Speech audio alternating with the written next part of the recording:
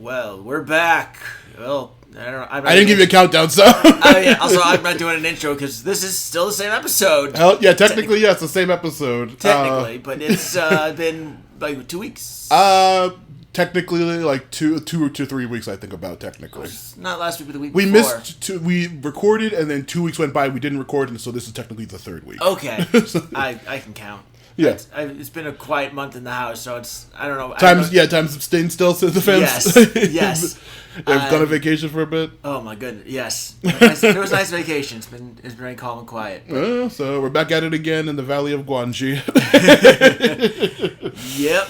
Oh boy. All right. So yeah, we've a couple more preamble notes and did my notes multiply over 4 times as much since the last time we recorded? Yes, because I'm addicted to doing research, and like I said, this movie intentionally or not completely like shaped my fucking entire opinion on like monster movies and dinosaurs and all kinds of shit. So there's a lot left to discuss. If I remember, we listened to a little bit of the old episode just to know what the fuck we said. The thing we talked about, let's see, trailer culture for a long time. Yeah, it could happen. Valley of Guangxi. Oldest noise. Yeah. That's at the end of my notes. I'll say about the Godzilla noise specifically. But wait, my Godzilla noise? No, not your Godzilla noise. The Godzilla noise in general. We talk about old movies we watched, Wizard of Oz and shit like that. Terror of fucking Tiny Town, the piece of shit. The weird distance between this original movie, this VHS tape and when the movies came out, and then literally today and when this fucking VHS came out is the same amount of distance, which is freaky. Talk about documentaries a little bit. I don't think Ed's not a particular fan of documentaries, and I've seen barely any. Personal monster movie history. We went over that a little bit. We went over the different genres that are covered, which are like the Jules Verne, Journey to the Center of the Earth type movies, fantasy epics like Clash of the Titans and shit. And then kaiju movies, which is the biggest part of these. And then we talked about some video games that like fall into those genres as well. That's right. That's where EDF brought up. EDF brought up. God of War is like a fantasy epic. We talked about the Godzilla 2018 game, which I played a little bit of beforehand. But yeah, since time has passed, I wanted to talk to, along with this little like fucking recap of what you probably just listened to a little bit ago. In the meantime, have you got a chance to check out any of the movies that are the Rex and anything like that? I was not able to. Okay. Yeah, it was... I was planning on trying, and then the week has been... Oh, yeah. I mean, to be fair, it was my first week back, and then I went to see the Soap Girls down in Columbus on Tuesday. Oh, hell yeah. I got home at 6:30 that after the show, and I woke up at noon, I think the last 2, like, Wednesday and Thursday. Yeah. It's been... I get it. Yeah, but the ones I suggested, what was it? Noah, the weird, I literally forgot his name last time, and I fucking remembered this time again. Exodus, there's Noah. Russell Crowe. That was the Russell Crowe movie, Noah, is fucking insane. That's right. Exodus, yeah, Gods and Kings by, what's his name, Ridley Scott. And then, some, the Godzilla games, what's it called? Giga Bash is, like, the fighting game with, and then there's also... EDF, which I did go home and played a bunch. And yeah, so 5 is fantastic, and then 6 came out I think maybe like last year or the year before, which is also fucking fantastic. They're all hilarious, fun little giant monster games and shit. I gotta wait for it to go on sale or something. Oh yeah, or buy a digital copy. Yeah, or physical copy. If you do get PSN, I think a couple of them are available on PSN for free, which I definitely checked. Well, I was going to go start with 5. Oh yeah. Another movie I checked out in the meantime, The Primevals. I don't know. It's a Full Moon. Do you know the studio Full Moon Productions? It sounds familiar. They did like all those shitty Evil Doll movies and The Puppet Master and shit. Okay, They're known for doing practical effect movies and shit. Yeah. They had a movie come out called The Primevals, which was like Bigfoot versus aliens. Technically, is what the concept was originally. Primevals. The Primevals. Yeah, it's on Amazon. It's on Tubi, I think, too. Actually. That tracks. Yeah, of course. I think most of Full Moon's shit is on Tubi because they're like such a weird, shitty, low-budget production company that they have they put out so many weird trash movies that are fun. The movie is like, it's been in production since like I think the 80s, but it only came out like really recently because he finally finished production on it.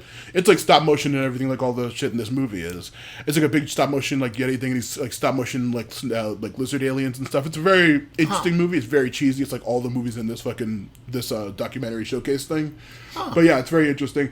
Documentary-wise, Trainwreck, I think it's called. It's that poop cruise. Remember the 2013 cruise that all the people was flooded with shit? Oh yeah, I've been seeing that. Yeah, on Trainwreck. Netflix. There's a few of those. Yeah, there's a couple of them. Yeah, didn't they do one about the submarine that went down to the? Yeah, there's one of those too. Yeah. A very new one about that. I've not checked that out yet because I just it's too ridiculous. I don't want to hear about that again. And then also the Firefest docs. I think we talked about those last time, probably. I think so, yeah. Those were hilariously insane. Those are one of the funniest shit I've ever seen. I'm surprised there's not one about the Willy Wonka event. Probably soon, I hope. It honestly wasn't as much of a people's lives in danger as the poop cruise or the Firefest. True, but I mean, it's still hilarious. Yeah, how it came together is very stupid and funny. Was there a whole bunch of AI art that they? I'm certain. Yeah, which is honestly also a topic we will get into specifically related to this movie at one point. AI. Yeah, it's very relevant. Fortunately and unfortunately, we'll get to that topic eventually. But catching up on shit. Oh yeah, the other movie I finally checked out, Godzilla Final Wars. Now, I don't know if you're too much of a Godzilla fan. It came out in the aughts. This is the one that was the big culmination of the previous, not Showa era, but one of the previous Emperor era of Godzilla movies, where they had all the monsters that have ever fought Godzilla all coming together and attacking the city, and then there's aliens and a whole bunch of plots. That movie is some real fucking cheesy, shitty, aughts, gacked era fucking Japanese trash. That movie sucks. It is so... there's so many... the movie's international. It's taking place all over the fucking planet. And there's a shit ton of horrible English-speaking actors in it that are all absolutely terrible. The CGI looks jank as shit, but, of course... That one's also famous for bringing back Zilla, the 1998 Godzilla... into that movie. Wait, it brought that one in? It brought it in just to have it in one scene and get absolutely fucking blown the fuck out by real Godzilla. And then they make fun of it oh my god, is that the Godzilla attacked America? No, it's not really Godzilla. It's just some dumb monster that they called Godzilla because they're stupid in America. It's a very funny bit that he usually beats the shit out of that thing real easily. That movie's janky as shit. Did it explode into fish? Yeah, no, it literally it roars once and then it gets tail smacked into the ocean in Australia. And that fucking loser. That's anyway, funny. It's very, very funny. But yeah, the movie itself is so fucking edgy. There's a whole plot about fucking mutants, which are just these Japanese people with spiked hair and leather coats doing flips. It's the dumbest shit in the fucking planet. The movie's very stupid. But it was fun. It was a fun watch. That sounds like something Freddy Got Fingered. Yeah. It's so stupid, but God, I love it. It was very fun, but it was of a very specific era. Okay, so the actual new stuff I wanted to talk about. Firstly, the director of this movie, quote-unquote movie, Sandy Olivieri. Or Olivieri, I think it's pronounced. He does a lot of these shitty montage wasn't he that one guy just never showed back up in Resident Evil? Carlos Olivier or whatever, the sex pest who was slightly redeemed in the remake that came out. Sandy Olivieri is the director of these movies. His production company is the one that turns out all these things. He's made a bunch of other docs. He made a Beatles doc, which was just a bunch of footage of Beatles conferences and shit like that, which is also something we referenced in the fucking Bad Taste episode with we recorded that around the time when Peter Jackson was doing his Beatles doc, and then there's a weird Beatles cutout in that movie. Did that turn back again? Yes. Keeping on theme. It's been weeks and they were still doing the same thing. I haven't seen any though until just this moment. I don't know. They're not coming in my bag because we don't have them. If we had them in the house, my cats would be fucking losing their mind, killing them all. So who knows? Another one he did, Bruce Lee Kung Fu Mania, which is just a montage of I looked up the description of it. It's just a montage of Bruce Lee just makes trailers. A bunch of montage of trailers. Yeah, a bunch of trailer showcases. Abbott and Costello movies he made one about, which is just those fucking old. Were these all before this one? These are many of them came out after and before this movie. Yeah, but Costello came out before this one. Yeah, right? Yeah, okay. And I think the Bruce Lee one also came out before because that was in the 80s. I think it came out. Okay, because when you said Abbott and Costello, that was the early. This VHS came out in 1990. Right. That's what I was I just want to make sure we're not seeing Abbott and Costello coming out in 2000s. No. Yeah, his. That was from the 20s. Yeah, definitely the fucking 20s and 30s. I think the 40s or 30s maybe. But yeah, they were silent, weren't they? Yeah, they were. Yeah. Oh, no, they meant the Wolfman shit. They had speaking. So.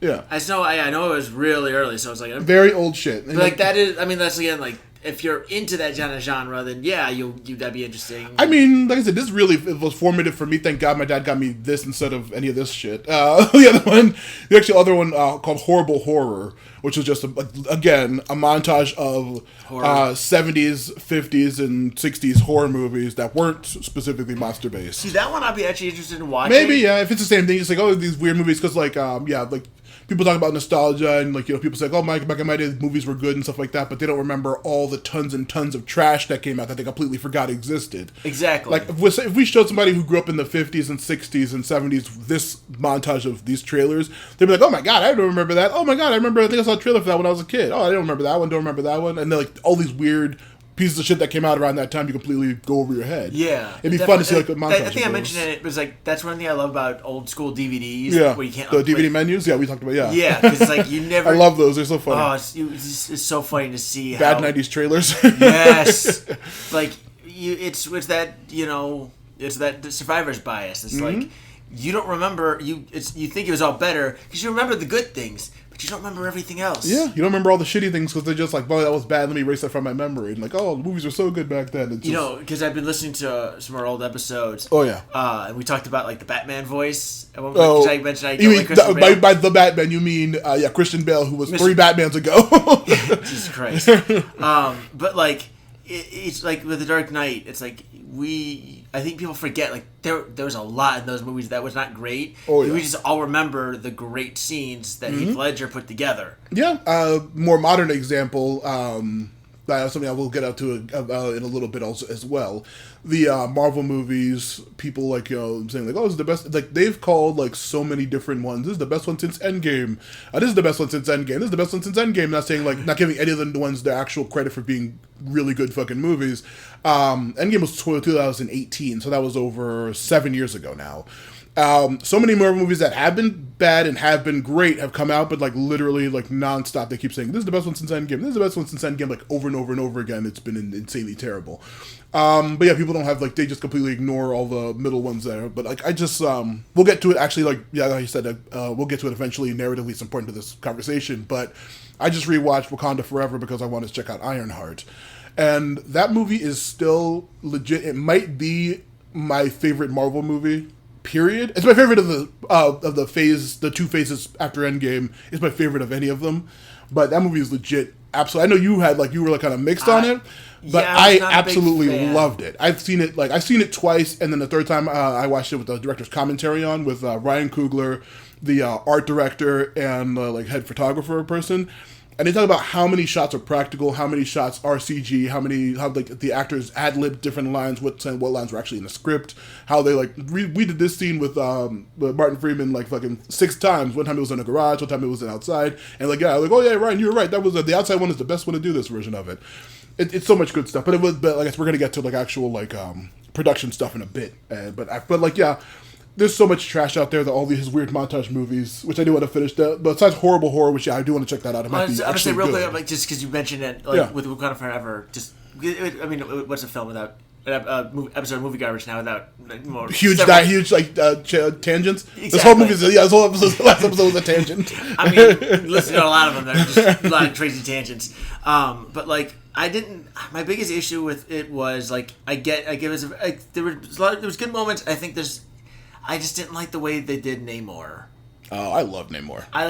He was like good, and then he was like a bad guy, but then all of a sudden he was a nice guy, but then he was an asshole, but then he was super kind. It was just like they bounced around way too much. That's like an ongoing known issue with a lot of the Marvel villains, because like early on when they had people like Malekith the Accursed and fucking Whiplash and people that like the characters who were all killed off and all like weren't narratively very interesting.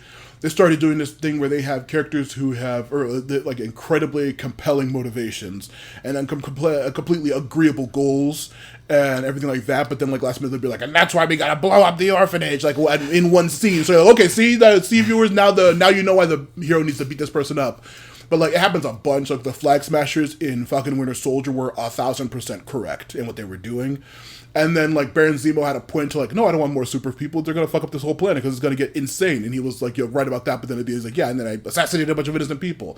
And the Flag Smashers were like, no, after the After the blip, people were displaced. People who didn't get blipped are losing their homes. This is insanely bad, and that's why we gotta blow up this hospital. And it's like yeah, completely like Namor was the same way. It was like these dirty ass, shitty white people colonials destroy your people. They destroyed my people. We cannot let them get away with this shit again, and that's why I'm gonna flood the entire world. It's just like. It's like they're actively trying to steal the vibranium from Talokan and Wakanda, and it's like we know that what they're going to do is horrible because we see fucking Julia Louis-Dreyfus' character is trying to get it. We see what the fuck she ends up doing in fucking Thunderbolts. I still need to see that one. It's excellent. It's the best since Endgame, like people were saying. It did horribly in the box office, unfortunately, but it was like across the board. People who were completely out on Marvel were like, this movie is fucking incredible. Well, I mean, listening back to our old episodes, the 100 the Last Airbender made the 250 million at the box office about. So. No. What a box office does or doesn't make doesn't determine how good a movie is or not. Of course not. Yeah, like we're not even getting into the topic of like actual box office and like theaters, dying and theaters needing help, and like most movies don't make back their budget because we don't have the DVD industry or anything like that anymore, or like TV replay industry anymore. And so streaming services have really screwed over a lot of artists in the meantime. Yeah. But that's a whole other discussion which we're not even going to try to get into. Well, we could, but like I guess there's going to be a lot in this episode before we touch this fucking movie.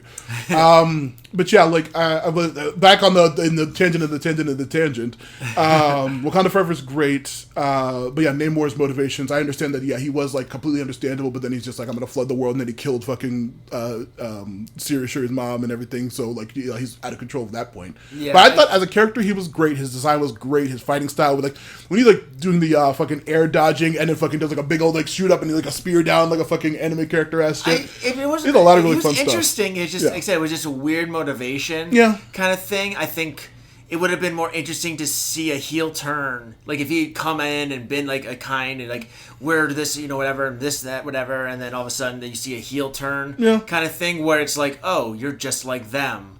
His heel turn's a little bit like sudden because like but like really the turning point like is that like during their escape they kill one of his people that was like protecting when he kidnapped Shuri and Riri for Ironheart. They like during their escape, Nepito's character like killed one of his guards, and he said, "I'm gonna keep my people safe," and that's why he's like, "Okay, we're gonna fucking attack Wakanda," and then they do all that shit that they do to them. But honestly, we never cover Wakanda Forever because that movie's fucking excellent. There's other bad Marvel movies that are objectively terrible that we could cover one day on this podcast. We'll see. But I agree and they're gonna have like 3 times as long episode comes because shot about Marvel comics for the past fucking 40 years or whatever the hell. We're in our DC one, so we gotta do a Marvel eventually. It's difficult because we already did the fucking X-Men. But that's not Marvel. That's technically. It's Marvel Comics related, but it's not Marvel. Actual MCU. Right, but like I agree. Like this, even though I wasn't the biggest fan of a lot of Wakanda Forever, like I give it a rewatch. So I will, because I know that I'd be interested in rewatching it because I want to watch Ironheart, which is getting really good reviews. So, but like overall, like I feel like even though I didn't enjoy it the same, I didn't think it was a bad movie. Yeah. There was just some disjointed parts of it, but there's this. Yeah, I agree that's not a bad movie. No matter my taste or not on it, it's not bad. Yeah, but back to the actual fucking director. It was hard to do that right after the other things surrounding that. Yeah, of course. Yeah, Chadwick Boseman's death was insanely horrible. Yeah. But yeah, back to the Sandy Oliveri, the director of this documentary / showcase of the horror VHS collection. The horror thing does horrible horror, maybe. Well, one of it's on Tubi, maybe. But yeah, they've been in production. They've been doing shit all the way up to literally 2017. They released. They've been doing like Sopranos behind the scenes like DVDs. It's very weird. It's just like a weird like VHS or DVD of just like behind the scenes Sopranos features, not officially licensed by the HBO or the Sopranos director. How do they get that footage? I don't even know. It's just like a weird like separate its own DVD of just behind the scenes of season 1, and then another one of behind the scenes of season 3 and 4. Just like that is so bizarre. That is so just like random, specific. Yeah, that's the only show that he's done. I think like all the guys did all the weird montages of shit.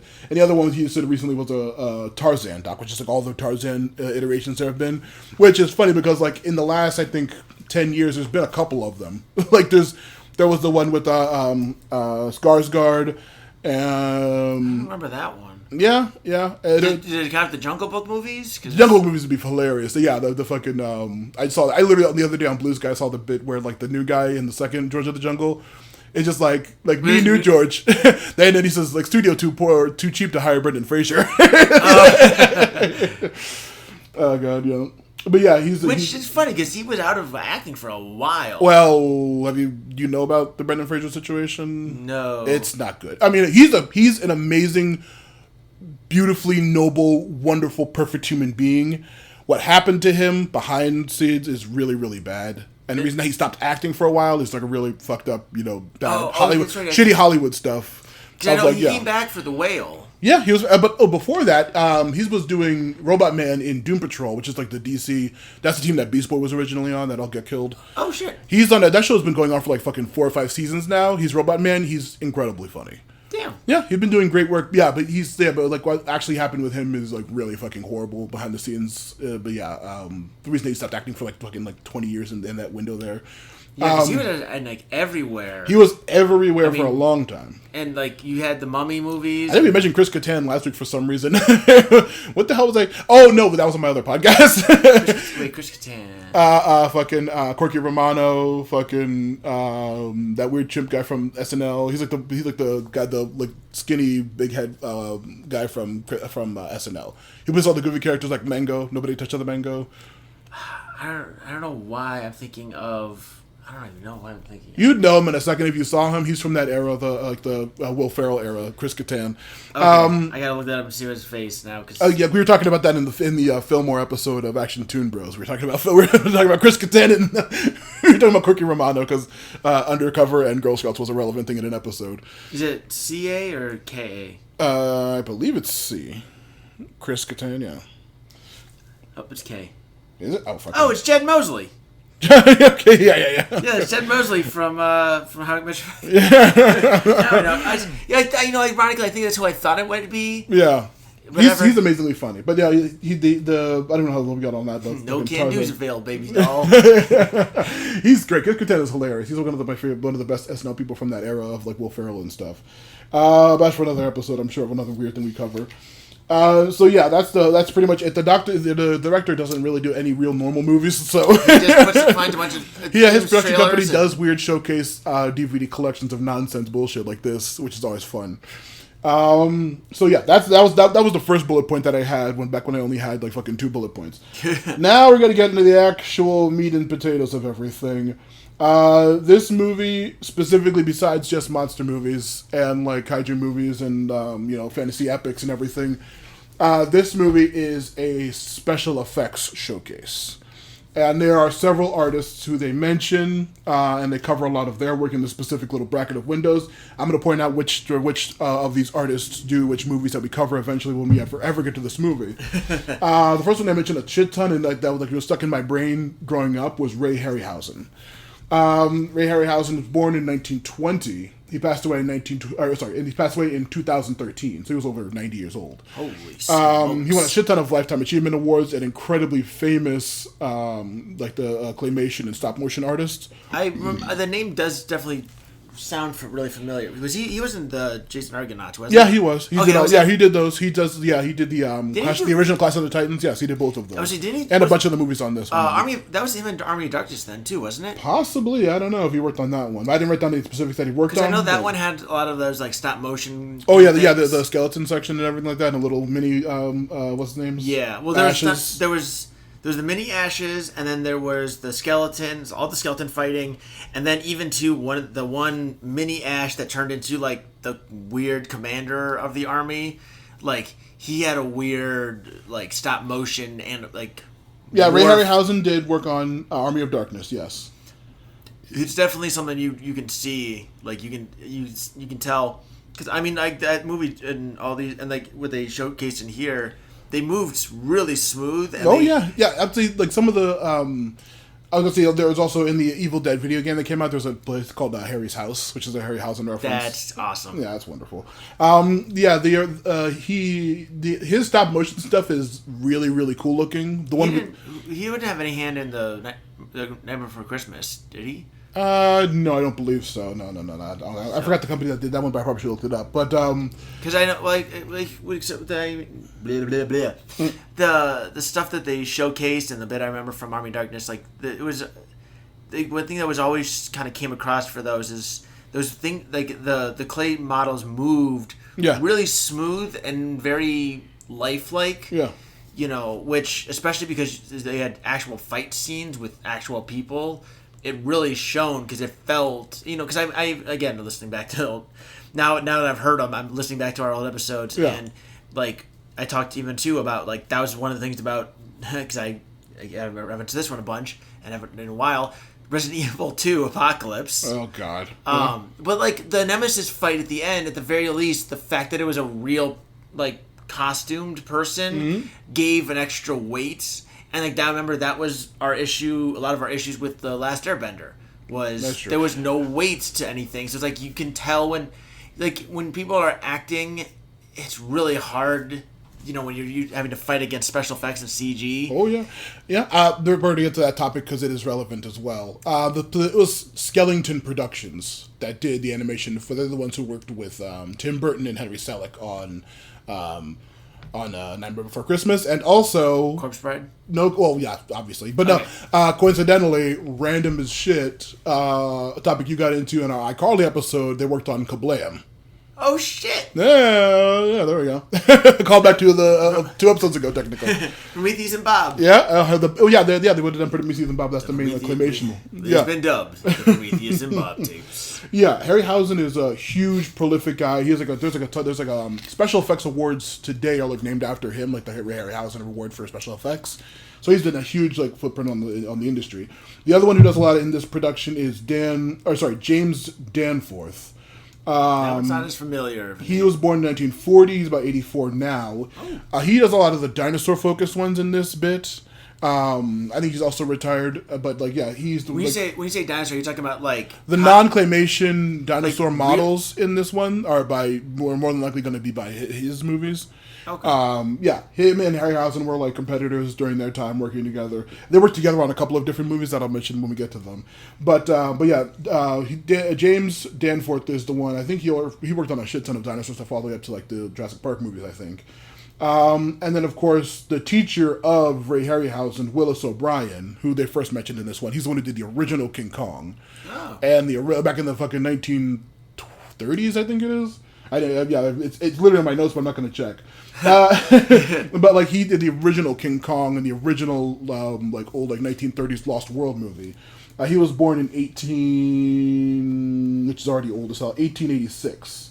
Holy shit! Yeah. He was like the OG. He like the one who like practically invented stop motion animation in movies with King Kong and stuff like that. So yeah, he's like the OG, and he was the teacher of Ray Harryhausen. You know, it's interesting because I feel like seeing the bit I remember seeing some of the older films, like, yeah, I mean, obviously it's going to be, you know, way before, early stuff, but like Hausen definitely, you could tell he's learned a lot, and honestly, I think I'd argue surpassed. Oh yeah. And yes, obviously there's going to be, advancements in technology to make it that easier. Yeah, of course. Yeah. But like, I mean, when we see it nowadays, there's a lot of special effects that hit hard. Or now than the older days, and some of the old days that somehow still hold up. Yeah, like, still look absolutely beautiful. Like I think we've talked about it before. It's like playing old video games can be really difficult. Can be, yeah. But then there are some games that even through that they still have such like there was a game I was even thinking about at one point. There's some games. We talked about the Monster Hunter 1 having some real jank ass controls, and holding that game back until it got like better acclimated. I think it's that similar like the cell shaded style games. Those like Jet Set Radio and stuff. Jet Set Radio, like those Musashi, I think Brave Fencer Musashi, or one of those games. That was like, or Muramas, I think it was I think so, but like even game like I feel like a game like Beautiful Joe would hold up even harder, and even too like I feel like Wind Waker. It holds like yes, that's on the edge of like the cutting graphics or whatever, but like to me it looks better half the time than some of the more modern Zelda games. Wind Waker, it's a very stylized thing, but I follow a shit ton of video game podcasts and talking about how like when Wind Waker came out, people were like so pissed older Zelda fans were incredibly pissed. Like, what is this fucking baby shit? This cartoon-looking little baby Zelda. This Lady Link looks like shit. And that is intentionally or not why the following game was Twilight Princess, which was darker, edgier, motion controls. You're a fucking wolf, and you turn into you're fighting the darkness and tentacle monsters, and it's just like. That game was a kind of like a reaction to people not being hot on Wind Waker, but since then Wind Waker has had like a huge following and turnaround. It's kind of funny to think about like stuff like that, because I mean I guarantee you that there's just how many games and movies they're panned at launch or whatever, but they get this massive cult following as time goes on. It's either people understand that they came out ahead of their time, or I think it's like when people's expectations go, you go back to something. I mean, honestly, even going back to Monster Hunter when I did for our episode, I don't remember hating it as much as I did. I don't remember being as angry as I was, and even ironically, I got even more angry during the discussion than I did when I watched the movie, and I was angry then. Yeah. It's funny because.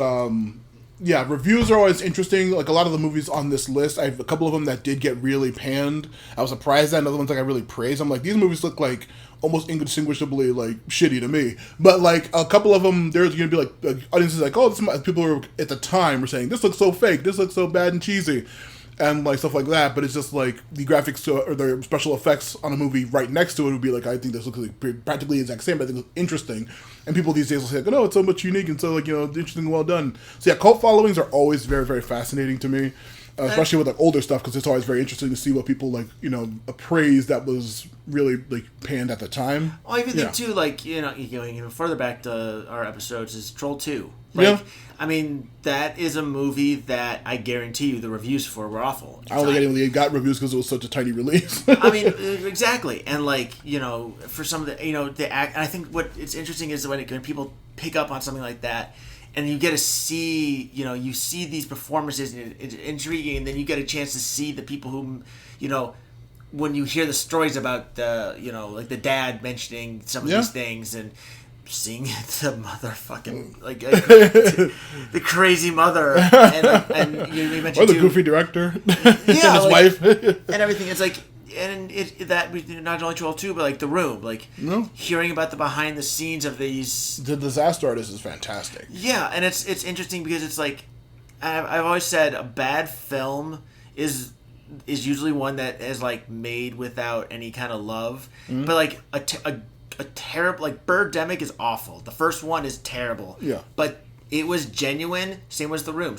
I honestly think Troll 2 was genuine. And that is what always shines through. Yes, those are not great films, but they're remembered over a lot of other films because even though they were terribly made, they were made with love. Oh yeah, a fun thing to do. I guess really if you follow major award-winning movies and stuff like that, it's just go back to any year for the Oscars or the Emmys or anything like that, and see what. Go back to a couple years older than you, probably a decade or so back, and look at what won and look at what it was directly competing against, and literally, I would say 7 to 8 times out of 10, the movie that lost is a much more well remembered, well loved movie than the one that won the award. Silence of the Lambs or one of those. I could not fucking possibly tell you which one. But there was a movie I remember like that. It was it happens a lot. I don't follow Oscars that closely, but people talk, okay, this movie no one's ever heard of, and what did it lose to? This fucking giant movie that everyone knows and is famous much decades later compared to it. It happens very, very, very often. It's very funny. But it doesn't matter if review opinions and shit like that. And I think because I did write reviews before, and I think when you write a review, the job of a reviewer is not to tell you if it's good or bad. It's to point out that things that worked, things that didn't. You can sometimes give or how things came across, and overall give a a kind of generic breakdown on that, because. As I found working at Blockbuster, there's someone who's always going to love and is always going to hate something. Of course. So your job is to put out your opinions, how things were interpreted to you, and at the very least, I think, explain your viewpoints on stuff. Yeah. and I don't think that happens a lot nowadays. Yeah, I would say the whole meme about video game reviews from even like back in the aughts to today, it'll be like if a review got below an 8, that means it's a terrible piece of shit that you shouldn't buy. If it got an 8 or 9, that means it's probably going to be really good. And then a 10 means it was a paid review. Ignore that review. Who cares? It's bad. But like I saw an actual breaking down saying like actually 7s and 6s in like that, it's, even if it is like a slightly off scale, 7s and 6s means it has issues, but if you're a fan of the genre, you're probably going to love it. And that just reminds me of this game, the World of Darkness game, Werewolf the Apocalypse, from the same universe as Vampire the Masquerade and stuff. I remember that game coming out at some point. Werewolf the Apocalypse, Earthblood is the specific game. Earthblood is... I loved that game. I need to write this one down. Of course. I absolutely loved that game. And, like, looking up reviews for it, it's like fucking 6s and 5s and 7 across the board. But that was like one of my fucking favorite PS5 launch games. But like it was janky. It was very repetitive. Every mission was practically the same. But I like fucking loved the shit out of it. I had so much fun playing Werewolf the Apocalypse Earthblood. Yeah, I mentioned the scores, and like as someone who's a big fan of Stephanie Sterling, I mean, I'm sure you remember too the 7 out of 10 controversy for Breath of the Wild. Oh, Breath of the Wild. Oh yeah, she gave Breath of the Wild a 7 out of 10, and got like so much hate and dogs for that. Yeah. And I think even too, she gave a lower score to No Man's Sky, and people were upset by that. Which that doesn't make sense, because that movie, that game had like a hilariously pain. I think she gave a 7 to it. That one I can't remember exactly the score, but I think if she gave it a good score, that would probably get more hate than if she gave it a bad score, because that game was like panned across the board. Everyone was despising it when it first came out. Unfortunately, which eventually it came around to being an absolutely incredibly beloved game by a huge community. But like when it came out, it was like so panned across the board. Which is again funny because I genuinely kind of I remember you played that game for fucking months and months and months. Oh my god! I'm pretty sure I own the PC version just because I wanted the PC version only had a model of like the main like little plane you could get. Yeah. And it was like a cast iron model. Mm-hmm. I still have that. I literally bought it because I wanted that model. And it's ironic too because we're talking about carrying it back into trailers. Like I thought that gameplay trailer was alright here and there, and I still think the biggest issue with that game was, for me, I always heard yes, there's a few things here and there, but listening to Sean Murray all the time, it was, this is a single player game. This is an exploration game. You're not supposed to be meeting up with people. It's supposed to be a lonely game where you're traveling through, planet to planet. And like that, so for me, I was always like, yeah, that's exactly what I got at launch. Yeah. And I think that people tend to put their own biases and wants into things, and if it's not exactly how they expect it should be, it affects their enjoyment of things. Or if they can go in without with way low expectations, it can make something elevated for them. Of course, yeah, that's true. I remember I wasn't too much of a fan of the game since I'm not really a fan of like crafting games, like that kind of thing. But it was I had a fun enough time. Just like what's it called? The other one that came out that I was absolutely panned and it eventually got loved. Cyberpunk 2077 came out jank as shit and totally fucked up, but now it's like an absolutely beloved game with a massive like fucking huge community of people who absolutely love it because the game has been fixed now. But besides video games, now we have to get to the actual. I want to say real quick about the something interesting because I know Cyberpunk has a lot of DLC. And it only has one big expansion. I did? Okay. Yeah. But like for me, the most interesting thing about No Man's Sky, like, and I don't know how, and I wish it was actually talked about more overall, is so like, I mean, the game is still getting updates. Oh yeah, huge amounts of free content. Every single thing that they have put out is free. Absolutely. And I think, and again too, I've pointed, I'm sure I said in one of our past episodes because we repeat a lot of things. Of course. Is like. They put the game out and they said, this is the game we wanted to make. We put it out there. But the community and the people, whatever, said they liked it. The people even liked it, said they wanted more of this. They took that feedback and they let that game evolve in a way that may differed from their original design, but was what the players wanted and was saying they wanted. And like they've taken this feedback and utilized it. And I really always say like that is truly incredible that No Man's Sky is what it is now, because that was a game that they went radio silent after launch. You know, and they just listened and they implemented changes. Yeah. And I think that is, you know, important because I think too they took feedback and they didn't just, you know, filter out the noise or filter out everything that they didn't want to hear. Yeah. And I think it's just super important to have like that, especially something evolving like video games. Like it's easier in movies to not. But in video games, like especially, I think that's huge and important. Yeah, well, I mean, you can't really fix a bad movie once it's already out in production. And well, don't show that to cats. Unless you have cats where you can digitally erase all the buttholes in it. That's the only exception. I'm still waiting for the butthole cut. Release the butthole cut. Oh, I was gonna say the front hole cut. Yeah, release the front hole cut. Release the shitty Sonic ugly teeth face one. Release all the shitty the ugly unfixed Sonic. movie. Yeah, ugly Sonic ones. The fact that ugly Sonic showed up in the Chippendales fucking what's movie. Dude from I Think You Should Leave. The fucking hilarious actor. He does the voice for ugly Sonic. It's great. You saw that one, right? I still haven't seen Chippendales yet. I still haven't seen it. Oh my yet. gosh! I know. It's absolutely incredible, and I've heard nonstop. It's so good, and it's like a perfect blend. Like honestly, it's actually on topic for this because it's like a blend of genres. Yeah. And everything. I think it's hysterical. Too. I've heard. Well, I mean, fucking yeah, the fucking Lonely Island crew. I think Akiva did directing for it, which he's a fucking he's the one who's doing the current Naked Gun remake. Akiva. Oh, for some reason, he's the taller one that with the Lonely Island band. For some reason, he said Key, and I thought Key and Peele. No, Akiva Okay. or something. But I think he's the one. He's doing the Naked Gun movie coming out, which is fucking incredible. But yeah, now the big thing besides those main three artists, which are doing all the movies in this section, the actual big umbrella topic, which I'm sure we're both going to have a shit ton to talk about, is going to be practical versus CGI. Now, I will say that I grew up with this fucking movie that just espoused the qualities of all sorts of practical weird. There's like a bunch of in this movie. There are stop motion monsters. There are puppet monsters. There are real animals with prosthetics glued to them, which is a really horrible thing that a lot of these movies have. And then there's also guys in suits, which are the Godzilla movies, which are all practical stuff. And now, modernly since Jurassic Park forward, there has been a huge switch over to CGI from practical. As one of the fucking rare, maybe even contrarian proponents of it, I have literally no issue at all with CGI as a replacement for practical effects in movies, personally.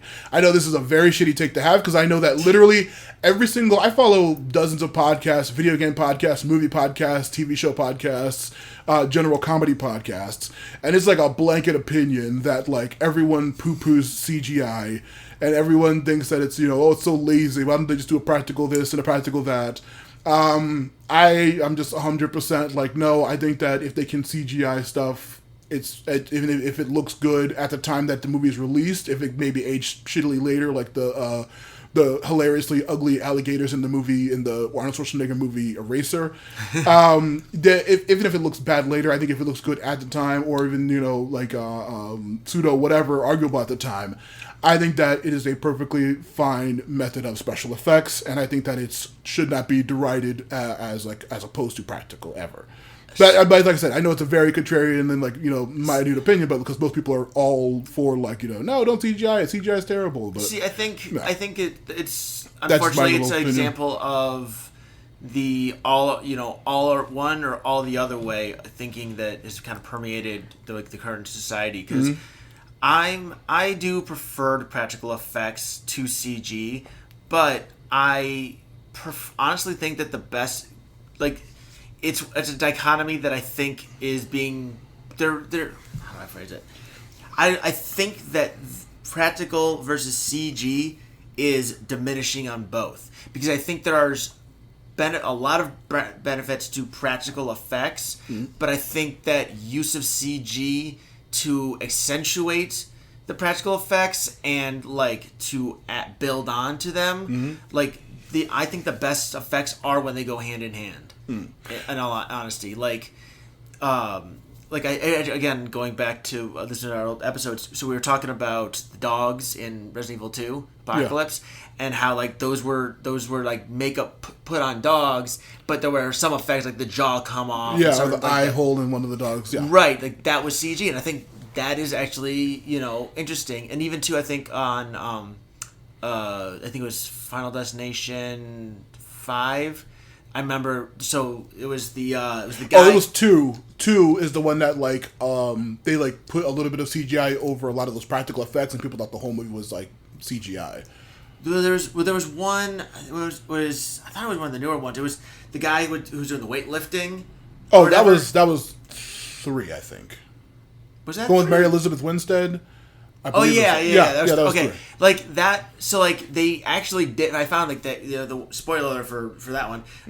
The guy gets his head crushed. They did actually have a cast of his head that gets smashed, but they put so much CG that it covered up the effect. Yeah.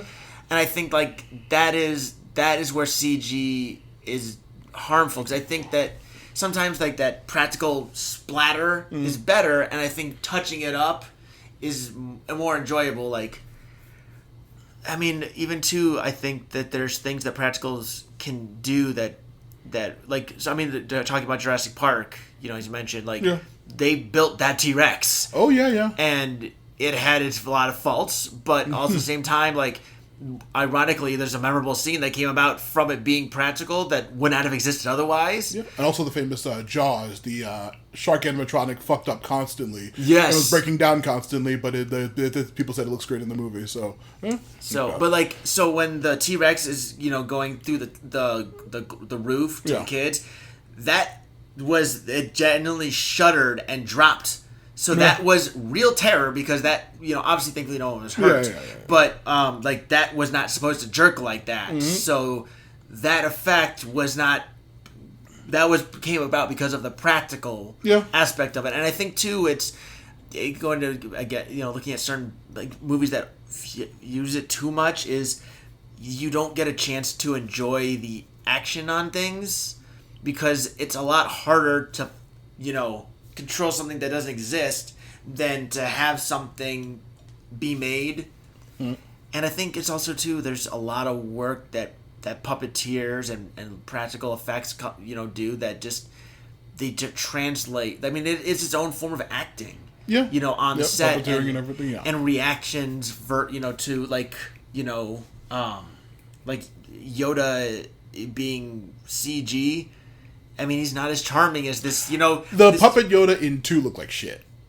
In Attack of the Clones, if you go watch that movie, it looks like a shitty Kermit. It looks really, really bad, the puppet. There's a puppet in that? I was all CGI. Either in 1 or 2, there's a really, really shitty Yoda puppet. I remember seeing a puppet on that. I just remember one in Last Jedi is very cool. I'd see that, and I guarantee you, like, it was a CGI puppet technically. So like that's a perfect example. That was obviously CG to make it Force Ghost, but the puppet had a character and everything to it. Yeah, and a counterpoint to my thing. You watched The Mandalorian? I have not yet. Oh God. What the fuck is his name? The crazy director who did that fucking insane bear documentary, and also Bad Lieutenant Protocol New Orleans, which I wanted to do on the podcast at some point. What the fuck is his name? He's a crazy ass German dude. I feel like I remember who you're talking about. Let's see. He's one. He played a character in The Mandalorian, and Werner Herzog. Werner Herzog. He played a character in The Mandalorian, and like when they were doing the movie, they were going to CGI Baby Yoda, and he said, "No, make a puppet, you cowards." And so like they made a puppet, and that fucking thing is insanely beloved by everybody. But they do CGI the puppet, the CGI Baby Yoda occasionally when he needs to do a lot of dramatic stuff. But there's a lot of puppets on that set as well. Yeah, and that was a big judgment against, which we're going to get into in a moment. ILM. The prequels versus the sequel, but the prequels versus the fucking the prequel versus the sequel trilogy. Yes, the prequels had a shit ton of CGI. Obviously, like all sets and shit were CGI, and it was a huge thing. And then it switched back to a lot of puppets for the sequel trilogy and like a lot of the newer Disney stuff, but I would say counterpoint is that there's been a judgment that a lot of the aliens and everything in the sequel trilogies are very samey looking, which I do agree with. They're not as weirdly unique. You're not getting fucking freak Dougs like Sebulba or fucking Toydarians like Watto in the newer stuff because those are completely CGI freaks, and but they're like a really fun, cool characters. You're not getting like Ben Quajanero and Tinto Pagili, all these famous, well-known characters from the pod racing sequence. I see. I kind of, and I think that's where like CG and practical can blend well, and it's. We see it a bit, again, we mentioned in one of our episodes, like changing eyesights, so like Josh Brolin would, he'd still act, but they'd have something for... Yeah, the eye line, yeah. Right, and I think, that, but like, Andy Serkis is a well-known name because of... CGI? Of CG. Yeah, his character's, his Golem, and I think King too, Kong, even like fantastic. Rocket himself, is great because you have, Sean Gunn, act. He's actually the one who's acting out, and everything. And like, I know that the character itself is, terribly ill-liked, but I think ironically that we remember Jar Jar Binks. Oh yeah, Ahmed Best was like actually in a big Jar Jar hat when he was doing the scenes and stuff. Yeah. So like, and also that was the first like full main character CGI character ever, and it was not like because the character's writing, not because of the way he looked. Right. Fucking nuts. But like, again, I think as a kid back in we were 10 years old when Phantom Menace came out. I think Jar Jar looked cool as shit. I think all the Gungan stuff, all the underwater sequence was fucking beautiful and awesome. Boss Nass is be gone with him. All the Gungan shit I loved, and they were 100% CGI. All the cool, the big underwater fish sequence where like 3 different fucking giant fish monsters eat other fish monsters, and they're all huge and gigantic. I thought that fucking was awesome as shit. There's a lot. I mean, there's a lot of good stuff with those films. Like we can look back and see in the vision, and that is actually another point too of like towards CG. Like I think that while some of them didn't hold up well, I actually think that it accentuated it because. What they did was it allowed them to put color in something that's not as easy to put color into, and I think the other reason that CG gets shit on is because while I think you can do good CG things, I think it's a disrespect and a disservice to do what they did with the original trilogy and re-edit over because like the Jabba puppet. Like, yes, it's going to look janky. Yes, it's not, you can clean it up theoretically. But the amount of work that went into making that and getting those shots, I think you just did a huge disservice to all those people and all their work. And that, I can't say I remember seeing it, but I hate then in episode 6, that weird song number on How Jabba's dare Palace. You? Sly Snoodles fucking rules. That CG. She was best friends with Jabba's evil cousin Zero the Hutt in the Clone Wars, and they had a whole big scheme where they're going to try to screw over Jabba. Sly Snoodles is wonderful, and I love her song. And that guy's like, oh, me about to kick a bitch there. Ah, yeah. That guy, I love that guy's song. The visuals on that. Sly Snoodles is a wonderful, ugly lady. I hate the visuals on that CG song because it looks so out of, especially too, it looks so out of place. Yeah, it does look very out of place, but I loved it. As a kid, I loved it. And then when I fucking saw that Sly Snoodles got a whole arc in Clone Wars, I was like, hell yeah. Like, I hate the CG over it because, like, I want to see the actors who in the costumes.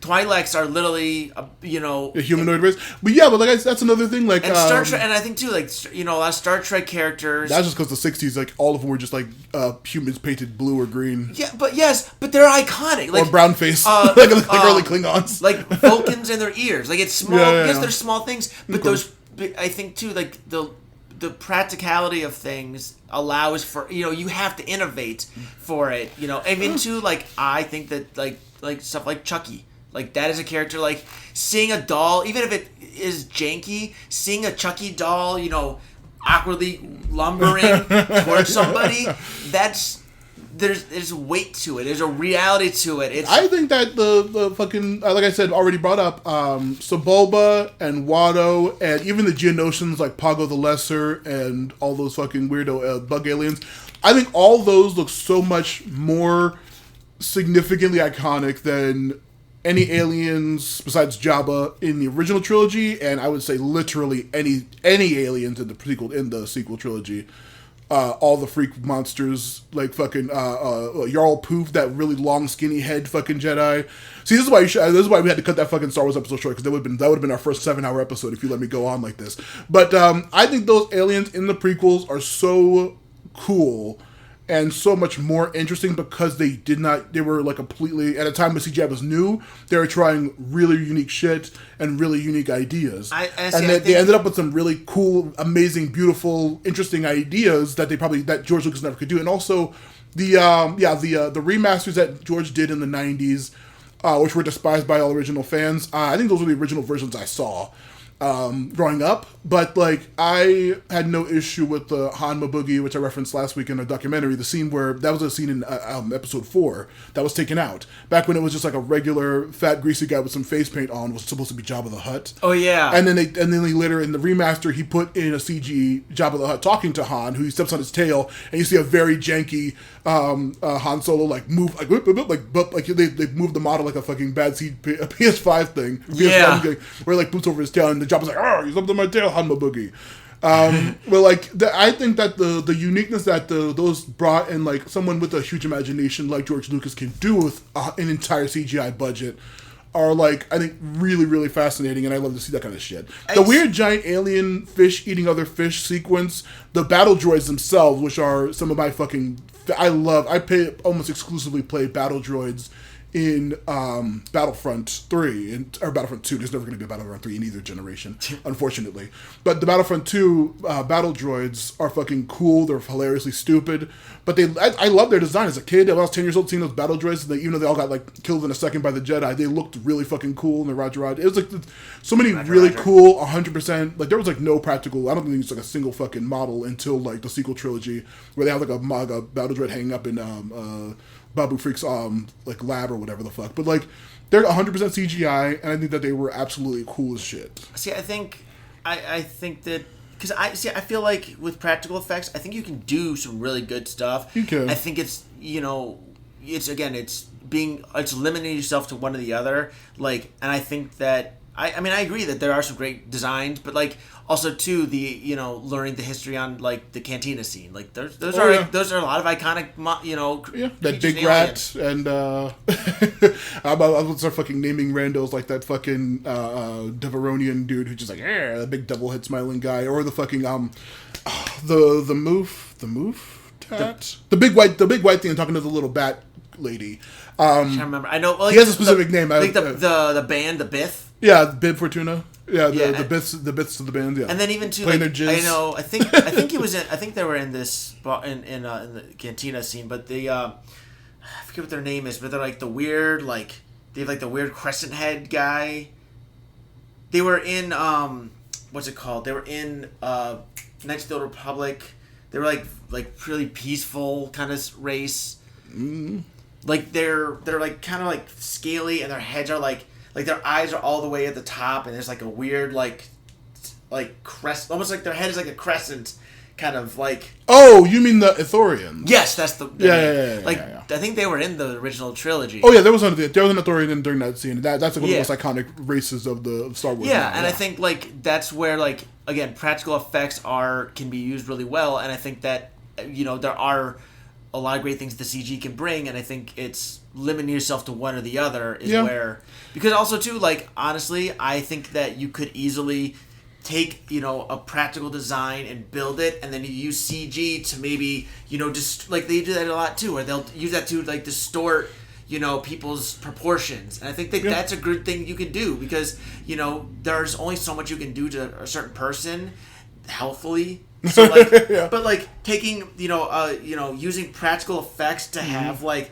prosthetics, like push somebody's like torso out some, and then like painting green on the side, so now they have this really slender but like wide, like weirdly reversed wide versus length body. I think that's a great way to use practical effects and CG together to make something unique that neither could do on its own. Yeah. Another inside baseball. We had some plans to possibly watch the new Jurassic World Rebirth, which we haven't seen yet, but I hear it's bad, which is pretty much on par with most Jurassic Park movies, unfortunately. I'm kind of sad about that because I actually liked World. I hear a lot of people just talk bad on World.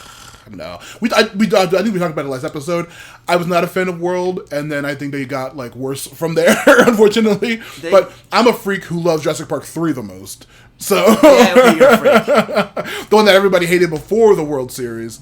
But yeah, I loved 3 because... fuck you, baseball.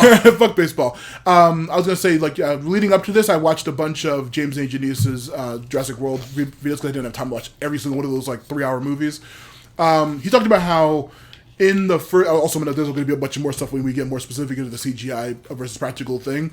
In Jurassic World, there is one practical shot of a dinosaur, and it is the sauropod, the Apatosaurus head. That's dying? Yeah, that's dying. That shot of, like, them all crowded around the head is, like, the one practical effect in that whole movie. Yeah. Then in Fallen Kingdom, they like had like a good amount of actual practical ones, but then in Dominion, they had like so many. Like there was a shit ton of like tons of baby dinosaurs, tons of larger dinosaurs, tons of like the interacting and touching ones. Like there was a shit ton of practical effects along with a shit ton of CGI in that movie. Yeah, but they also did a huge amount of pushing CGI by having actual Pyroraptors, which have feathers and stuff.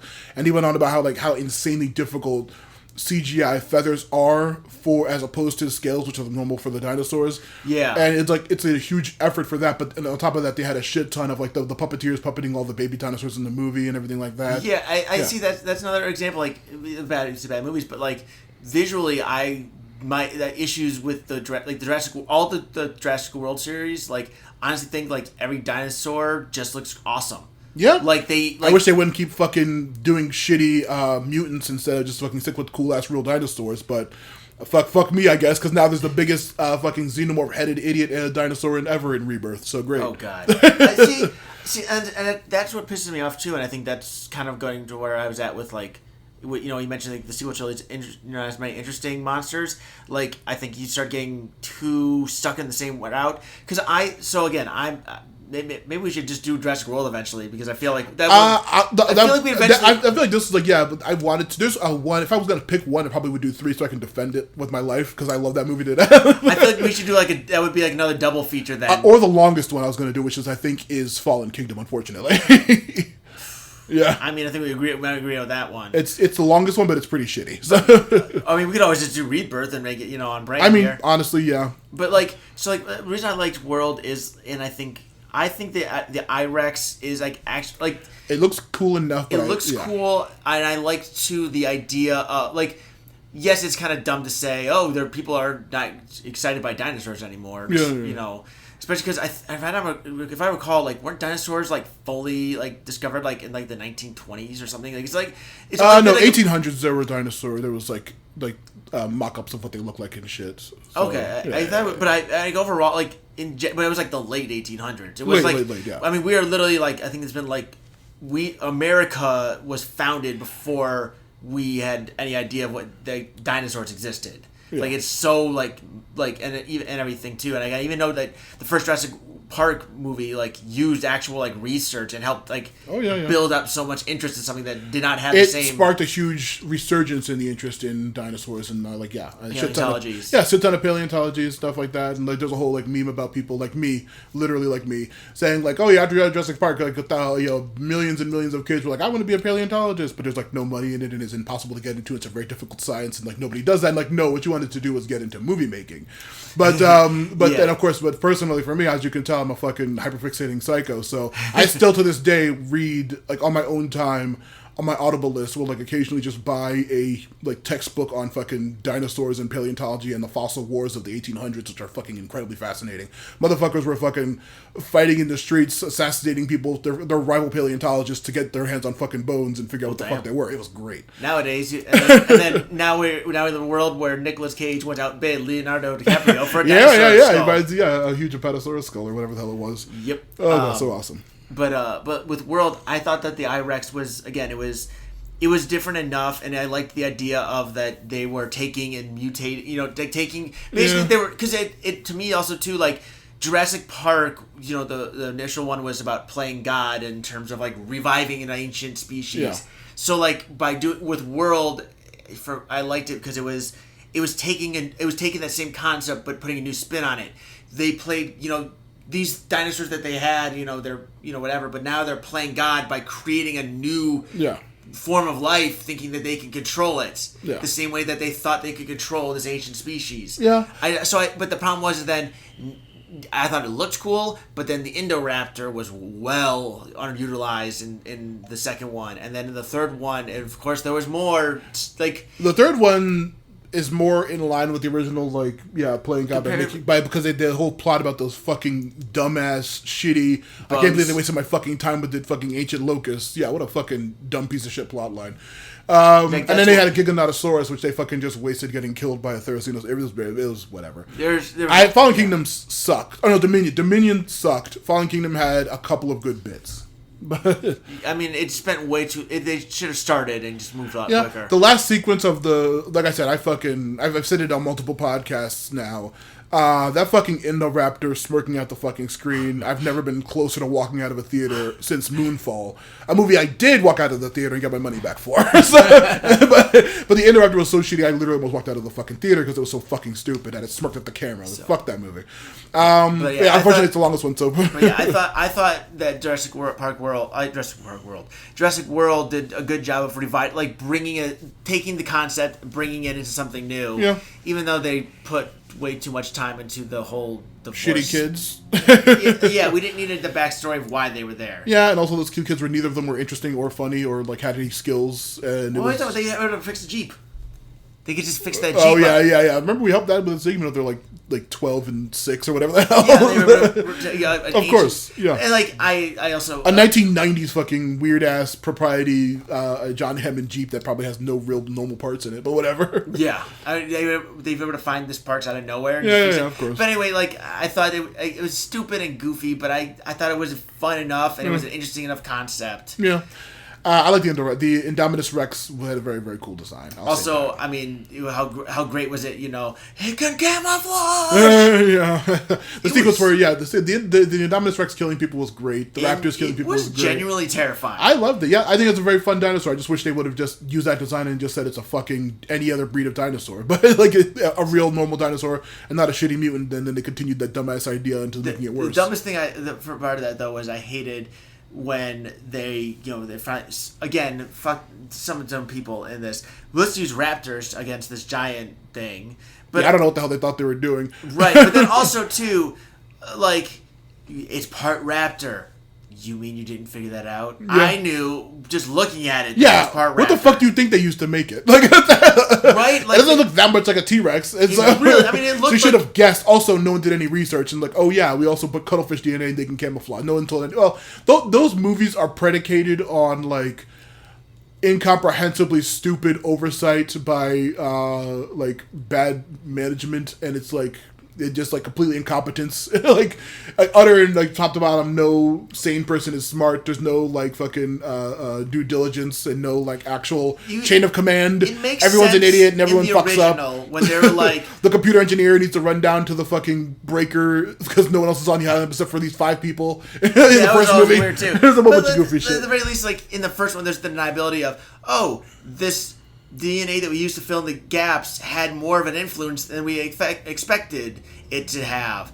Okay, there's the deniability in that. By World, at this point now, you should have known. Yeah. Especially because B.D. Wong came back, and he was the motherfucker who did this back in the day, and they literally, fucking paleontologist is able to figure this shit out. Yeah, and you, person able to revive ancient species through fossilized mosquito or amber-soaked mosquitoes, can't figure out that DNA is more complex than you'd think. Yeah, what? It's those movies are all predicated on stupidity, but I love dinosaurs, so I excuse it. More specifically into the idea of practical versus CGI. We've mentioned a shit ton of their movies already. ILM. Industrial Light and Magic. There's two companies that do all the major special effects these days for big, huge production movies. First one is ILM. Second one is Weta Workshop or Weta Digital. ILM is absolutely massive. It's the one that does a shit ton of... it's originally Lucasfilms. Do they do Stranger Things? Probably. I have no idea. Probably, yes. ILM is the one that's owned by Lucasfilms originally, now owned by Disney like everything else. But they're the ones who worked on all of Steven Spielberg's movies, all of George Lucas's movies. They're a huge company that does a shit ton of movies. They're also out of London, I believe. And then the other studio I mentioned, Weta Workshop or Weta Digital, is in New Zealand, and they did like all the way back in the fucking 90s, they did the Xena and Hercules TV shows, which I fucking loved. But then they all went on to do the Lord of the Rings movies, the Avatar, the James Cameron Avatar movies, the Mortal Kombat movies, Dune. They're the New Zealand brand that does a shit ton of those movies. I did find out Stranger Things was done by Scanline, Jesus Christ, VFX and Rodeo FX. Neil Scanlon is the head of ILM. So I was looking at Stranger Things, so I was curious. Neil Scanlon is the ILM dude. He's the one who worked on the more recent Star Wars movies. He's also the one who was behind the practical switchover in Jurassic World: Fallen Kingdom. Special effects, not the actual fucking movie, thank goodness. So yeah, Neil Scanlon's the ILM dude who does those. The other one is John Nolan, who goes between both ILM and Weta Workshop. He worked on the Harry Potter movies, the amazing, I can't believe it was fucking canceled, Netflix Dark Crystal series. All puppets, incredibly beautiful, awesome show, which I want to cover on Action Toon Bros, but I'm not sure if it's relevant because it's not technically a cartoon. It's all practical puppets and stuff.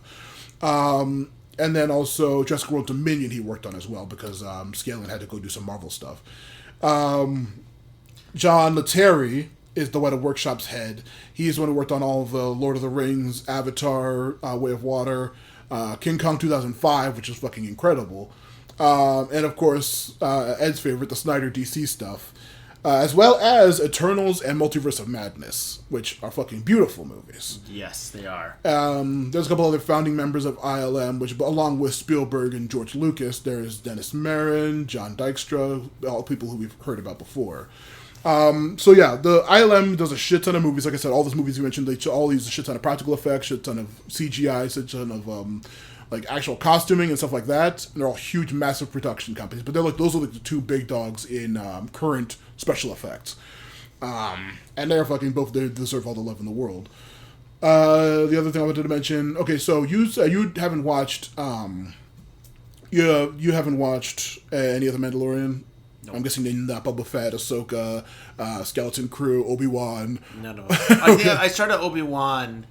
I would say get your kids to watch Skeleton Crew. It's very, very cute and very, very fucking awesome. It's all about these bunch of kids on this planet that doesn't even know about the outside galaxy getting picked up by this pirate turned this Jedi turned pirate and going on a crazy fun adventure. It's based on what the fuck is that? The famous pirate story with Mystery Island or whatever? Treasure Island? Treasure Island, yes. It's based on Treasure Island, but it's Star Wars, and it's really fucking good. Definitely get your kids to watch Skeleton Crew. It's wonderful. I couldn't get them to... I think... I tried to get them to watch Muppet Treasure Island, and I think they didn't like that. Yeah. Well, maybe they'll like this one because they'll see some fun, cool-looking kids doing some cool magic stuff. Ironically, that's actually relevant to this talk about CG versus effects, because... The Muppets are great. They're all little puppets. Yeah. Yes. They're fucking wonderful. Honestly, it's a shame that we don't get more of them, because I thought... I mean, they've had a ton of shows. They've had, really adult shows, on ABC with, cussing and stuff. They've had, really cool animated, not animated, but, kid-friendly shows. The Muppet Show back in the 90s, or was it the 80s, possibly? That was amazingly hilarious. Yeah, I remember watching, because when the first reboot came out with Jason Segel... Yeah. I was with Carrie at the time, and we watched a bunch of the Muppet shows and stuff. And they are definitely hysterical and funny. And I honestly thought too, that movie was incredible. It's very, very cool. It was just fun because, and again, I think that's where we get a chance. That's where I think practical effects have weird movements that we can't replicate.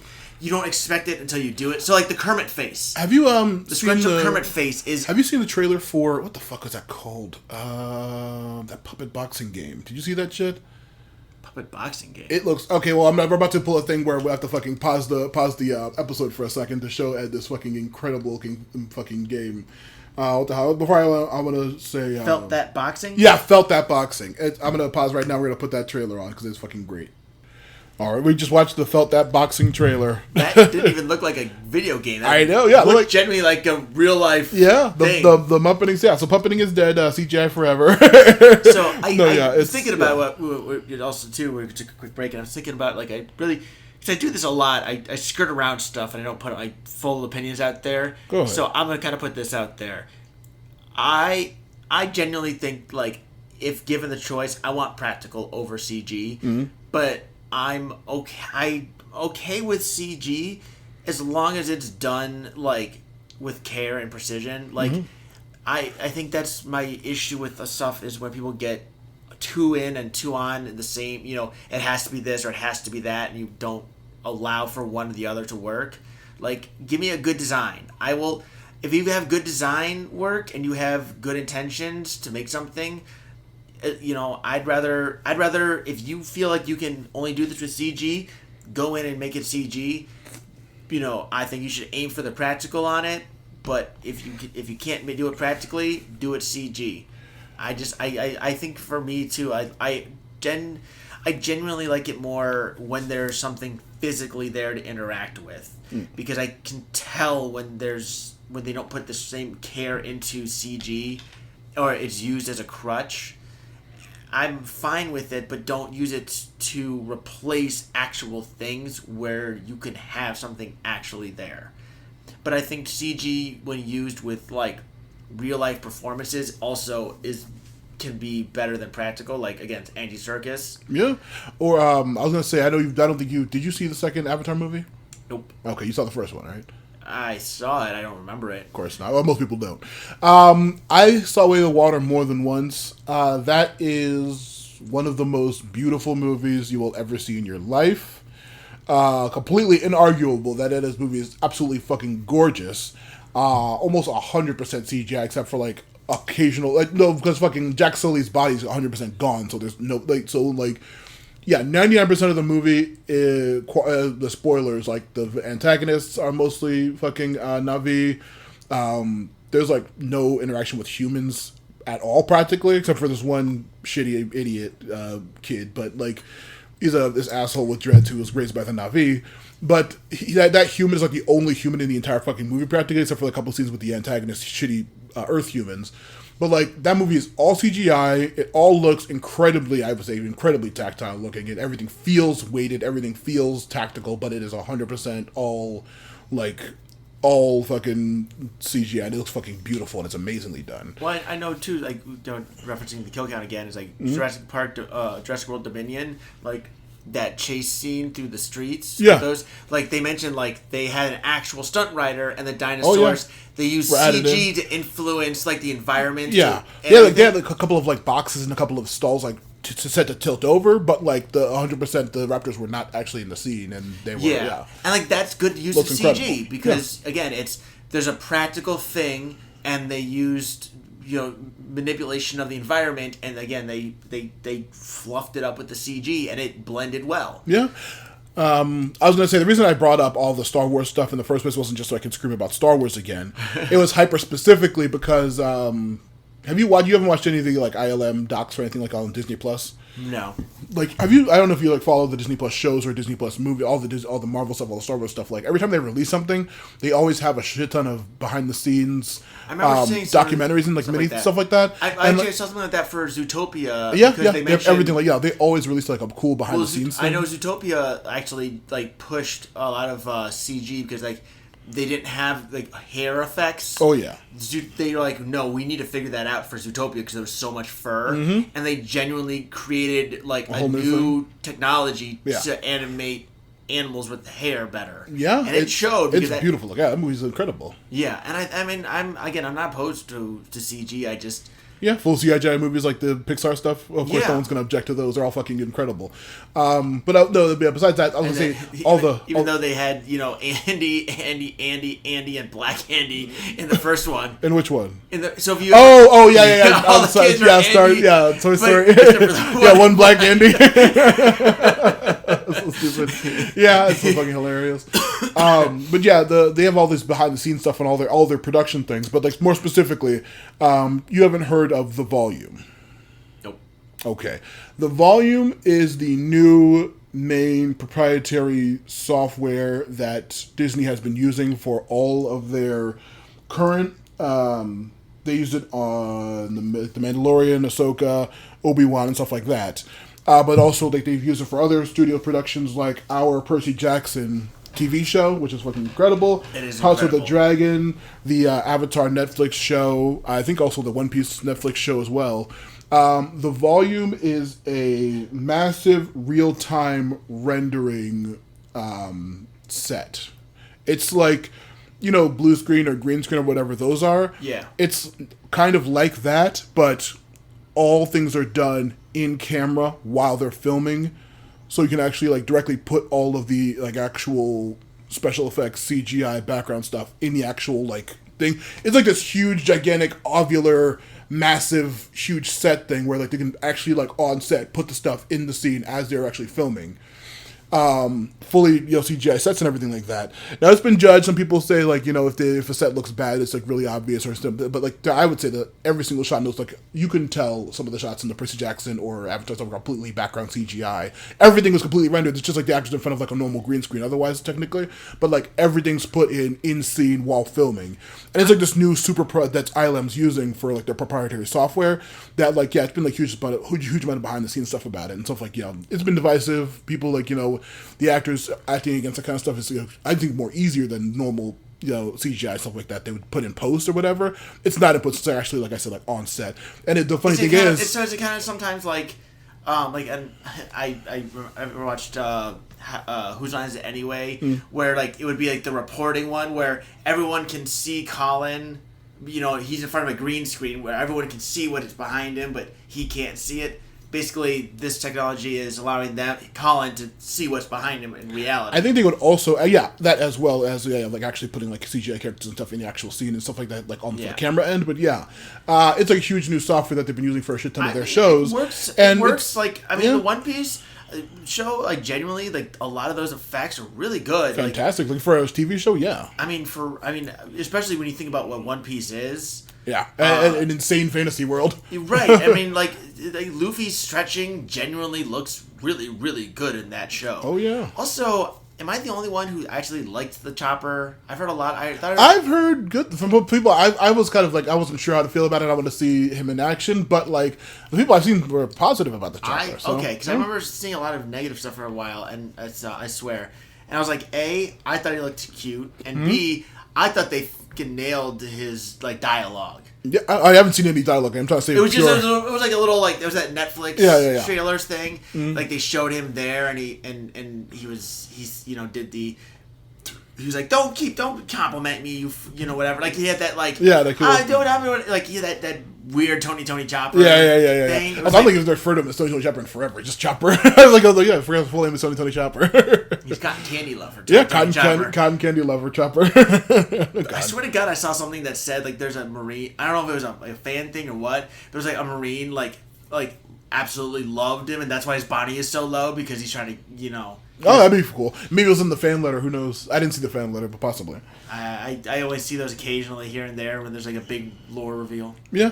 Other things I used the Volume recently, the fucking like 20 Emmy and award-winning Steven Spielberg personal biopic, The Fabelmans that came out recently. I didn't hear about that. It's a movie about him growing up as a child and everything like that. It's apparently very good, but it also uses a shit ton of the Volume to like replicate 1970s or 60s or whatever American stuff. And that movie is like like I said, like won like fucking a shit ton of awards because it was so wonderful and beloved. Another bad movie that I saw, The Creator.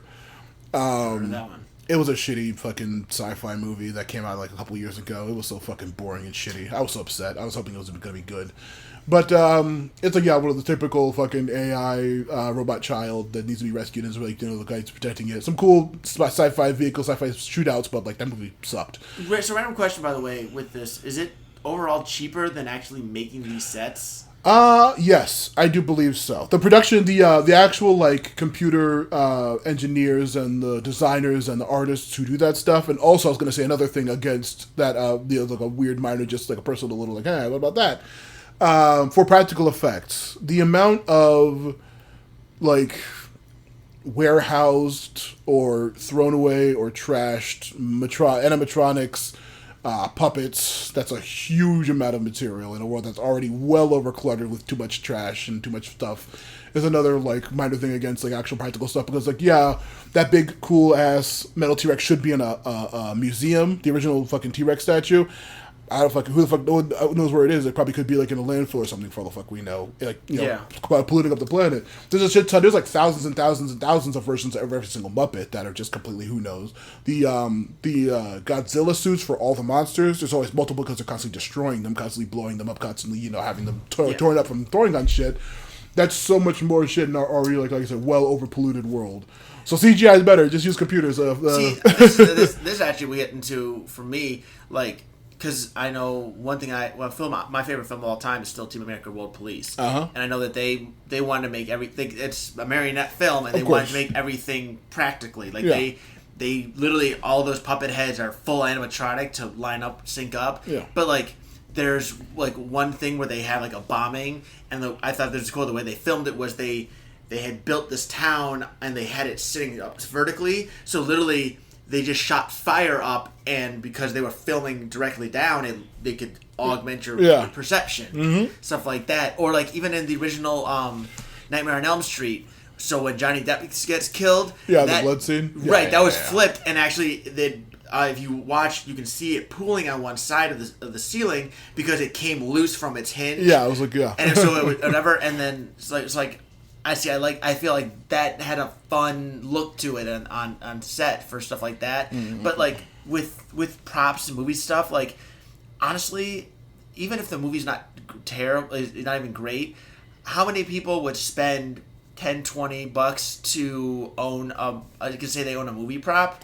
Oh, I mean, that's a real thing. Just go on eBay, you find like remember there was a bit in Quentin's, just a shout out to Quentin again, where like people were like Ariana Grande's bra that was used on an episode of Victorious in the bra sketch scene, like they fucking $10 million on eBay. Like people steal shit from set all the time. It's a known like normal thing in Hollywood, unfortunately. And they get caught, they're in huge fucking trouble. But like on set, there's I saw a little bit ago about like some kind of like practical puppet thing that was like sold for like a shit ton of money from collectors and stuff like that.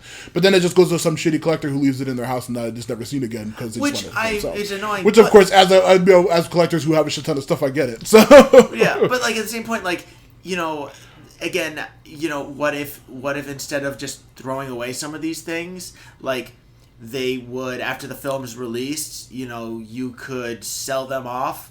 Either you're selling them for, it's a big movie or a popular movie, and now you can rack the prices up, or it was a bomb, no one liked it, you sell them for cheap, and there's someone's going to probably buy it, and B, I'll guarantee you that they would probably be perfect for some like aspiring filmmakers. Like you can even take the non-used stuff and like use it to build, Yeah, a couple of the movies in the movie that we're never going to get to, they do reuse some of Ray Harryhausen or James Danforth's monsters are like remodeled and reskinned in other movies that are also in this thing. So like I really wish they reuse and alter stuff. Yeah, but no, it's just not the world we live in, unfortunately.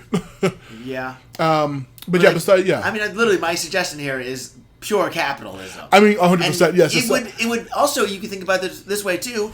You could easily use this to make back some of your money on these props, because yes, you spend probably $1,000 between labor and parts on this small little piece, and you may only sell it for $10, but that at the very least you made, even if you did if you have 100 pieces that all cost $1,000 and you sold all of them for $10, well, now you only, you still made some money back on that, and when you're trying, that's why I asked if, the CG stuff was cheaper. It's like, I think that's a big problem with movies nowadays too. Is like they bloat themselves. To Honestly, the point of, but like the budget's more going to actors and crewmen and directors and stuff like that, more so than the actual budget of the actual film. Which is also that's a whole different problem. thing. Yeah, that's a whole different thing. But yeah, like there's there's cheap movies out there that are made. The huge thing about Godzilla -1, it had a really really low cost compared to a lot of other movies that look a lot worse than it. I forgot the actual production cost, but it was noticeably low, and it was like a huge thing. I think it was like $20 million, something like that, which is like unbelievable in this day and age. But it made like so much. Yeah, it was only 10 to 15 million to make that movie, which is an incredibly beautiful looking movie, and it made over 116 million. Blair Witch Project. Yeah, Blair Witch Project, which was like made for peanuts, and they made us a ton of money. But like the CGI, but like that movie is purely huge, massive destruction CGI, but like I said, the other half is like a really quiet, intimate story of this like failed kamikaze pilot dealing with Godzilla, and a really cool looking Godzilla. But that movie was all that was all CGI, and it's a very low budget. But that's just because they didn't have massive Hollywood actors and Hollywood directors and Hollywood directors of photography and studios and publishers and advertising campaigns and stuff like that also get all that, like the hundreds of millions of dollars movies cost now. Which is a shame, because I think that hampers so much, because like. Listen, if you're going to spend as much as they spend on some of these, like, put that into the effects and the sets and the costuming. Because, like, again, Monster Hunter, there's so much, how much, they could have gotten rid of that Chinese joke before. Yeah. They probably would have made significantly more money and did better. Right. But, like, also, too, like, I think that the monsters looked good. I thought the costuming looked good. And, like, if you took out the set, like, I guarantee you, Ron Perlman and Mila Jovovich, salaries were so massive. If you took them out, they probably could have at least broke even. Yeah. If their salaries unknown, but the director needs to get his cash, and then he also needs to put his wife in the movie to get a shit ton of more money and pay her absurdly because he's director. Yeah, insane. Yeah. I was gonna say, I think about CGI specifically the Marvel stuff. Like there was a situation where like a lot of the CG artists on that were like being overworked during the period, I think, between Love and Thunder, during the era where like shows like She-Hulk and stuff were running, where like they were being really rushed, and the CGI became out a little bit more shoddy than people wanted. And that's why there's a couple of really bad shots in Love and Thunder, but I think Love and Thunder has a couple of incredibly beautiful shots. Oh, everything with not Null. It's fucking Gore the God Butcher. The scene on that black and white planet, fucking beautiful. God. It was incredible. Like, I was upset that honestly, Gore was not in the movie enough. Criminally underutilized. We literally didn't get to see him kill one actual god. He killed some giant rat god on a planet we never heard of, but no like actual known fucking Marvel gods would have been cool. But yeah, he was underutilized in that movie. But like, I especially too, because you had this huge pantheon, a huge actor, fucking Christian Bale, underutilized as a villain in a Marvel movie. How could you? And you had Russell Crowe doing it weird. Russell Crowe was fantastic as fucking Zeus. I would have. I feel like. I thought it would have been great if Gore just showed up at some point and killed some. Yeah, killed some. I mean, like fucking. Even if he just called a panic in that room. Yeah, a panic would have been cool. But freaking the Black Panther goddess Bast and the Telecan god who gave them the fucking meteor also is they're sitting next to each other, just hanging out, like while all that bullshit's happening on Earth with fucking Wakanda Forever. They're just like chilling at the god room, going to Zeus's orgy. But, like, oh my gosh! But yeah, that movie it looked gorgeous. The moon, that scene was really, really cool looking. The like all the crazy fighting and everything, but like and even too like all the designs were great. Like, yeah, you but could tell there was they put effort and care into that. They put effort and care, but they were really working everybody hard for those movies. Like along the same period as like Multiverse of Madness came around that time, the Spider-Man movie, No Way Home, I don't know which one that was at that time. Not No Way Home. Yeah, that era post Endgame immediate arc, the Phase 5 or whatever the hell was that. That was like a huge like rush for CGI in all those era of movies, and it really like hampered things. People were complaining about the CGI way it looked in those movies, which I think they looked fine for the most part. But that was a whole big issue. But yeah, ILM. If you go to the ILM Wikipedia page, there's like a shit ton of like in the year 1998 they pioneered the new software to do Toy Story, and then the next year like they pioneered this another new thing to do Pirates of the Caribbean, and like next year they pioneered this brand new technology. Like they're constantly doing new interesting stuff. That's why they're like number one, followed by Weta. You mentioned that. That is another movie where I think that they utilize CG really well. Incredibly well. And even though it hasn't held up as well as some things, I think like the reveal of them all being ghost pirates is incredible. And even cool as hell. And I think one of the best, like most overlooked scenes probably is with Jack and Barbossa fighting in the cave, where like they go from their regular forms to like through the moonlight, and you get those like little flashes on it. Very cool. Like I just thought, I mean, that movie was, and that's where I say like I think practical works well, but when used with CG to accents. I think, I mean, that's, you could feel that they were on the ship, and then you got to have, this massive boat with all these, ghostly pirates. It just created such a great visual feel. I mean, that was 2003. Yeah. And that is a film that I think it looks better than a lot of stuff. Even Starship Troopers. Like, that's another one with a lot of CG. Looking, yeah. And that's where, again, CG has great... Like, CG is great, I think, even too, for big shots, but like in intimate moments, that's where I think practical shines even more, because like there were a lot of like practical like bug models for like the fight scenes and stuff like that. And I thought whenever they're goring people, you would have been like their limbs or their mouths were stuck into people. Or like I think they even like shot the the one dude gets killed in the academy. You can tell that's a real practical effect. The guy gets his head blown off. Yeah, and the one who gets like when Rico thinks that the bug is dead, and it brings up and he's like the big jaw goes into his leg. Like lifts it out, like that's all practical big giant model. And even too, like after he joins the Roughnecks, I guarantee you that they had like a real thing that was splurting blood, because again it feels that weight on things overall. That movie's incredible. The fucking brain bug. The brain bug had it was they made the real thing, but they used CG to make it move, and I felt like it was seamless, it was seamless, and the fact that you had a real life big ass motherfucking bug go into his head and suck his brains out. That fucking movie fucking rules. So another great use, we were talking CG and practical. Another great use of CG versus practical, Slither.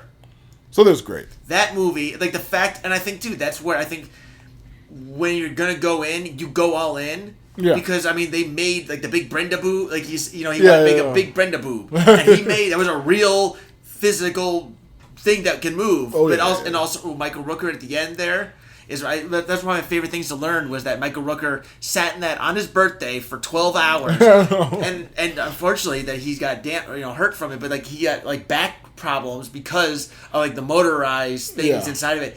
And I think I read too that they literally ran out of silicone. That movie used up so much silicone that they depleted the American market of silicone from that movie. Yeah. And that's about 2001 or 2003 or early 2000s. Early 2000s, yeah. And again, it looks great. Yeah, it's fucking fantastic. But it uses, and I think one last thing, talk about it, CG versus real life, is I think it's not even just the visuals, what you see, but also how you put things on. So like, I know when the one girl's in the car or something, like you see like a bunch of like shadows, and basically all they did was they had like a plastic like sheet or whatever that they've shown light through, and that's how they got that effect. And I think that's where real, trying to do things practically is probably overall something's going to look better, than CG. But I can see where you have to throw it here and there for certain things. Of course. But yeah, the reason the ILM stuff with them, pioneering new technology all the time.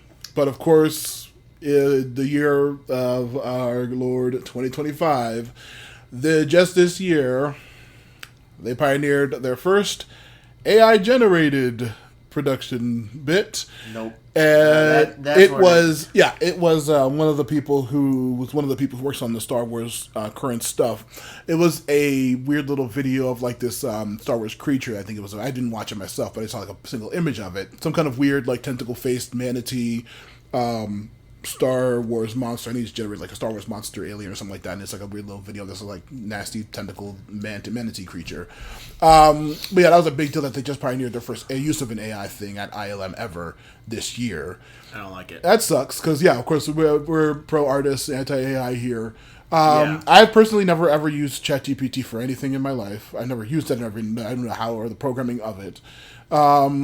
I think back during the proto era, back in like 2023, there was like the website going around like, hey, put in a prompt and like this thing will like make a funny image in AI. I think I did one of those once. I don't remember what the fuck I generated. I've randomly done some. Oh no, I think I tried to and it didn't. It took too long to load and I didn't wait for it to. I just closed it. I've used stuff like that randomly before, Yeah. but it's always used for like coming up with like the concept of an idea. But like using, I feel like AI could be useful as like a jumping off point. Yeah. Or should I replace? Yeah. Right. Like it's, sometimes the effect it can come up with like ideas that make no sense could actually be used to do something that we never think about or would think, whatever. Yeah. Even though, but like the fact that it's so like cost effective, and also the fact too that people's work is being stolen. Oh yeah. That's fucked up. Like that's where I don't like. Yeah, it's very divisive. I remember. Have you watched any of the Marvel? Have you watched Secret Invasion? Yeah, I didn't even know that it came out. Okay, yeah, it came out a while ago. It was it's the one about the Skrulls following Nick Fury. It's pretty much a Nick Fury show. Yeah, the intro was made using AI back when it was like weird, surreal looking, off looking like humanoid looking art. Mm-hmm. Like back when it was like the whole reason it was that it looked weird, it looked off, and didn't look normal. The intro was made purposefully using AI because it's about Skrulls and about transforming into people, and so like the whole intro looks very bizarre and weird and like very weird art looking. But yeah, it was CGI. It was AI generated, and back then that was pretty much like frowned upon. At the time. Well, I even know too. There's a film called was it Late Night with the Devil? Yeah. Did you watch that? Yeah. I thought it was very, very good. Yeah, and I like. You just recently, with the like intro part, yeah. Yeah, and I think that's where like I get on one hand, but the fact that they even said like they still had artists touch up the AI images. Yeah. To me, I'm like, that makes sense. Like, especially too like when you're thinking about something with a smaller budget. Yeah. Like I think that whatever, but like again, it all depends on what AI you've used, and also I think too like where it's how much of it is replaced or not replaced by humans. Because I think again, like going full AI art and only having touch ups to that art is the same as just using AI art and paying people to make it look like not AI art. Yeah, just steal. Yeah, it's the early on the art stealing ideas will really pissed a lot of people off. And that's right there is I think the biggest part. Like, I could even see like if you get consent from an artist you've paid for, if you use their art to train an AI to get additional images, like you could have it touched up and have them put feedback into it, and also you could theoretically like. See, you still paid for them, but that way, at the very least, you've used their art, you have their consent, and you're still paying them for AI-generated art of their work. I think that right there is an ethical use of it to help reduce, like you mentioned, like if you could use that to reduce the amount of wear on an artist. Yeah. As long as they're being paid for their work. Of course. But I think that's not going to be the case, though, because it's more about saving money and cutting corners and trying to cut out middlemen, a.k.a. artists who are doing this for a living to just... But I think, too, like, they think that it's going to save them money, but in the long run, it's going to hurt them because you're not going to get the same creativity. And you're also, too, like, again, the fact that AI doesn't create unique things, it just puts together things as it's trained. Yeah. Like... You're gonna end up with the same thing, like you mentioned too, like some of the alien designs. Because people fall back into the same thing that they think that makes them money until it doesn't. They're just going to do the same thing over and over again. You're just gonna get the same thing over and over again, and very unoriginal concepts. And it's also too, it goes into the films that we watch and enjoy in this whole podcast. Those are not films that are well, I say enjoy, but like they're, as I said literally earlier, probably 2 hours, 3 hours, 5 hours ago for now. Like the worst films aren't actually the ones that are poorly made to get put together, but the ones made without genuine care or love. And AI does not have that love.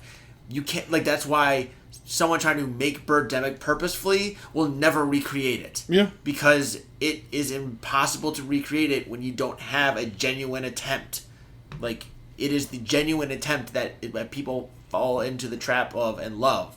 It is not the schlock of it. It is the earnestness of the it is the actors doing their best to turn a stupid line into something, or it is sometimes the inability of someone to say the line properly, but they tried and they put their all into getting this out, or it's the director, suggesting and putting together, crafting a scene that makes zero sense and is shot from weird angles and all these things, but they're doing it because they think that this is how they want it and how they're envisioning it, and they are genuinely trying to make a good thing, and it may not work, but it is more memorable than a quote-unquote well-put-together thing that does not have the same love and care.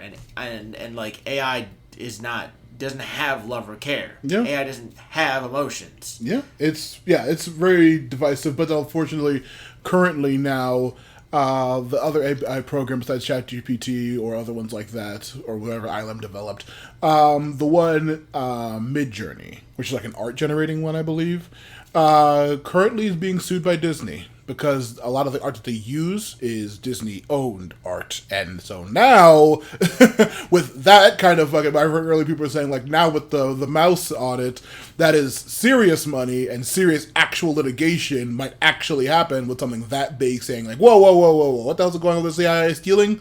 I hear someone stealing money from me, and then, like, I'll get you, bitch. You're for me, bitch. Boy, you think you can put one over on me? Yeah, so with them, there might actually be some serious, actual litigation coming for AI content generation, hopefully. Or alternatively, that they'll just fucking buy them and then they'll continue to use AI, which is the other also darker possibility. I'll say I recently saw Megan 2.0, obviously very AI relevant, but like there's a whole subplot about the legitimacy of AI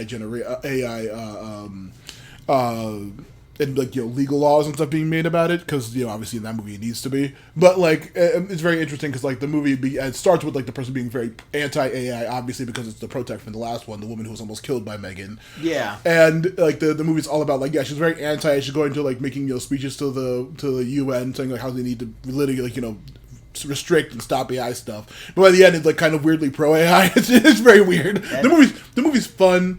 Is it as fun as the original? Oh yeah, I would say it's there've been a lot of things. The movie's not doing well now in the theaters. They're already considering it possibly a flop, unfortunately. But they're saying that the reason was, I think it was Jason Blum specifically. Thanks for fucking copyrighting our video, Jason. Blum, you bum. He was saying for we thought, fucking film that you don't even. Yeah, but you don't remember.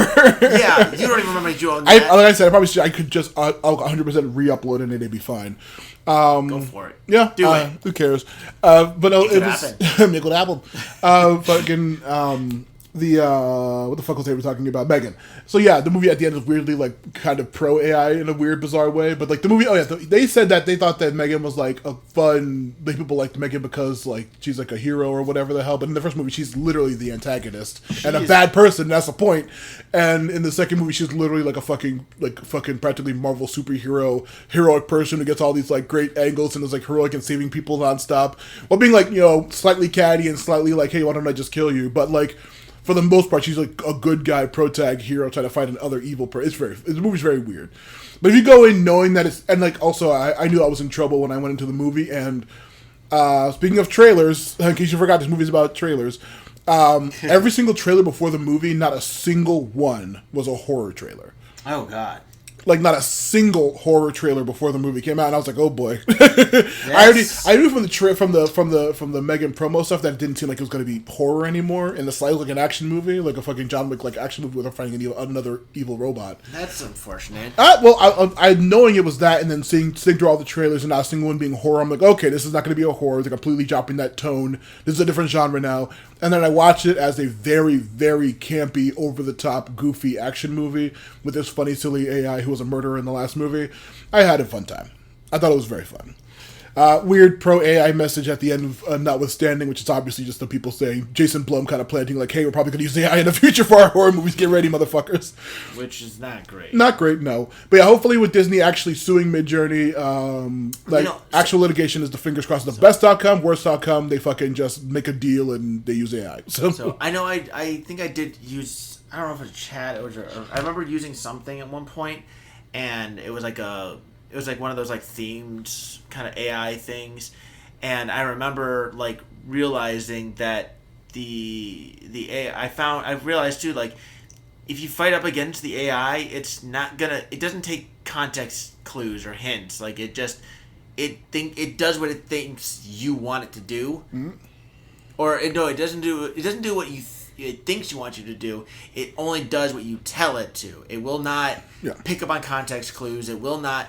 I mean, it's the same thing like when you text somebody and there's no like vocal inflections. Yeah. So like the same sentence could come across as like insulting or like complimentary, and it'd be inverse. Like the AI models do that. They don't have that. So like there is no, you can use. It's not. AI is being used. The things that AI can do is not being was what it's being used for. Yeah, like, I mean, even like I know too. Like there are people that are in programs that can be used to help like speed up like data processing and stuff like that, or what. Like every technology, people always there was a whole bit I remember on one of the podcasts I follow that covers like 90s and 80s action movies, Action Boys. They're talking about how like VR. You seen the movie Lawnmower Man? Yeah. Yeah, you remember Lawnmower Man's about, like, it's weirdly about fucking VR for some reason? Yeah, that was a weird ass. They're talking about how, like, the person who... Talk about bad CGI, by the way. Very funny, Job. What did you do to me, Dr. Angelo? That movie's great. But no, the director of that movie is, like, a huge proponent for VR all the way back in the 90s when that movie came out. And to this day, he's still working with VR stuff and trying to like get it. But like he's saying that the issue is that people keep trying to co-opt VR for entertainment when it actually has a bunch of other uses for like psychotherapy or like all kinds of other trauma helping people with, or people who are like immobile, being out in the world and seeing new kind of things, or like helping people get through like phobias or kind of traumas and stuff like that. But like most technology is being co-opted for that purpose, and that goes into the AI conversation because people are like, in sci-fi movies, it's always like the military versus scientists, and scientists saying we need to help people, and the military saying no, we need to use it to kill people, or whatever inverse of how that works. If the scientists are saying we must explore, and then the military has to people coming in like stop them from destroying the planet or whatever the hell. It's always science versus military for sci-fi stuff, but what no one really predicted was that it was going to be, how can we sell this to people? How can we sell this to people in a really dumb way? That's how it really works. And it's that angle that's actually more threatening and like all-encompassing than the dumb basic military versus scientist. Who's the good guy? Who's the bad guy? I was interested to mention that he's like that with VR because I gotta say that he's actually onto something there. 100% he was. Yeah. So like I don't know how true it is or not, but like so I remember because I doom scroll Facebook Reels. Yeah. I don't use TikTok. I watch Facebook Reels, and there's some I don't know what exactly, but it's got like a psychiatrist in a lot of them, and somebody I remember one of them I've seen is like this woman had like an itch on her head. And like no matter what she did, she literally was like scratching her skin down to the bone because she can never cure the itch. So, like, the therapist was talking about, like, tricking the mind, where he's like, he put, he had this one doctor put his hand, behind, like, a little wall, and there was a fake arm put down, and he was like, just look at that hand while I, like, use a feather to, like, stroke your hand or whatever, and then, like, suddenly he hit the hand. And the guy, like, he was like, oh, it's like he tricked his brain to think that fake hand was his hand to the point where just hitting it made him feel almost whatever. So literally what they did to trick her brain was they literally used a mirror and had her watch her scratch, so it looked like she was scratching the itchy side or whatnot, and it helped whatever. So, like, with VR, like, I can see something like that, and that's... I mean, like, from personal experience, and you can tell. Remember as you do that fucking underwater demo, and you yank my fucking VR helmet off. I didn't like that one. Yeah, people have actual fear of sharks, like help them deal with that trauma or stuff like that. Or like like reliving traumatic events in their past. It's like there's a lot of different ways to use it. Just like there's a ton of different ways to use AI. But of course, no, we're going to use it to sell people. We're going to use it to entertain, and we're going to use it to make money, as opposed to any kind of actual like different labor options that they could use AI for. But that's just just, society, because humans were a mistake and dinosaurs should be ruling the earth. So now we're out finally at the end. You fucked up, God. Yeah, you fucked up. Well, actually, no. I mean, the dinosaurs. Oh, well, now we're getting to my actual thing I wanted to say. Last little bit, the random dinosaur facts that I bring up every podcast because I'm a psycho. The first one, T-Rexes. The T-Rex existed closer to this moment right now that I'm doing this podcast than they did to Stegosauruses. That's crazy. If you want a little perspective on how long dinosaurs were on the planet and how long they were existing for.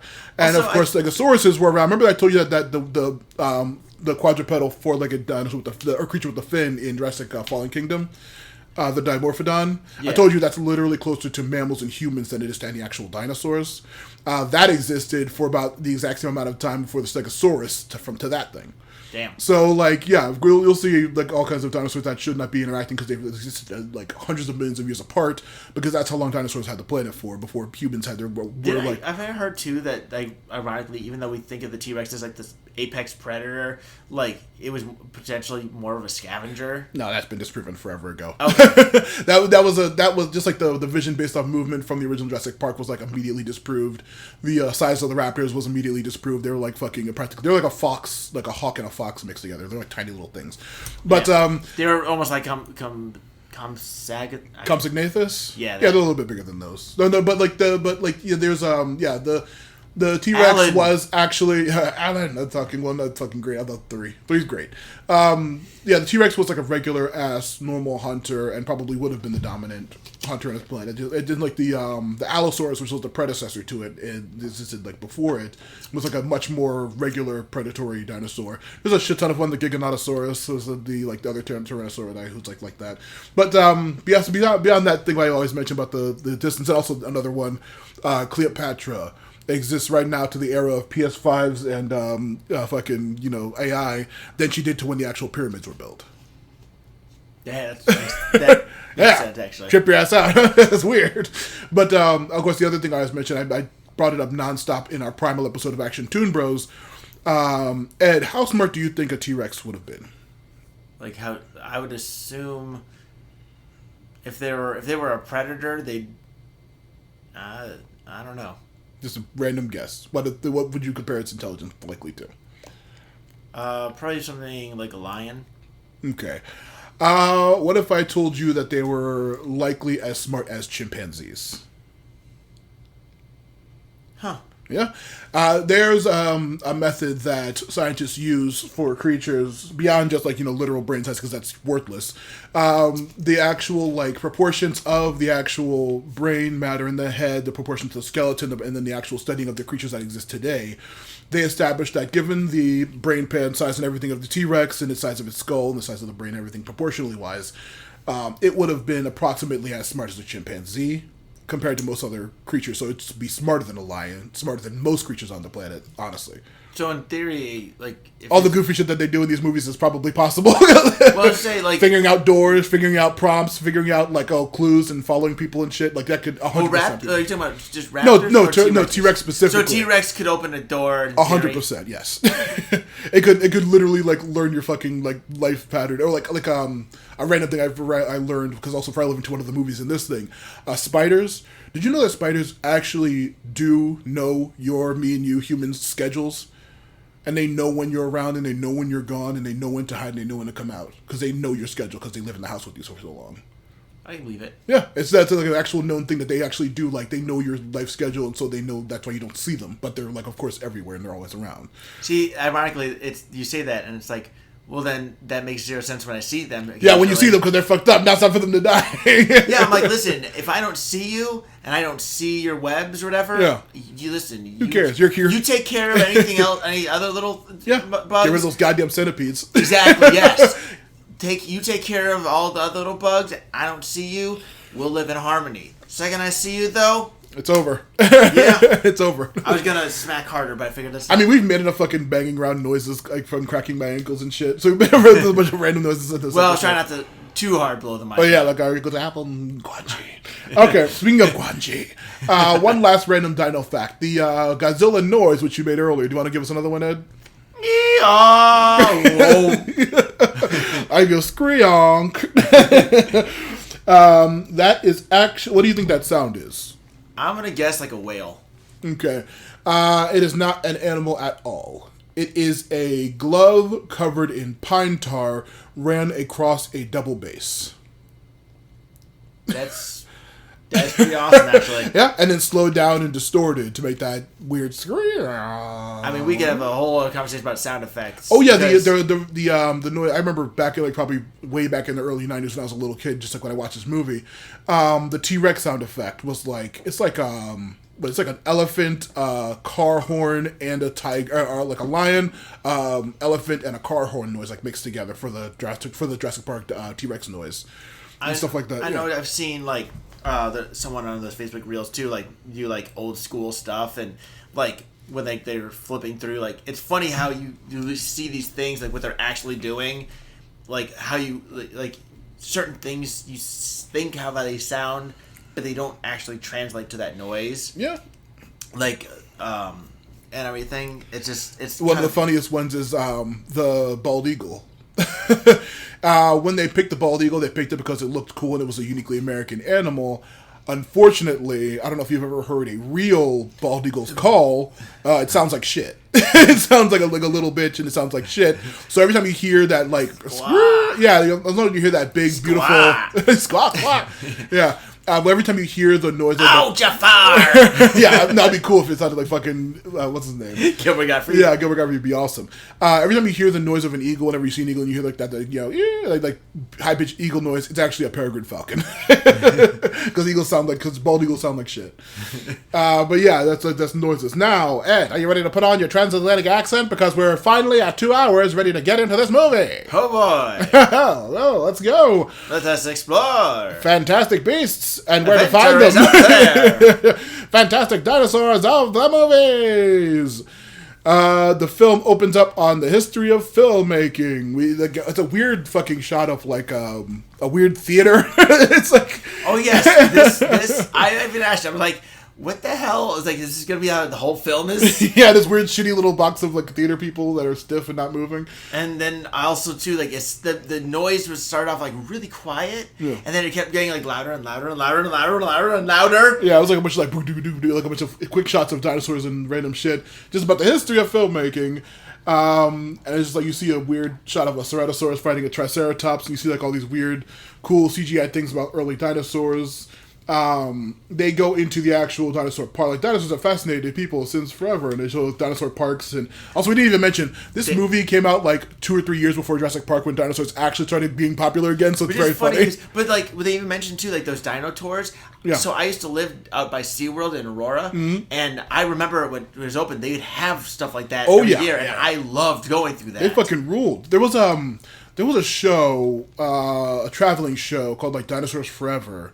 It was like a weird play that my mom took me and my sister to back when we were in Pennsylvania. So I was like fucking pre-second grade age. But like I got a VHS, an actual cassette tape of the music from the play. And like, it was like, they're like, dinosaurs forever. If you even know the song, fucking tell me, because that play was fantastic and I loved it. Because it was like a whole long thing about these people finding dinosaurs in modern age. Now fucking 30 years later, I found out that it was some kind of weird Christian play about like dinosaurs and creationism. I had no fucking idea what the hell was happening in that movie or that fucking play. You know what? That's a little bit more progressive than you would expect. I mean, honestly, I guess. I mean, at least they acknowledged dinosaurs existed and not just... as opposed to, Oh, there was the very stupid bit. In the Fallen Kingdom, there was a dumb like news scroll wheel with like talking about how like the U.S. president denies existence of dinosaurs at all. Like when they're talking about the island being destroyed. I missed that. Dumb as hell. But yeah, dinosaurs have fascinated people forever. What about the Ceratosaurus? And here's the Allosaurus and Triceratops. They talk about dinosaur parks, which I always love whenever they have those cool model parks were really fucking cool. Have you been to the ones in Universal at all? The Jurassic Park sets?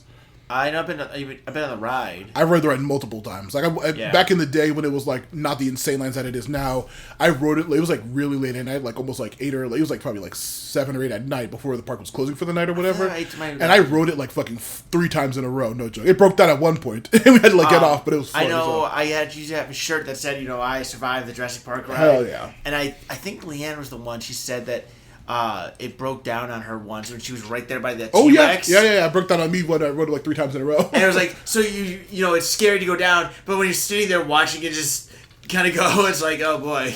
The new Jurassic World one is really cool. They have a section where like you see the Mosasaurus underwater.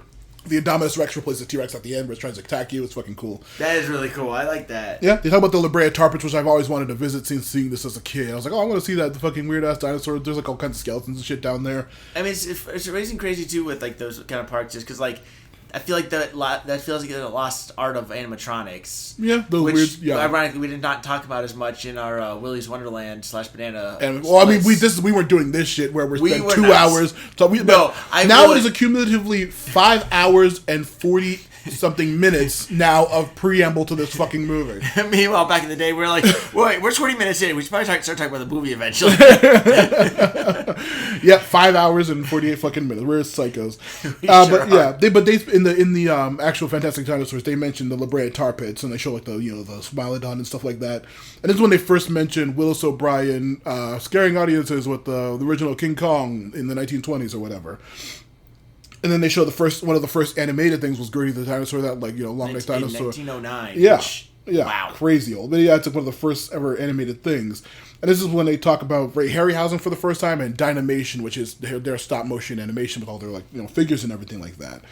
They talk about the Golden Voyage of Sinbad from '73, which is not featured in here, but the second movie, which is something else, Voyage of Sinbad, is the one that's actually in this trailer sequence. Okay, I remember. I swore that. Yeah, Golden Voyage is the original, I think, and then they talk about the second one in this movie later on with Sinbad. And then they talk about the Green Men of Lemuria, and they talk about the Kali, the 6 arms and 6 swords, and they go over a couple of the monsters in the Golden Voyage of Sinbad.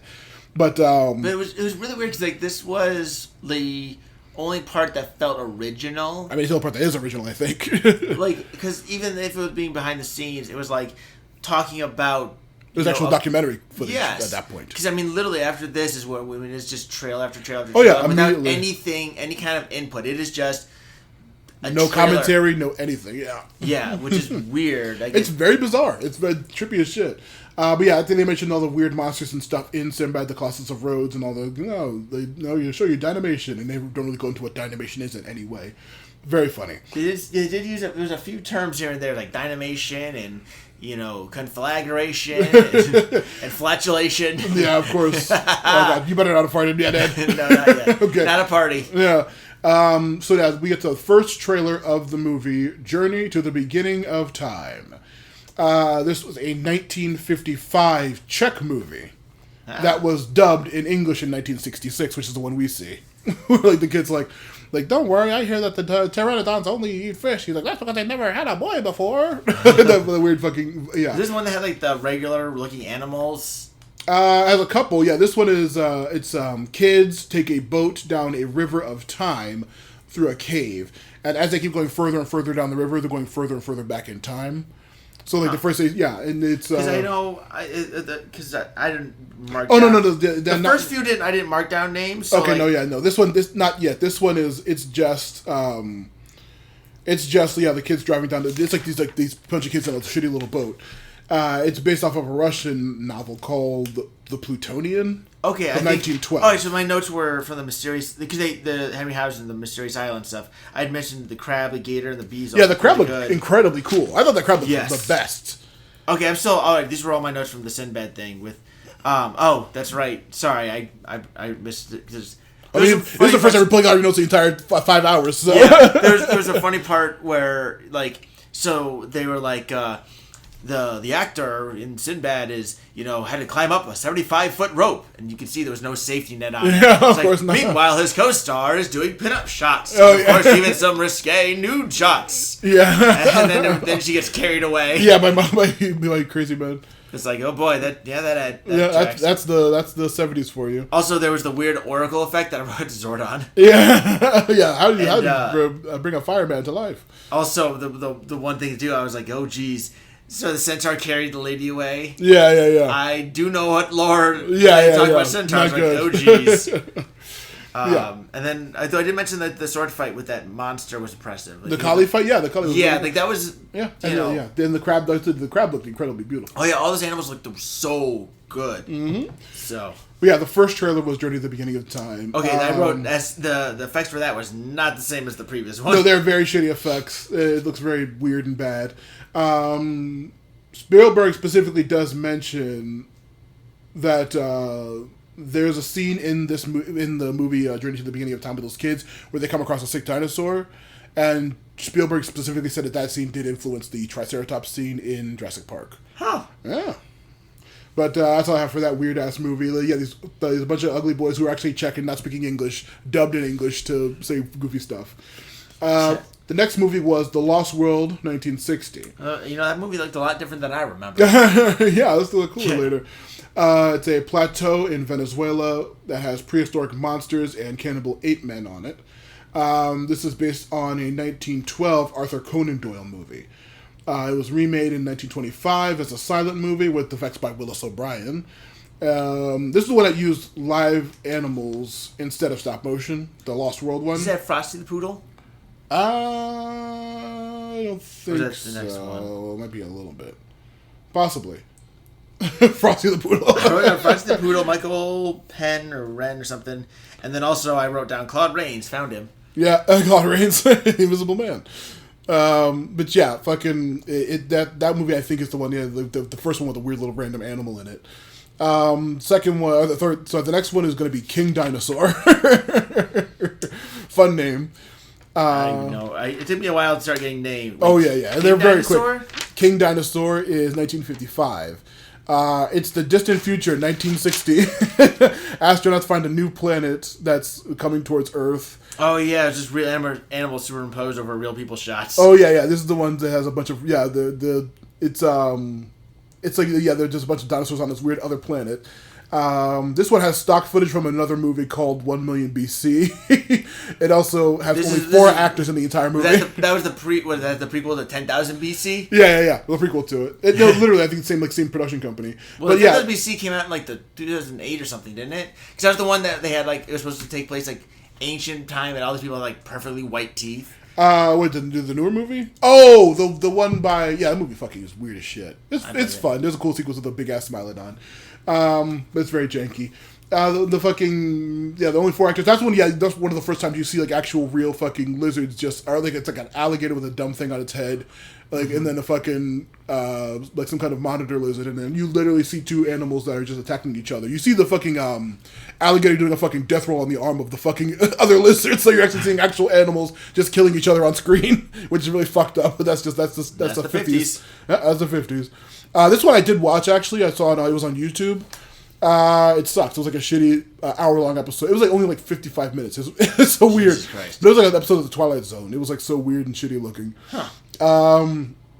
The next one the Giant Behemoth? Yeah, the Giant Behemoth is one of the first claymation, or the first. This one is also Willis O'Brien. This one was actually pretty damn cool. Isn't what that other was doing radiation shit to people? It's so confusing when somebody's. I just wrote big word. Big words. Fire monster from the Bible. Yeah, the behemoth. They're a monster mentioned only in the Bible. The behemoth. Radiation awoken some kind of paleosaur, which is just a vague genus of monster of dinosaurs, not any kind of specific actual dinosaur. Before this movie, it was actually originally going to be a giant blob monster that was attacking the city, but due to the popularity of Godzilla a couple of years before, they made it this weird quadrupedal dinosaur-looking thing. That's right, because I think I wrote they talked it up. Black monster waiting outside. Oof. They talk up the monster, and it's a slow-moving lizard. Yeah, and it's they cool. It's radiative power, and it's woo, woo, woo, woo. And every time they're melting people, and they're falling over dead. Oh man. There's a lot of that kind of. Oh yeah, these are gonna run together, but fortunately we can probably run through these fairly quickly. Reviews say that the movie looked bad for the time. I thought the monster looked alright, and the effects were kind of interesting, but it probably was very last minute change from the blob monster to the dinosaur monster. I'm curious to see it. Almost curious to see how much of the original blob monster reactions made it in. Look at it! It's the big lizard doing woo woo at us. The next one, Earth versus the Spider. This one, I think the spider looked incredible. It's just a real ass fucking spider with reprojection to make it look huge. Yeah, I remember seeing. People were doing this Oh, wait. I don't know. Spider people doing stuff. I don't know what I'm talking about in some of these. Jesus Christ. As for the spider, people doing stupid stuff. Yeah, people doing stupid stuff. This one is like a fair fate of creeping black. I think you can hear what the guy was saying. But yeah, it's a father and daughter crash into a giant spider in a cave. Some scientists bring the seemingly dead spider to the city. And of course, it just wakes up and it's just trying to get back home to the cave, but it's just like, attacking a town on the way there. And this is the one where it's just like a fucking innocent ass animal just trying to get back home, and like all these people are like freaking out and it's like crashing into people. I think they ended up killing it. This movie, it was originally called Earth versus the Spider because fucking the 50s and everyone has goofy names, but. Earth versus was pretty popular. Yeah, but unfortunately the movie The Fly, the 1958 version of it, where the guy switches with The Fly, was so popular that they changed this movie to just The Spider. Yeah, well, we mentioned in Charles too, like, they just weird shit with titles. They would just change names. What does this have to do with The Fly? Nothing. It's just The Spider. The Spider. The Fly is like about a guy with a scientist who made a machine. Right, that's what I'm saying. So, and it's just a monster getting straight back to the but that's popular, so name it after that one because people were more scummy back then somehow. That would be like if this is Godzilla because it's a giant lizard, a god lizard. So it'd be. Like, actually, no. The reason it's called Godzilla is even stupider than you can think. The reason it's called Godzilla is because it's Gojira, which is actually gorilla and the Japanese word for whale, which is kaiju. So it's gorilla whale is what his name means. Godzilla's real name is gorilla whale.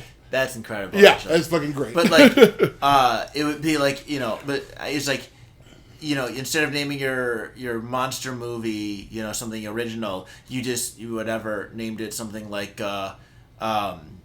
deity. I don't even fucking know. I can't come up with a good metaphor for it. It's so weird you could possibly do that. Yeah, it's just so dumb. It'd be like if you made a movie about goblins and named it Troll. Yeah, and they say they were all Troll once and just called everything goblins and Nilbog, and it was a very dumb, bad movie that's very fun to watch. But it was called Troll 2. Yeah, Troll 2, which does not have anything to do with the original movie. Next one, the giant Gila monster. This one's just another big giant lizard. Yep. This one's very funny because it's in rural Texas. A race car driver and his friends are attacked in the desert by a giant Gila monster. They actually race it at one point and use nitro, like fucking Fast and the Furious, to crash into the monster, and that's how they kill it at the end. And of course, the giant Gila monster, the animal in the movie, is not a Gila monster. It is a Mexican bearded lizard. Well, of course. But it's the 50s and everyone was silly back then. To be fair, they probably thought that's what it was. Oh, no, honestly, probably just heard the name Gila monster and were like, oh, that's a really cool name. We'll make a movie about that. But then it's like, that doesn't look scary. Let's use that Mexican bearded lizard. And it's just called the same thing. Who cares? Exactly. This one uses rear projection again, but make the lizard look big. It's that like spotted black and white lizard. It looks really cool. Again, horrible fucking reviews at the time. People said it looked bad and shitty and it wasn't good, but I thought the monster looked really cool.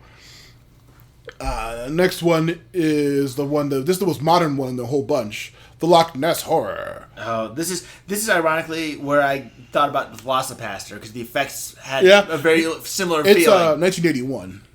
Oh damn! And that big like fucking paper mache looking head of the thing killing people. But yeah, God, it's so funny the Loch Ness Horror, like how cryptids are so weird.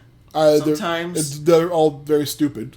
You think what it is like when there's no weird twist put on them is what makes them even more boring sometimes. Like, that's why the Primevals with their alien Yeti monster was a really cool take on it. Well, like I watch a lot of Face Off, and like I know they do stuff like you could take like these cryptids and like reimagine them for like a different location. Like I thought stuff like that is really cool. Like whenever there's something unique with it, yes, but not shitty like this movie. Yeah, like I mean, the Loch Ness monster itself is just. There's also another Loch Ness monster later on too. I'm sure there was. Oh Jesus Christ! Irish scientists try to find a crashed World War II Nazi bomber in the Loch Ness, but of course they find Nessie instead, so they decide to steal one of her eggs. So is this where the plot for Jurassic Park 3 came from? Yeah, pretty much. Yeah, the kid who stole the eggs and tried to get killed by the pteranodons. There's like no trivia on this movie at all, except for the only trivia I found in this whole fucking dumbass movie was The guns used was 1 Colt Python and 2 M16s. Jeez. Yeah. That's probably it was a very American movie then. Why the hell did I write? Okay, the Knock This Monster's noise is like the same noise as the TIE Fighters in Star Wars. I was like, what the fuck is that about? Also, was it MTV Scared Show, Scare Tactics Boyfriend? Oh, yeah. Did you remember the show on MTV, Scare Tactics? Nope. It was a prank show where, like, they would, like, well, literally just like scare people, like they had like a slasher come out, like 2 people just like on a date or whatever the hell, or like blow up a building or like scare people, just like any crazy shit. One of the first ever episodes was this couple, and like I can't remember what the fuck happened. I don't know if it was like a monster or like a slasher came out or something like that. But like the boyfriend immediately jumped out of the car, ran off, and left the girl behind in the first episode of the show. And like I think like I ended up being like suing the company or suing like the MTV or something like that for that. That's but incredible. Like that happens in this actual trailer. Like there's like this couple is sees the Loch Ness monster and the guy like dives out of the boat and swims away. That's incredible. And I just saw this fucking Scare Tactics. I was like, that's fucking hilarious. This one I think this might be the one with the fucking Frenchie the Poodle, The Land That Time Forgot. The 1971, based on Edgar Rice Burroughs' novel from 1918. World War II Brits take on a German U-boat and find a land that time forgot with dinosaurs and cavemen. I just wrote, this looks awful. Yeah. Hands and string puppets. Oh, yeah, there's like a fucking hand puppets and shit in this fucking movie. Used for dinosaurs. Yeah, string puppets and shit used for the dinosaurs. This was the one with the weird like people and like awkwardly like walking in suits. Yeah, that like shitty fucking like that the rubber spider that thrown at the guy. He's like, he gets like hit by a big dumb idiot looking spider. Very very funny, but yeah, hand and string puppets free. That's very stupid. The next one, Jack the Giant Killer, is the first actual like fantasy epic one that actually looks good. And I remember I wrote down it was 3 years in the making. Yeah, 1962, an evil wizard, Pendragon, tries to kill a princess. That's right, I wrote that down because I'm like, that name is incredible. Yeah, well, that's the what's his name? Arthur, King Arthur's last name. But I don't know why he's a villain in this movie. Huh. Jack fights some giants to save her. Based loosely off the Arthurian legend of Jack the Giant Killer, but not really. If you want to hear what I thought about this trailer, yeah, it looked like it was on cocaine. It was like Jack and the Giant Beanstalk on cocaine, and from an adult back room next to Toys R Us. Yeah. Same exact production team and director and actors, literally, as the Seventh Voyage of Sinbad. Really? Yeah, and also there's like a little weird like. Little toy man. Look, a little toy man. And it's like a little fucking puppet dancing. It looks like the puppet from the Puppet Master series. I was like, what the fuck is this? Also, Edward Smalls is in it. Edward Smalls, yeah. Next one. It came from beneath the sea. Release the Kraken! This is one of the best looking monsters. Ray Harryhausen, this is the first one that's definitely his. The octopus looked so cool. It's all stop motion and it's like actually tying around, like wrapping around stuff. It looks really fucking cool. Giant radioactive octopus attacks West Coast. It was shot also in said London. Yeah, it was shot in a naval shipyard with actual crew. The actual extras and everything were actual crews for the Navy. That's pretty fun. That is really awesome. Yeah, it looks pretty good. I feel like this is one I've heard about. It came from beneath the sea. Yeah, it looks like I think it's also been like used in like footage and stuff like that because it looks so fucking cool and unique. Yeah. Mixed reviews at the time, which I'm surprised at. Like I said, the monster looks cool as hell, so I'm surprised it didn't do well. Yeah, especially I feel like this is one that was like compared to a lot of them. So like obviously there's a lot of excuse me, Jesus Christ, We've chugged a bunch of beers with lizards and dinosaurs and stuff, but like not, and again it can be kind of similar to like nowadays we think about it a little different, but I feel like octopi and like especially a lot of like more deep sea or even just underwater life definitely had different. It has such a different feel, and something like octopus and squids and things like that. And, of course, the Kraken. Our freaking Monster Hunter just introduced cephalopods, and they fucking rule. Which is crazy. It's this many games to get them. Yeah, because they are. No, the what the hell is it called? Nicholas. What the fuck was the skeleton looking octopus one from the 4U, I think, or one of those. The skeleton octopus. Yeah, one that covered in a bunch of like bones and shit. You fought in that bone arena.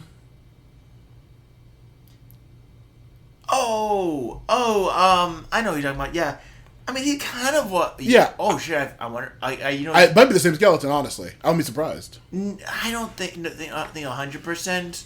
That one had because that one only had the 2 tentacles. Yeah, and it did that big. That one was a little bit more.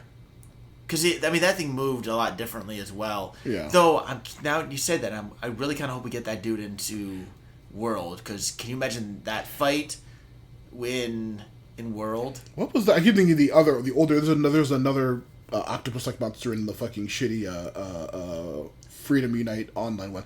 Nakarakos. That's the 4U one? Nakarakos, yeah. So, yeah, that was... I should have known that because I fought that thing so much. Yeah. Oh, no, Monster Hunter Generations, which is pretty much just the last one of the gen. Yeah. That was Generations 1 before Generations Ultimate, so yeah, X. Yeah, Octopus are... Well, that's another thing I'm surprised. This little movie build-up thing didn't have any, actual, Lovecraftian stuff in it, which is another big... He has a lot of giant kaiju-like monsters, with the original Cthulhu book and stuff like that, which are, big monsters at the end. They have lots of, tentacles. I'm surprised. Yeah, that's why I'm surprised that there wasn't more any actual of his stuff, because, a lot of people like Edgar Rice Burroughs and, a lot of the other authors whose, things are adapted in this series are, either students of his or friends of his or people who worked with him, Lovecraft at the time. And, I'm surprised they didn't have more, actual, tentacle monster stuff in this. I'm surprised. It's cool. I'm kind of wondering then if, do you think that's why Lovecraft got as big as it did? Was because, for, nowadays we think of tentacles and they're all over, but, I bet you back in the People day... didn't think of him at all? Didn't really care? Tentacles was something unique and alien to the time. Yeah. It also parallels to another, deeply terrible racist shithead, J.K. Rowling and Harry Potter. Wizards were a thing, but they didn't have such a prevalent, hard, deep lore. Mm-hmm. So that's why it caught on. Yeah. Kind of thing. It actually switched up people's ideas and gave them new. Yeah, because he was completely not very popular. He was only popular in Lovecraft was only popular in actual circles with specific sci-fi writers and people who wrote into magazines that published that kind of stuff at the time. And that's he had a huge network of people who a lot of them became a lot more famous than he was in their time period. While he died almost penniless and starving and completely unknown. But that's also because he made a lot of unhealthy choices in his life. Yeah, I'm surprised there wasn't more giant monster stuff with his kind of stuff, because now it'd be just a good amount of actual good Lovecraftian stuff out there. But I guess the only real big kaiju thing would be the Call of Cthulhu, and there's only one sequence like that, and it's not really very actiony. But yeah, the octopus in A Cave from Beneath the Sea is one of the best looking monsters in this entire thing, I think. I vaguely remember that, definitely, yeah. Yeah. The next one, Them. I do remember seeing this movie, by the way. This is actually one I do actually remember seeing. Yeah, this one, ants irradiated by nuclear bomb testing, of course. This one was actually nominated for an Academy Award during its time. But of course, Ed, you of all people, may be more familiar with the Fallout 3 mission. Yeah, right, yeah. Yeah, it's a direct reference to this movie, Them. And it also inspired the movie Rodan. Also, the footage from this movie can be seen in Lilo and Stitch. That's right, yeah. And also Ant-Man and the Wasp. Of course. Yeah, they all feature this movie, Them, from the 1950s. So, I think it's interesting because, you think of normally scary things and spiders, obviously, but, again, just like I mentioned, that I think, octopi and tentacles were very uncommon back in the day. For a long time, that's why Them became something that's is more iconic. The fact that, again, I remember seeing it because you think of ants, you don't think of anything other than tiny little things. Yeah. But you someone said, what if we took this thing that you were used to seeing all around and made them massive? Yeah, there's a really good book series by Benjamin Madrano where it's a fantasy isekai, lit RPG thing, but the main issue is that a giant thing of army ants is coming, and they are giant fantasy D&D ants, and a colony of those can destroy a country if they're fucking huge, and they're incredibly tough and they're incredibly fucking invasive. The video game Empire of the Ants I'm playing now on PS5 It is a like real-time strategy game, but you play as an ant, and you have different types of ants. Like, you have like all the shooting ants and like the fire ants and the army ants and stuff, and you like organize them to fight other giant bugs. But the whole thing is like not turn-based at all. It's all real-time. So you're actually like one little ant running around, going to the other one's like, hey, all you soldier ants, go this way to this colony. All you like fire ants, stand like 10 feet behind them and spray over at them. It's a really fucking cool game, based off of an actual French novel called Empire of the Ants, which is about like a post-apocalyptic thing where like ants take over the planet and they're just like living and growing. It's really. I thought that was cool. called A Bug's Life. Bug's Life is fucking great. Oh yeah, Bug's Life or Ants. Ed, you're on the spot. Which one do you prefer? Which see that again? Bug's Life or Ants? Bug's Life. Oh, Ants. See, Scumbag, Predator, Woody Allen aside, the sequence with the termites is fucking cool as hell. The like weird New Yorkie humor of Sylvester Stallone as the muscle one, that fucking it's so cool. That I feel like they definitely didn't deserve to have to go up against each other though. No, of course not. I think that it was just bad timing, just like the volcano movies of the '90s and all those other things that are happening, the asteroid movies and stuff of the '90s. Yeah. But like I think for me it was I just Bugs Life because kids like it, so I've seen it more. It's a lot more colorful than nice. Other movies like they swear and shit in Ants, so which I have no problem with. No, I mean like it's a lot more like more like not for kids, even though it's animated. Yeah. So like the other one's a lot more kid friendly and Disney. So also too like pull. I still think that Hopper is a great villain. Hopper's incredible because especially it's funny how in 2000 he have a very relevant villain. Yeah. When you let one stand up, they all stand up. If they ever realize that they outnumber us, there goes our way of life. Right fucking there. Yeah. 25 years later, no one is paying attention to this. Nobody learned this very obvious lesson that's been the case for centuries. Yeah. Unfortunately. So, I would say with them too, like it's definitely radiation as a joke, but it's also kind of true. Radiation, the atomic bomb, very very easy writing tools for the film industry because at this point only 20 years earlier, like there's we mentioned it I think at one point too. There's so many radiation causes this, and the atomic bombs have had side effects on this normal little thing that has now become the monster from blah, blah, blah, blah. Yeah, of course they're just as Americans completely ignoring the actual real life effects of all the people whose lives were destroyed by the bombs. It's like, what if there was a giant fucking spider that came out in Texas, huh? The Texas moviegoer, what if that bomb that we killed all those people with was a giant monster? And they're like, oh my god, that'd be horrible. Thank goodness that's not the case. Yeah. Also, this trailer made me be like, they were so glad they got able to use the title "Them." Yeah. Because they fucking blew out the number of times they could do that. Oh yeah, them. It's so horrible. They can only be described as them. Fun. That one is another one I probably wouldn't mind checking out. Them. Terror. Horror, excitement, mystery, them. It can happen. Nickel album. Valley of the Dragons, 1961. And then they showed armadillos. Yeah. This one I have a lot of information on this one for some reason. Two men were having a duel in 1881 and were whisked away to a comet, or by a comet to an alien planet. This movie's a fucking acid trip. They literally said this was blasted off the face of the earth. Yeah. This is the one I was thinking about with the scary gorilla makeup and the toy spider. Oh god, this shitty movie uses stock footage from like 4 other movies. It uses stock footage from, once again, 1 million BC. It uses stock footage from King Dinosaur. It uses stock footage from a movie called Cat Women of the Moon. And it also... You're gonna write that one down? You write that one down. And the other movie it uses stock footage from, of course, is Rodan. Apparently this is based on a famously anti-Semitic Jules Verne novel from 1877 called Off on a Comet. I have no idea how this... given that premise, 2 men whisked away to an alien planet with dinosaurs, how that could possibly somehow also be anti-Semitic, I can't imagine. Like, talk about trying to be an asshole. Like, you're not just accidental at that point then. Yeah, you're trying. That is weird. That's like a randomly plugged... That's like a fucking... the random line in Call of Cthulhu where, like, there's a fucking random guy in, like... Lovecraft's like, yeah, a nautical-looking Negro. Like, okay, it was just a fucking black salesman, fucking sailor. You could have just said that, you know. not a nautical-looking Negro.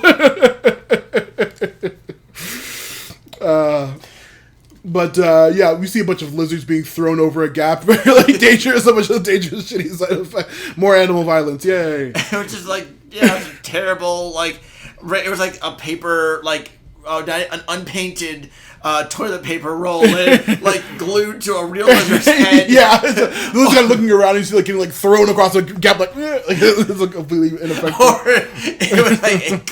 it was like the fucking like blow up doll from Nightmare on Elm Street, like, but in like a terrible outfit, and, like, thrown at someone to fight, or they're like pretending to fight them as they're holding their hands or whatever. That's so stupid. But finally, we get to a real fucking movie. 1956's Godzilla, King of the Monsters. Which, ironically, you mentioned the anti-Semitic film previously. I wrote, quote, the Holocaust of Flame. Yeah, the Holocaust I'm like, oh boy. Yeah, freaking 1956. Too soon. Yeah. This is actually the American re-edit of the 1954 original Godzilla movie. I saw this version in full as a kid after seeing this VHS tape. My dad got me the King of the Monsters edit, the American one, which like it's literally the original Godzilla movie, but there's like a random American reporter who you see for a second in the trailer. It's like literally following that guy and a bunch of original footage reacting to stuff happening in the Godzilla movie, like it's really him. They're like, oh my god, you see that? There's a bunch of Japanese people like speaking Japanese running around in fear, and he's just like, oh my god, you guys, we gotta get out of here. It's so weird. It's like a comedy bit practically if you know that he's like completely not. He said it, Kung Pao under the fist. Honestly, before you said guy, I was gonna be like, oh, and wouldn't they didn't they know like some like scientists who studied worms or whatever? Yeah, Legal Totopoulos. But no, it's Totopoulos. Yeah, Totopoulos. It's literally just like the fucking Kung Pao movie with like that dude edited into a bunch of like random kung fu movies where like it's like completely incongruous. Like he's just like. I'm glad you, by the way, you mentioned that there was that because it was the American version. Yeah. I literally wrote in this for a lot of American people, isn't it pure Japan? Yeah, no, the movie's 100% in Japan, but like it's like a weird American edit that I saw. Yeah. Weird sweating guy is the pro tag. Like has a bunch of sweat on him. Oh jeez. And now we get to the ugliest monster in the whole movie, I think. We gotta get I feel like it's a funny description of the Giant Claw. Oh god. 1957. Starring the naked jock puppet from JonTron. Yeah. It was like that one. It was like that weird Disney bootleg video where he had like the knockoff jock one or whatever that was like coated in slime. Like, kill me. Yeah, literally looks like that's what it looked like. Yeah, it's so stupid. With a giant bird from an antimatter galaxy. Wait, you mean it doesn't matter? Yeah, antimatter. Which is crime. So it became a Vetti. Society must be protected. The Lacarsange is the name of the fucking weird creature. Bless you. Yeah, I know. It arrives from the North Pole. It attacks New York and eventually they just blow it up with a nuke. The final image is the giant claw sinking into the ocean. Awful effects. And I said it's a really shit design. This is the ugliest monster. Ugly. I remember that. Ugliest monster. It's like, I looked through the public, but I was like, I remember that thing looking like garbage. It looks like absolute shit. The next one is Tarantula, 1955, the second Spider movie. An evil scientist in Arizona is experimenting with acromegalia, the giantism growth disease, in a number of different animals. And this includes a tarantula that breaks loose and attacks the town. I did. My description for this one was, the radiation transforms a spider into a monster, but the true monster is the man of science. Yep, of course. And dynamite can't kill it. Dynamite can't kill it. They blow it up and it's like walking down the street. That scene where it's walking down the road and they try to blow it up with dynamite, that's like so iconic in my brain from I think I actually saw this movie too. Wasn't that the eight-legged freaks, didn't it have like a reference to that? 100%. Yeah, Tarantula and Earth vs. the Spider have a bunch of references in that movie. Yeah. Ironically, I have not watched that movie, but I own it. Really? You haven't watched it? Yeah. That movie's incredible.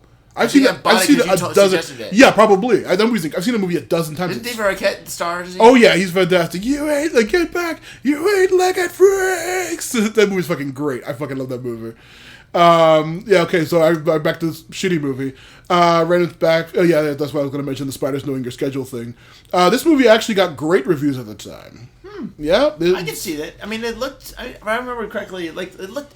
I mean, everyone was dumb in it. They always are. But like, it seemed like it was like a competent one, and one I could even see being like somewhat deep because again, you know, the true villain is man. Yeah, it's actually like a lot of shots of the spider in this one, more than the Earth versus the Spider, and it actually is like a real physical spider walking around being creepy, and look, which like just between Earth versus the Spider and this, it's like a giant tarantula just slowly walking anywhere is like fucking a terrifying image for some reason. It's just like humans are afraid of snakes. It's like such a weird alien thing that's not like any other animal that we know or communicate or interact with. That like when you see the way spiders move or the way that fucking snakes move, it's like just inherently in your primary primal lizard brain. You're just like, that's dangerous. That's weird. It's not like normal. It's fucked up. I think too what it kind of is like you can imagine like the thing holding spiders back from being like more like outside of like the venomous ones, like you can see a spider that's giant, like it will kill you not because it's malicious, but because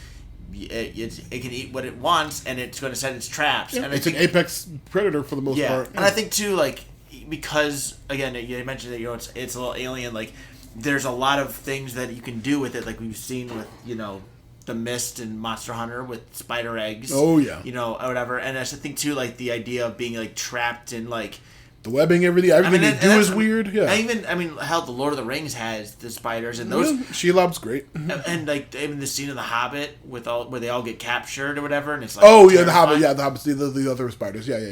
I mean, and Shelob's another great one too. Like. The actual Shelob, not the... Hey, I'll have you know that Ungoliant, the mother of Shelob, did transform into normal humanoid and elven forms in the actual Silmarillion. I'll have you know.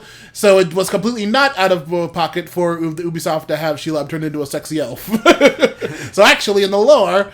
but yeah, it's... Alright, so what are the Blue Wizards' names? Well, those two fucking... They literally... Even in Rings of Power, the Amazon TV show, which is on now, which I think is a perfectly fine show, but people seem to just love hating on it. They don't even fucking name those two idiots. Well, if I recall, like, they never did get... No, they didn't get a name. No. Yeah, it was... I think he passed away before he could. Yeah. Because it was fine. Or even give him a story, yeah. Yeah. Yeah. But Radagast the Brown is all there, so fucking the necromancer and everything. Yeah, it's fucking... But yeah, the Ungoliant did turn into an elf and other humanoid-looking forms, even though normally she was like the size of a fucking mountain, and she was the mother of Shelob. So it withstands that Shelob could technically be able to turn into a sexy elf. Well. According to the Silmarillion. I mean, to be fair, though, I don't want to say... Listen. But to be fair, those games fucking rule. So I'm sorry, Stephanie Sterling, but fucking Shadow of Mordor and Mordor of Wardor, whatever the sequel was called, there are incredibly fun games. See, Shadow of Mordor, I remember enjoying it. I thought the sequel was the one that... Shadow of War, it's basically the same thing in a new setting, like completely nothing changed practically, but I think it's really fucking fun. I think those games are really, really fun. To be fair, I think the biggest issue Stephanie had was the microtransactions. Yeah, very predatory. Really disappoint the shop. You're not gonna pay for them to get your goblins unlocked, and also the trolls, goblins, orcs. There are very many different races of the. For the record, by the way, going back a little bit back to like CG versus practical effects. Mm-hmm. This is, I think, another example of where practical over CG was better. Like, I didn't dislike the white orc. Ozog the Defiler, I think he looked way cooler. See, I think I liked the gross look of all those others, like especially the one orc who had like the face paint, like that white handprint put on his face. Mm-hmm. That dude to me, like, those are Uruk-hai. Come on. Orc and Uruk-hai are what's virtually the that's like saying a freaking that's like saying a goblin and an orc are the same thing. And are you high? They're completely different creatures. They serve the same purpose, and they serve the same purpose, and in the actual like design style of those movies, they are almost indistinguishable. Yes. So there's that. But like to me, like the weight on them, they again to see these these beings like there because you knew that they were there, and they were able to utilize the makeup so well that they felt like just, even though they were humanoids covered in stuff, they still felt different. And I think too, because orcs themselves are just, basically humanoids but beefier and dirty. Yeah. I think that's what I think made them stand out more. And I think, and too, I didn't mind, but I also liked to see like the expression, because I think there's something too, like when you get good makeup, practical makeup, you get great expressions. That, because even too, like watching Face Off, one of the things that they would always critique is how well does the face move for these creatures, because if they can not express, it doesn't matter how nice it looks when you can't make a character like that. So I think that I always appreciate that, because that allowed the actors to do things that you can't always do with CG outside of the motion capture side of things. I thought Azog looked dope as shit. He looked like a fucking weird whale, or not whale, like a shark looking, like fucking pale, like Jack. I didn't dislike him. His son, who was the villain in the second movie or the third movie, the other one with the fucked up face and the weird like rib thing going on, that was Azog's son. He was the antagonist in the last movie or so. I don't remember that. I just remember because he was the guy. There was two of them. Yeah, there was, because Azog has like the one arm, and he's the smooth looking one, played by the dude who plays Deathstroke in the Arrow TV show, and he was also great in Spartacus. I love that actor. He's great. I'm Spartacus. I'm Spartacus. No, the actor is actually really fantastic. But no, the Azog was like the villain in the first movie. And then I think in the second and third, it was his like shitty, ugly-looking son with like the fucked up face and like weird rib thing going on. I swear, Azog was only in the first movie, I believe, or maybe a second, but he was like mainly only in the first movie. Yeah, he had the hook on it for the arm. Yeah, he was only in the first one. I swear he was. So, yep, 2 and 3 was his son. I forgot the name of because he was not important. But also, actually, in the actual book, The Hobbit, like Azog is only mentioned. He's not actually in the book because it's all about his son fighting them at the end. What the fuck were we even talking about? Oh, Lord of the Rings.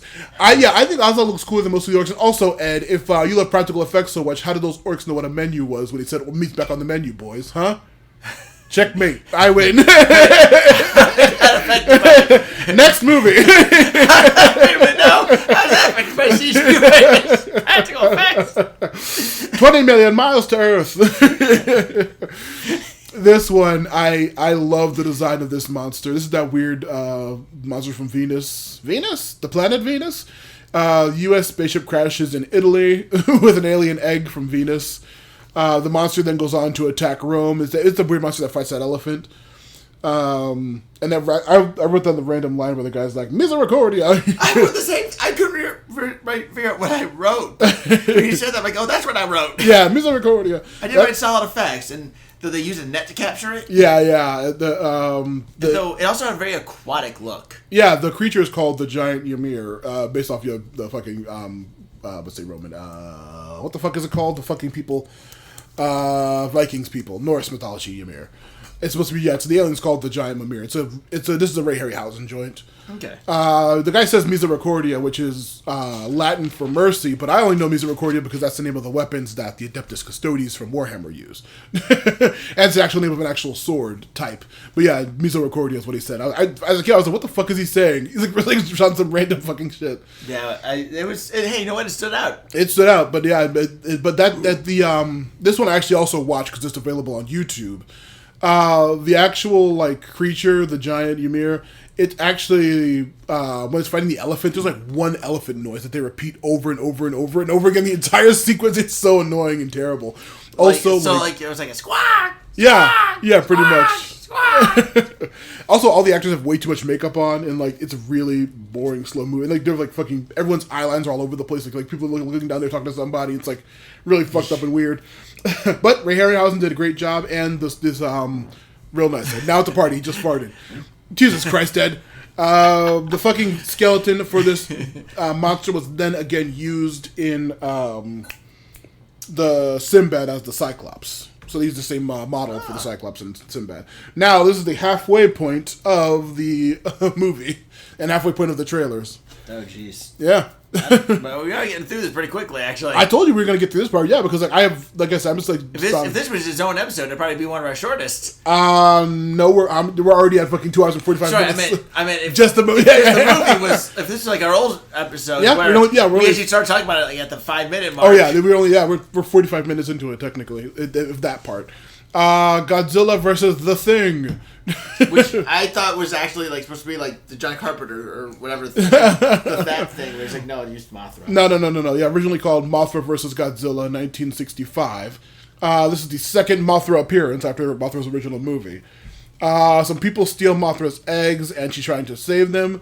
Godzilla kills her in an attempt to protect Tokyo, but then the 2 eggs hatch into those twin little gross penis-looking moths. Godzilla taking them back to Baby Monster Island. I just wrote self-abasing ceremonies, kinky. Yeah. You know, listening to our old episodes, I realize I have truly gotten away from being like just talking about how perverted I am. Yeah. I think we talking about like masturbating to movies a lot more. I think 5 years ago, were you a new father back then? 5 years ago, you just had Ariana. She was born 2017. 2007. Yeah. So yeah, she's only 3 years old by then. Yeah, and Brian was maybe born. He was born in 19, so. Yeah, so it would have been Brian would have just been born. I want to say it was. Because it was during our first episode. I mentioned when we were watching Freddy Got Fingered. Brian was like, a little baby Brian came down. 2-month-old. Well, 2-month-old. He's a molester. He's a true molester. And then like we were dying, and she like had Brian out there. Like, what the hell are you two idiots doing? That's alright. We had pausing because we were laughing so hard. Oh, that movie was too good. We like listening back and knowing everything. We have to do another version of it. Of course. Because we mentioned I know I've made Chris watch it. Because we made references to it, and Chris was like, "Wait, what?" So we need to make Chris watch it so we can get him on it. And then also, I think we need to start pitching it to have Tom Green to be like, "Hey, we would love to just like ask all these questions." Yeah. Because like there are things I'm genuinely curious about that movie. The production of it, yeah. I mean, like if we did the amount of research I did for this thing. And like what the fuck was last movie? Fucking Jack and Jill didn't do any fucking research for. The hours and hours of Quentin reviews we did for the iCarly episode. If we did actual more research into, I'm pretty sure there's a lot of really interesting, fucked up, weird stuff about that movie. If we did more research into it. But like, I'd love to hear like Tom Green, like how, like honestly, I'm curious, like how much of like the dialogue was like scripted versus improv. Yeah. You know, like what, especially something else I'm really curious about is so like I know the Motion Picture Association of America is like really terribly strict with stuff, and like there's certain limits. So like I think it was mentioned like so in Team America, the original sex scene was like because it ran a certain amount of time that registered it to be like too explicit and got an X rating. Yeah. So all you had to do was chop off some time, and that affected it. So like it was they even did they had bestiality in South Park Big Long Uncut for Cartman's mom. That was not okay. So that's why they did the like the German, or whatever. They basically like it's one of those weird things like this. If you're it runs 60 seconds, you're fine, but 61 seconds, and you're bumped up. So I'm curious. All that to say is how many things had to get changed. From the original cut to the one that came out, what was on the cutting floor? And very weird. Did you do anything like go and shoot something additional as like a fuck you? Honestly, I'm pretty sure that there's a lot of like inside baseball stuff about that now that he's spoken about probably the last couple of years. But we'll save that for the eventual second episode of the podcast. Second episode. Second episode ever of the podcast. I'll go back in time and make it the second episode. I mean, to be fair, Freddie Got Fingered again. The second episode of the podcast is currently not available on YouTube. Blumhouse being a piece of shit. Yeah. You can still listen to it on the old feed. I'll probably, if I can find the files for it, I'll re-upload it on the main thing. Mothra was a full like model. The Godzilla was obviously the suit, but Mothra was like a actual model built. They used like an industrial fan to flap the wings, and they used like rubber glue for the string effect that they used it to spray shit. It was very, very cool. Now the next one, Journey to the Center of the Earth. This is the one that I actually read the novel of. 1959, a You say it scientist. was boring? It's boring as shit. A scientist and his assistant find a letter from a secret passage in Norway. They to the center of the Earth. They, along with the professor's niece and a pet duck named Gertrude, which yes. I'm pretty sure was a reference to Gertie the dinosaur. Probably, yes.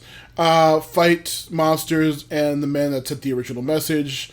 This is like almost very close, but like completely different. In the book, the professor and the guy with him are uncle and nephew.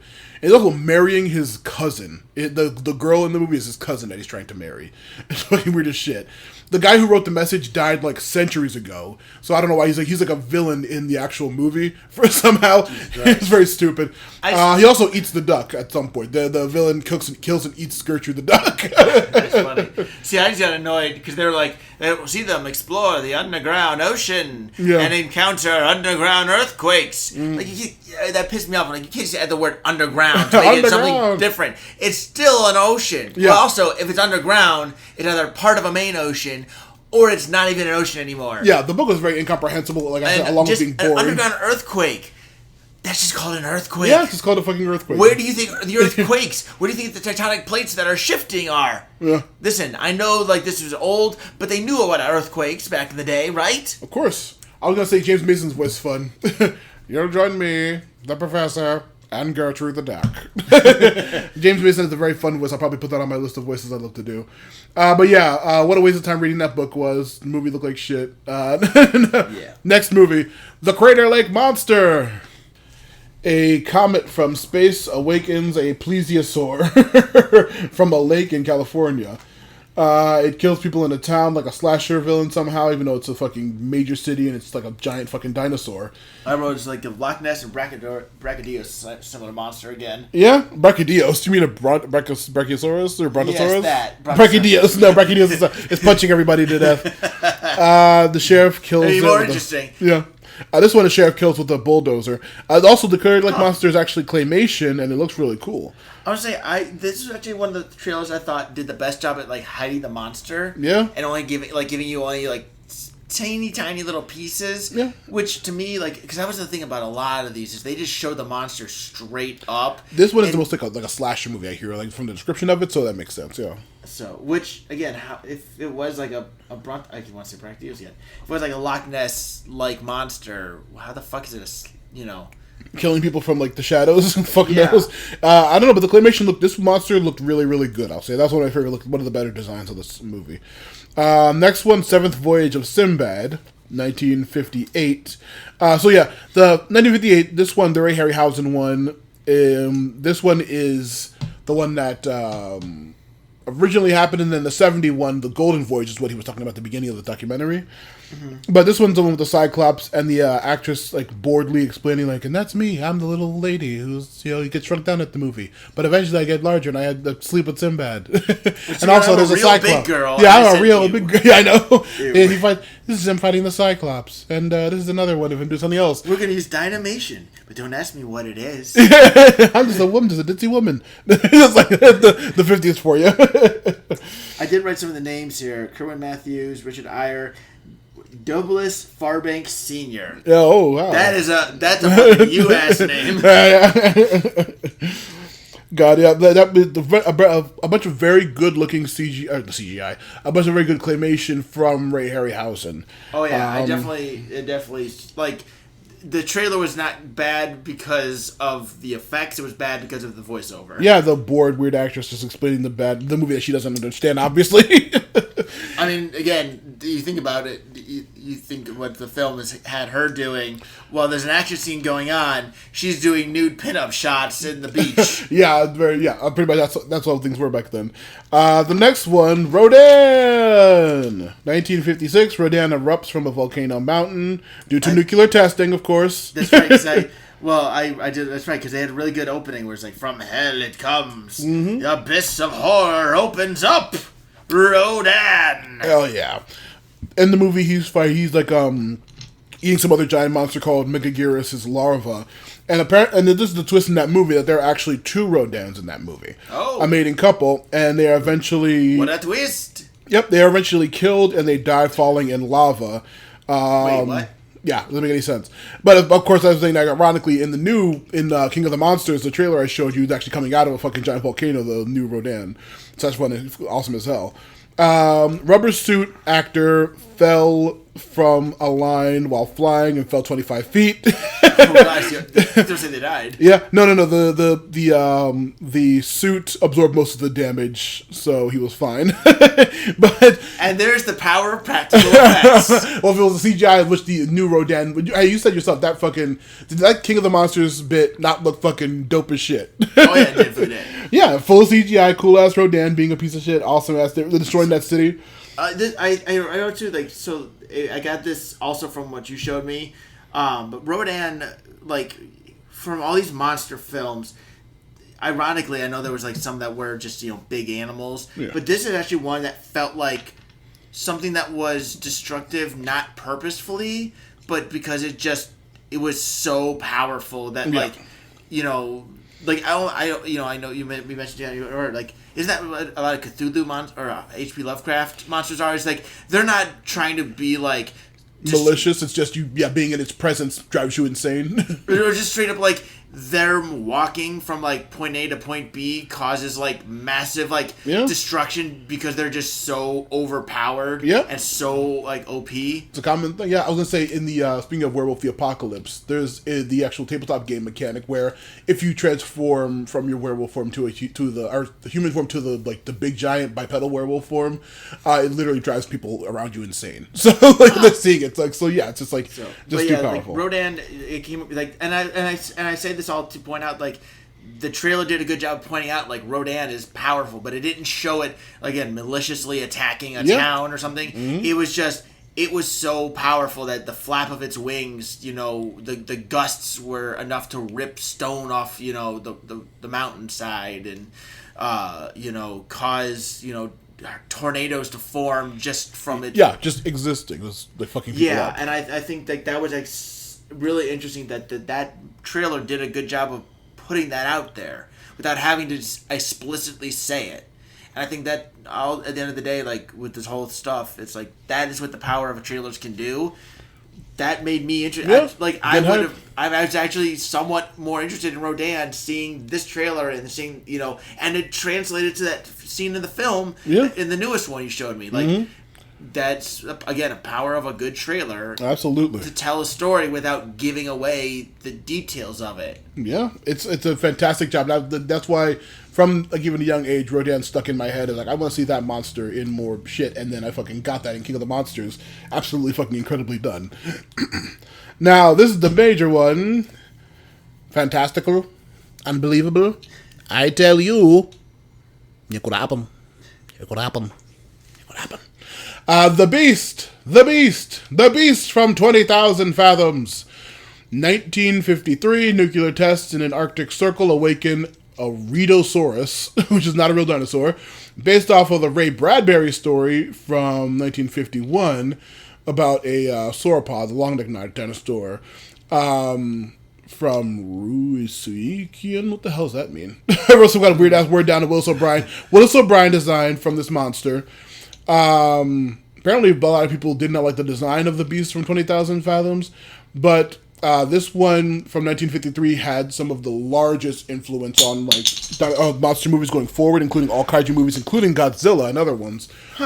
This one it's another quadrupedal lizard-looking thing, but yeah, this was before Godzilla, before any of the other monsters, and this one had some of the biggest influences on it. It was a Willis O'Brien design. See, for me, I was sorry. I've been recording too long. I was annoyed that the footage was really dark. You could barely see anything. But it was like this wasn't like the one where it was like they did a good job of like hiding it. It was just like this was just like dark footage. Bad footage. It was really bad looking footage. Yeah, this one is very, very difficult. The next one is my favorite name of any of the monsters. A 1961 Danish film, dubbed by America, of course, and edited by into a weirder, goofier version of itself. Reptilicus. A frozen piece of a monster tail is found in a mine, and as it thaws, the creature completely regenerates in Copenhagen. It's like just completely regenerates from. It's that really ugly, shitty looking snake thing with like the fucked up, melting looking face. Yeah, I wrote snake more so mastodon. Kinky. That's what I wrote. I think they called it a mastodon at some point, which doesn't make fucking sense. Yeah, the mastodon. That's the kinky. Yeah, it's a weird, ugly, melty looking ass thing. I'm mastodon. Yes. Mastodon. But it's like in the American edit, it like fucking shoots green acid that melts people and shit. There's like a bunch of weird shit added to it that makes no sense. But the monster is seemingly unkillable. It keeps regenerating whenever it's hurt or harmed, and that's why it's so like difficult to kill. I'll give it credit. That's a good credit. A good idea. I like that. Very interesting. Because I mean, like just big monsters that we've seen or like big dinosaurs. Like this is something that's like no. It looks like a weird, sloppy eldritch mess, but it's actually has a meaning. And also too, I think that it kind of goes back to like why them was so interesting. Like basically like. What if you took like the powers of the lizard? Like that'd be like if you had a starfish, kind of thing. Actually, speaking of, have you ever seen that like really like dark SpongeBob comic where like Patrick goes like evil? No, I don't think I have. Like it's like a whole bunch of like really dark imagery. Like is it like a fan thing or is it like an official? It's a fan thing, yeah. Because basically like it's talking about like starfish basically like eat everything. Yeah. Kind of thing, and like this like multitude of like Patrick stars are like devouring people Bikini Bottom, kill SpongeBob and all that stuff. Oh gosh, like that's insane. Really actually like super dark. That's weird as shit. I'll probably look it up after this. But it was kind of like again it was like you couldn't kill him because these starfish can regenerate. They regenerate. And like, every time you cut him in half, he just grew another kind of thing. But this one I say Reptilicus is best title of any monster in this whole series. Definitely. I love Reptilicus. I'm definitely going to steal it for a character at some point. But also then tied for the ugliest design because this thing is as ugly and shitty looking as the giant claw. I did write a solid looking puppet. I thought it looked terrible. It was like a melty piece of shit. It looked weird as hell. And you know what? It was unique though. It was very, very unique. And like I said, I wrote a solid puppet, bad effects. I wrote it was goopy Loch Ness on beach. Yeah, because the bad effects were the like American edited in like green slime, the cartoon looking slime added in was just for the American edit of the movie.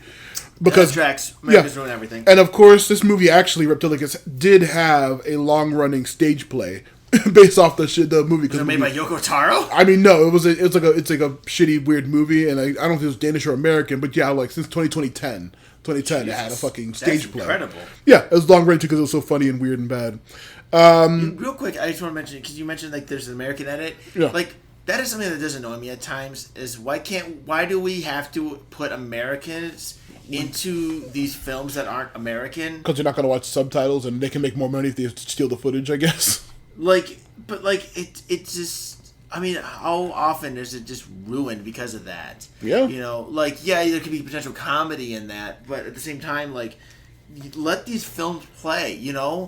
No one in the 1960s is reading fucking subtitles, nor are they seeing a foreign film because they're just dub it. More racist back then. I'd rather them just dub over, like whatever. I mean, how do you sympathize with somebody who's dubbed? They have to have an American superimposed footage into it. You don't. I know you're making the joke. Yeah, of course. Because people are stupid. That's why. But ironically, they're still doing that shit nowadays. I mean, yeah. Did you see Old Boy, the original?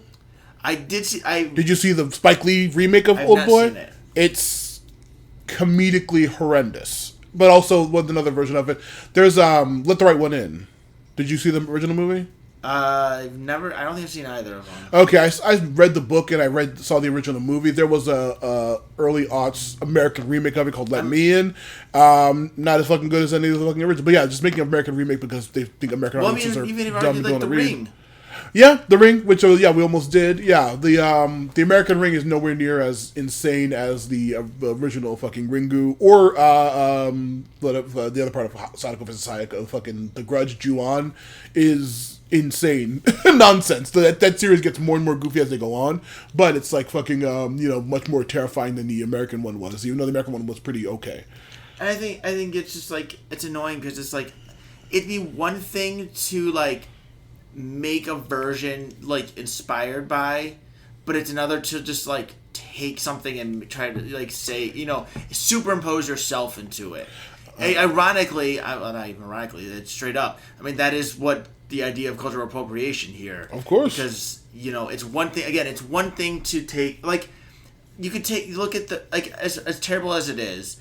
The American Godzilla movie with Matthew Broderick. Yeah. Like, yes, it's easy to make fun of. Yes, it was not a great film, but again, I feel like I'd rather that exist than just all the a Godzilla film with a random American put in, or whatever. Yeah. Like, that yes, that is dumb, but you tried something. Yeah. You tried to at least make it your own, to put your own interpretation on it and all that. And I think I just get annoyed when you tell me that, because like, not obviously not you, but like I get annoyed when we were just like. Did you ever watch JoJo or read JoJo or anything like that? Read JoJo's Bizarre Adventure?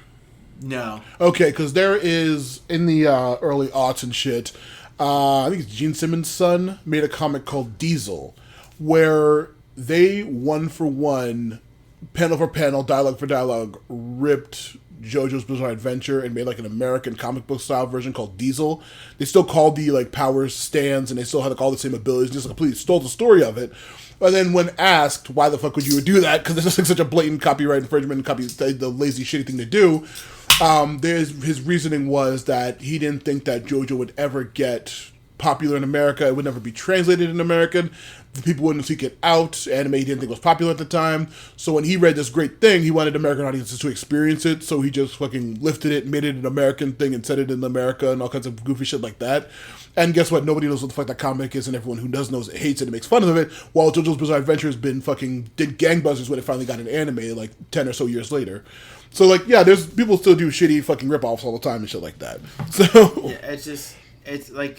I think that's one thing I'm really enjoying, at least, though, like, we are finally, somewhat, like, we're getting a good point of we're not, like, with Squid Game. Like, you can even see, like, I know it's got controversy here and there, but, like, CinemaSins, like, the first time they did season 1 and they did the English dub, when they did the second season Squid Game, they were like, comments told us, and we agree, so we're only doing it in the original Korean, instead of doing the bad dub kind of thing. And, like, to me, like, that's a big shift that we can watch something. And then the fact that, the Squid Game can be something come so massive, and it's not at all made for Americans. A large amount of that's probably definitely fucking anime culture that translated to America that brought a lot of subtitle reading and stuff like that, and also just like movie foreign films not being dubbed and just actually having the subtitles and stuff like that. And so that's one slightly better thing about cinema these days. But yeah, I mean, there's definitely like, it's a shame that there's probably how many people that have gotten like completely screwed over because it took for a while. And you know what? I'll even say this too, like, because I know like Power Rangers is technically a show that is just whatever. Yeah. But at the same point, like at the very least, like correct me if I'm wrong, like the story of Power Rangers and the actual initial show are like not at all the same. 120% different, yeah. And I think at the very least they didn't just take the original show and then put the actors saying the same lines. They took it and they utilized the action and put their own so they built the characters and the story around it, but it was a unique thing and their own twist on it. Yeah. At the very least, there is that portion of it. Or do it 100% ironically in a hilarious way, like Kung Pao to the Fist. Or even too, like MXC, Most Extreme Elimination Challenge, Guy Ledouche, hell yeah. Yes, which ironically I watched they rebought back Takashi's Castle, I heard. And I genuinely loved watching it, and it was, and maybe they got I get too like MXC was hysterical, but at the same time. The original Takashi's Castle is basically just as, like, over-the-top goofy. I mean, it is genuinely just Wipeout, but with, like, a serious thing. Yeah, it's so fucking funny. I loved it. I genuinely thought that was MXC great. Fucking rules. We watched it. Oh, I gotta fucking check it out after as soon as I fucking finish this episode. This long as shit episode. Next movie after Reptilicus, The Land Unknown. 1957, a Navy... Oh, God, this one. Yeah, a Navy expedition to the Arctic. They find a volcano crater and find a secret land of dinosaurs and cavemen. This one has the shittiest fucking dinosaur suits and the shittiest fucking puppets, along with poor monitor lizards actively being fucking, like, thrown into pits on screen. This is closer to Journey to the Center of the Earth than the actual fucking movie, I'll say, but this looked like absolute shit. Oh my God. I literally wrote, like, what the fuck is this birthday dinosaur costume waddling duck? Dude, it blinks. Shit. Yeah, it looks so shitty. Also, there was a boo plant. Yeah. With some real rape vines. Yeah, the vines are groping, like multiple scenes of of different plants grabbing women. Because this movie's that stupid. Oh yeah, plus the worst of all, man. Yeah. Because of course there's a rapey guy in it. Yeah, of course there's I'll use CinemaScope. Oh God, yeah. All kinds of monsters. But now an actual good movie, Jason and the Argonauts, another one I actually did see.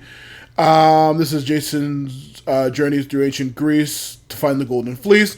This actual, I don't know if it's actual story, I can't remember, or this movie specifically is just like a bunch of very specific Greek heroes joining Jason for this journey. It's like Hercules is on the ship, fucking Prometheus is on the ship, Theseus is on the ship. It's just like, it's very weird. Is it Prometheus? No, I meant Perseus. And like it's like a whole bunch of like named Greek heroes are on the ship with him. Okay, we're talking about Prometheus. That's the actual god. Yeah, that's the actual. Oh boy. Happy July 5th. Yeah. Or July 6th. Yeah, I work at an animal hospital. It's fucking nonstop near the hospital. The fucking animal was freaking out about those goddamn fireworks going off and shit.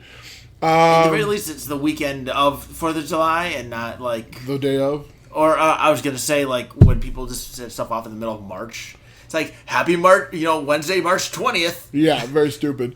Yeah, there's an evil king that he's trying to stop. This is actually pretty close to the actual Greek story. Hera fucking with him a bunch. This is another Harryhausen joint with a bunch of cool giant monsters and stuff. So, a long list of different myths and crossovers. So yeah, some really good special effects in this one with Ray Harryhausen. Again, giving it his all. I did write I point out, Jason fights, action, and then Medea, sexy and alluring, see her dance and jiggle. Yeah. They cut back to Jason, fight, action, manly.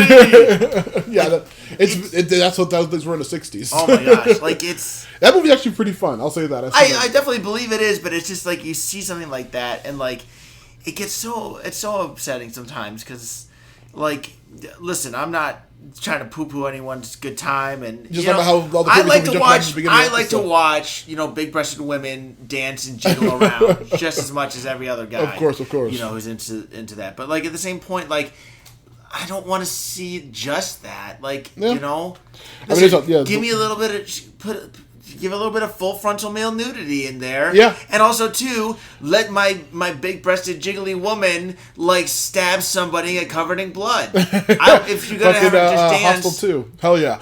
You didn't see, what the fuck was it called? 28 Years Later. Not yet. Okay. Oh.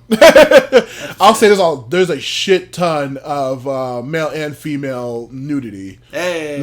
Like frontal and back nudity, like a shit ton of like at this point, like every single one of the fucking rage zombies or whatever are like 100% naked in the movie. There's like none of them were close at any point.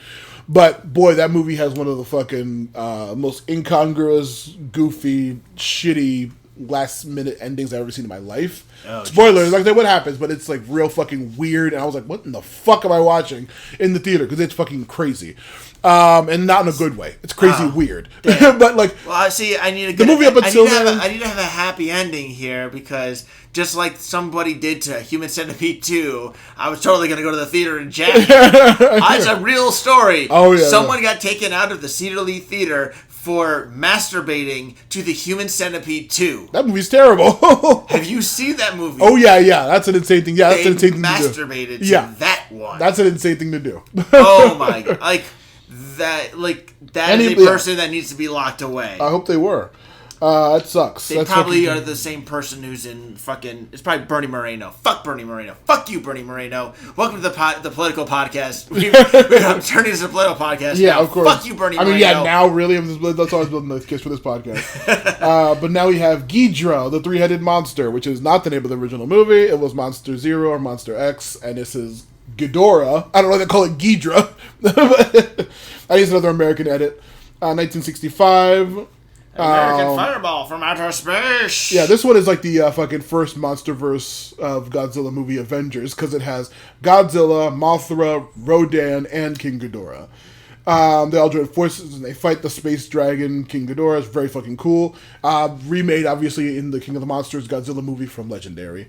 See, this is actually where I especially noticed because, like, well, I said it had better effects than Rodan, but it came across as like malicious. Oh yeah, King Ghidorah is actively evil. And like, I guess I really said he was like clearly trying to be destructive, even though like, but Rodan just was, and like, hey, if that's what it was, then because yeah, I like trails that give me that stuff like that because like I could tell what this monster was about, just based on its actions and in the snippets given to me, and I think that is something that I mean, honestly, I got at this point, I gotta wonder.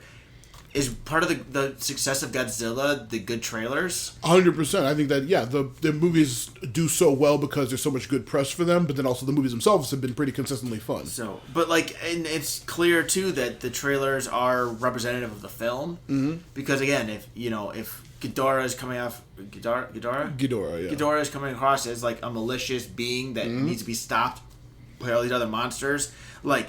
That is going to be something that makes sense when you have multiple monsters. Like, okay, listen, we like to fuck with humans too, but you got to, chill out, yeah. Yeah. Whereas, like, Rodan is like, oh, I'm Godzilla. I need to stop it, and we humans are going to help Godzilla stop it because its existence is just will threaten our entire way of life. Yeah. Kind of thing. Fantastically handled. That's why King Ghidorah is also one of my favorite monsters.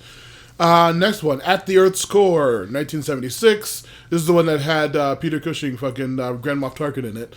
1914, scientists make an iron mold to go to the Earth's core. They find a strange land of fire-breathing dinosaurs, ape men, and mind-controlling reptilians. You might have known this one movie that had all the fire-breathing things in it, like a big giant fire-breathing toad thing that gets like thrown off a cliff and explodes. Oh yeah, I throw like the eggs at the costumes for the monsters. Yeah, but like people in suits. Yeah, this was filmed at Pinewood Studios, which is like the main studio that James Bond movies are all filmed at. It's like owned by that company that owns James Bond. Oh, shit. But also, this movie was notorious because there were besides Peter Cushing being on set, Peter Cushing's wonderful Grand Moff Tarkin, like I said, this movie had a shit ton of fires in the studio. This movie like constantly had fires. Like every other fucking day there was a fire from some dumb monster or some dumb explosion that they didn't handle properly. But yeah, very funny, very forgettable. Another shitty puppet. By the way, just talking about Star Wars, I think I mentioned this before somewhere, at least to you. But so Tarkin was a name I used a lot. Yeah. But it wasn't. I wasn't because of Grand Tarkin. So, and it's also a little terrible because I was a shithead when I was in school. So Tamarkin, it was the last name of a girl I liked, and I altered it enough. Yeah. I think I actually tried to do it, and I missed like a letter or somewhere, and it came out as Tarkin. It's like, oh, actually I like that. So Tarkin became like a whatever. But yeah, so I came across from that, which everyone was shitty with their kids. We were kids with the autism. Everyone was shitty. I was a shitty person. So. That's and I already know that she doesn't listen. Well, then again, she does like. I've chatted with her here and there, and she was like research, like did like movie stuff in college. Cool as hell. So yeah, I kind of wish I could go back in time now and be like, we actually have stuff very much in common. Oh yeah.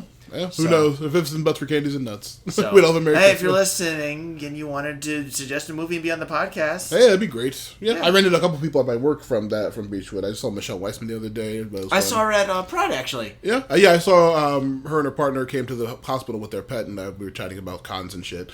But enough personal stuff. We've already mentioned enough of that in the previous episodes of the podcast, actually. Well, so those out then too, because I know that she lives in New York still. Yeah. I think it's New York City, so. Listen, I have 2 kids and a wife, so it's hard to plan this kind of trip. But if you're willing, we'll come out. We'll record on your neck of the town. Yeah. We can use the press on the podcast. Exactly. We'll bring the movie garbage to New York and bring it on to New York. New York. But before we go to New York, Ed, we have to go to the rodeo. Yeah, we have to go to the Valley of Guanji. Yeah, it is 1969. Nice. A Wild West stuntman in Mexico helps his ex-girlfriend's rodeo, which is a failing business. They follow some Romani who are chasing this weird prehistoric deer, and then they lead them to the Valley of Guanji, a valley where ancient dinosaurs are still around for some reason that only these Romani, which I'm sure they refer to as gypsies, only know about.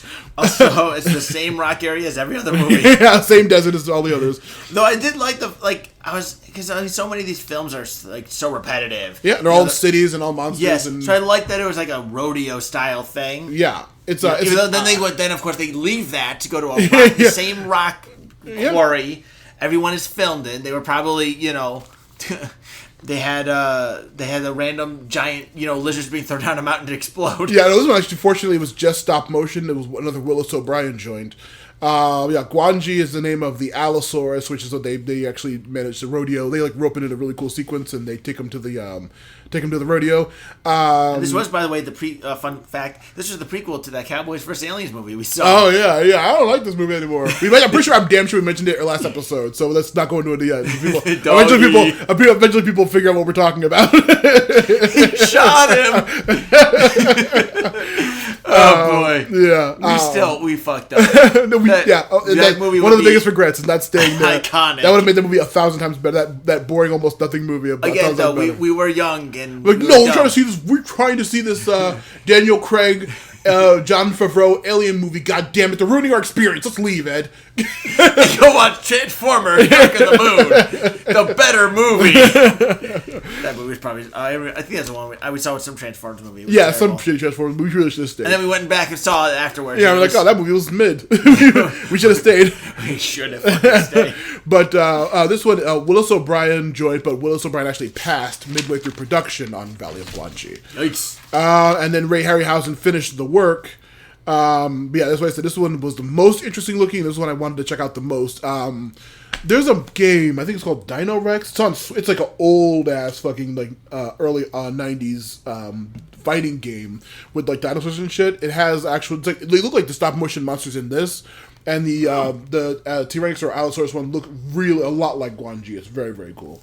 It's available on Switch now, and it looks like shit, but I'm like, I want to play it still. See, for me, the thing I noticed the most was the Guanji font. It looked like the Guar font. Yeah? Which, I don't know if it was inspired or not. Yeah, I pulled up a picture of one of the monsters. Like, yeah, it's like a fighting game. What is that one called? Dino Rex. Okay, because I know there was a game. It's on Switch. There's a game that Stephanie Sterling talked about that had... She probably has talked about that, yeah, because it's a famous game. But yeah, the actual movement, it's all stop motion looking, like how...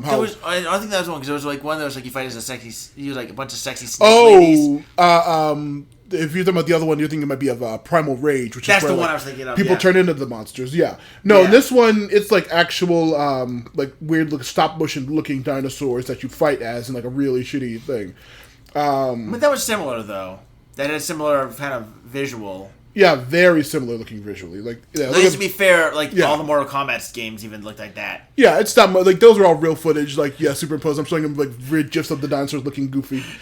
Yeah,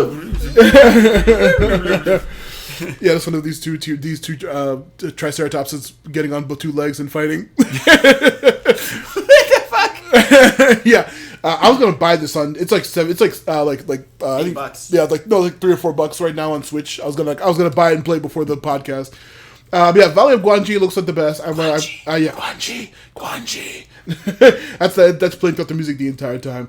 But now let's get out of the rodeo and let's get to London because it is time for Gorgo. Oh man, this was an interesting one. Yeah, 1961. It's referred to as British Godzilla. I wrote it because it was from the depths and it looked like Swamp Thing fucked Godzilla. Yeah, it was like a weird little fucking like a Shrek fucking Shrek ears on it. It looks like like weird Shrek ears. It looks so stupid. Salvage crew catch a monster on the coast of Ireland. And they find out that it's actually a baby, and it's like they take it to a rodeo or like a circus to like display the monster. And there's this weird little psychic boy who's like a psychic connection to the monster. He's like, "No, you gotta leave him. I'm trying to save you. Sorry, skins." It's like a weird, like overly weird voice acting kid. But yeah, it's London, and then they find out that this is the baby, and like this is the child, and this is the adult, and it's like fucking 10 times bigger. And then of course the big one shows up. Yeah, which I was pissed off. Because like you couldn't tell who which was. Well, it gave away a big interesting twist of the film. B, that's the fucking stolen plot from Jurassic Park 2 and Jaws 3. Yeah, I was also gonna say it's a stolen plot from a Lovecraft book from the 20s called The Horror at Martin's Beach, where like these people find this weird, of course, squiddy, tentacly monster. And eventually the fucking mother comes back, drives everyone on the beach insane, kills everybody, and gets the baby back. So, yeah, it's an old 1920s fucking Lovecraft story. Also, I was annoyed because this one had, like... They started off with, like, the kid having that weird connection with it, and then he just vanishes. Yeah. Like, honestly, I want to see the kid and monster, like, friend film mixed into, like, a monster film. I'm sure he has a larger part in the actual movie, I'm sure, but I'm not going to... That movie looks like shit. I'm not going to check that out. It is available on Tubi, I think, though. I'm sure everything here is available on Tubi. But yeah, like, I wanted that, because I'm like, that was interesting. And then they went away from it and gave away this big plot point. They Like, totally, well, just like all these movies from the fucking past, the trailer shows every single second of it just so you're not confused in the slightest when you go see the movie. and like again, that's kind of what pissed me off with these, like, and with some of these old trailers. Like, they easily could have, at the very least, like, not given that big twist away. No. You could have easily gotten people excited for this thing and talked about the destruction. And honestly, you could have talked about the destruction that it was causing without actually showing us just showed like the weird effects of like things getting blown away. But be like, because honestly, that would have been like think about this. You have this, it's a bit like 10 to 20 feet tall. The adult or the baby? Yeah, the baby was like in like a circus tent, so it wasn't that big. So, I mean, it was like, that's why I was like 10 to 15. But then the scale of the picture was like, the mom was like 5 times bigger. Right. So, like, if you had, something that looked like big but not massive, but then you had showed these shots of like this massive destruction, you'd be like, oh, wow, this little thing packs so much punch. And then you find out, oh, wait a minute, that punch is caused by Mama. Yeah, that'd be a fun little twist. But, fortunately, they really probably should have held back because the movie got absolutely horrible reviews and people thought it was like a parody of the fucking monster genre because it was so fucking shitty. Wow. Like, this movie's so bad it might as well be a fucking parody. Fuck this movie. Which is hilarious. Now we're going to get to the OG. King Kong, 1933. Classic, Willis O'Brien joint, stop motion, matte paintings, rear projection, and miniatures were all used in the production of this crazy gorilla movie. Everyone knows the plot of King Kong, so there's no reason to reimburse it. I would say that my favorite version of this, fucking the 2005 movie movie's incredible. And the game, also incredible. I didn't play the game, but I remember seeing the movie in theaters, and I really enjoyed it. It's great. Like, I'm a big Jack Black fan. Yeah, Jack Black is great. Adrian Brody, I love. He's a great actor. Well, he just kind of vanished. Oh, no, he just won a bunch of Academy Awards this year for The Brutalist. Oh, okay. He's still acting. He's just not like doing like lead man roles in like major stuff. I don't like. He also seems like he's not doing as much like. He's doing a lot more like drama, like grounded stuff. Because he was doing foreign shit and stuff. Was it Splice? Do you remember that movie? Oh God, yeah. He was I guess step back from action, major Hollywood stuff, and like decided to do like more indie. I thought he was great in those. He is a fantastic actor, and I think too, like he did a great job of like bringing that like.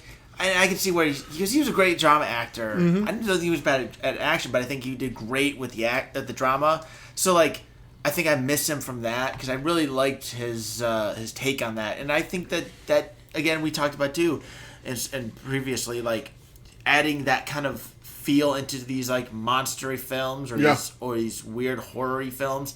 I think it gives you a break from the horror and adds an extra element and layer into it, like an onion. That movie's like Gorgo's ears.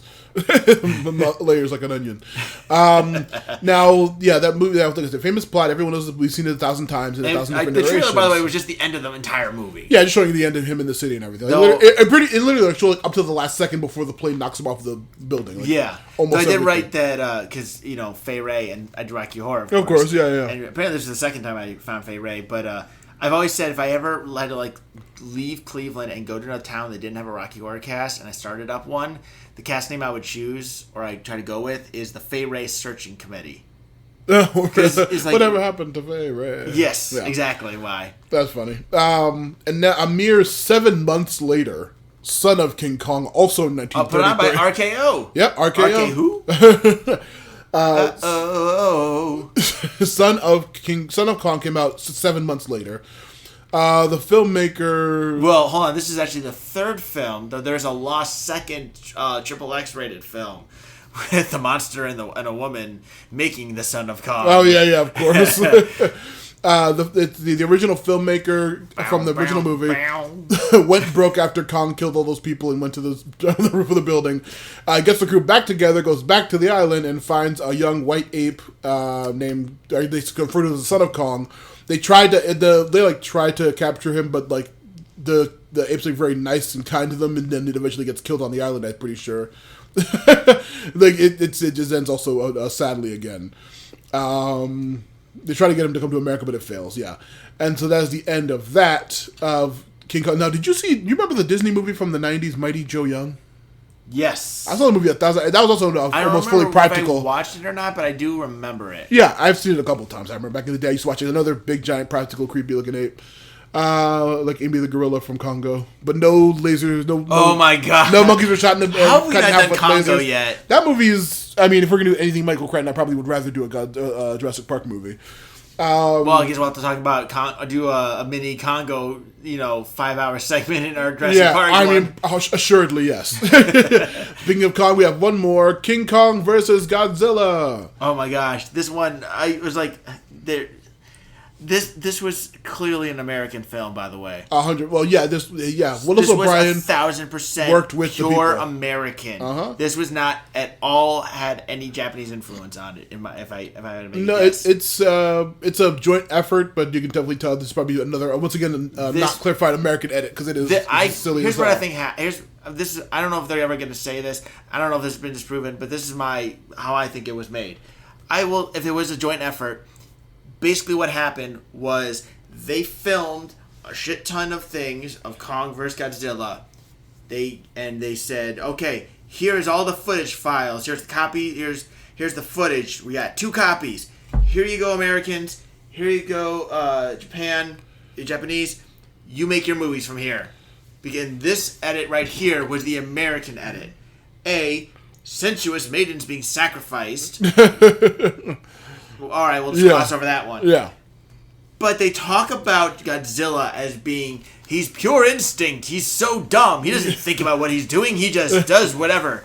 But meanwhile, we could tell that a normal gorilla is very smart. So a brain with the size of King Kong would be like a super, so very, smart. very This was pure anti-Japanese propaganda. That's why I say that this trailer was for the American cut of this film. Yeah, honestly, Purely. probably more because this was Toho for the Godzilla people and Willis O'Brien himself worked together on this piece of shit, but it was originally going to be King Kong versus Frankenstein, which I don't know how that works, but it was going to be the original premise, and then last minute they managed to work together and make it Godzilla somehow. So it probably was like a shitty American Toho movie, but they edited Godzilla in probably. Wait a minute, whoa. King Kong versus Frankenstein. Yeah, how would that work? I don't even know. That 1 billion volts. I literally wrote that. I wrote 1 billion volts. God, that'd be so stupid. $1 billion. $1 billion.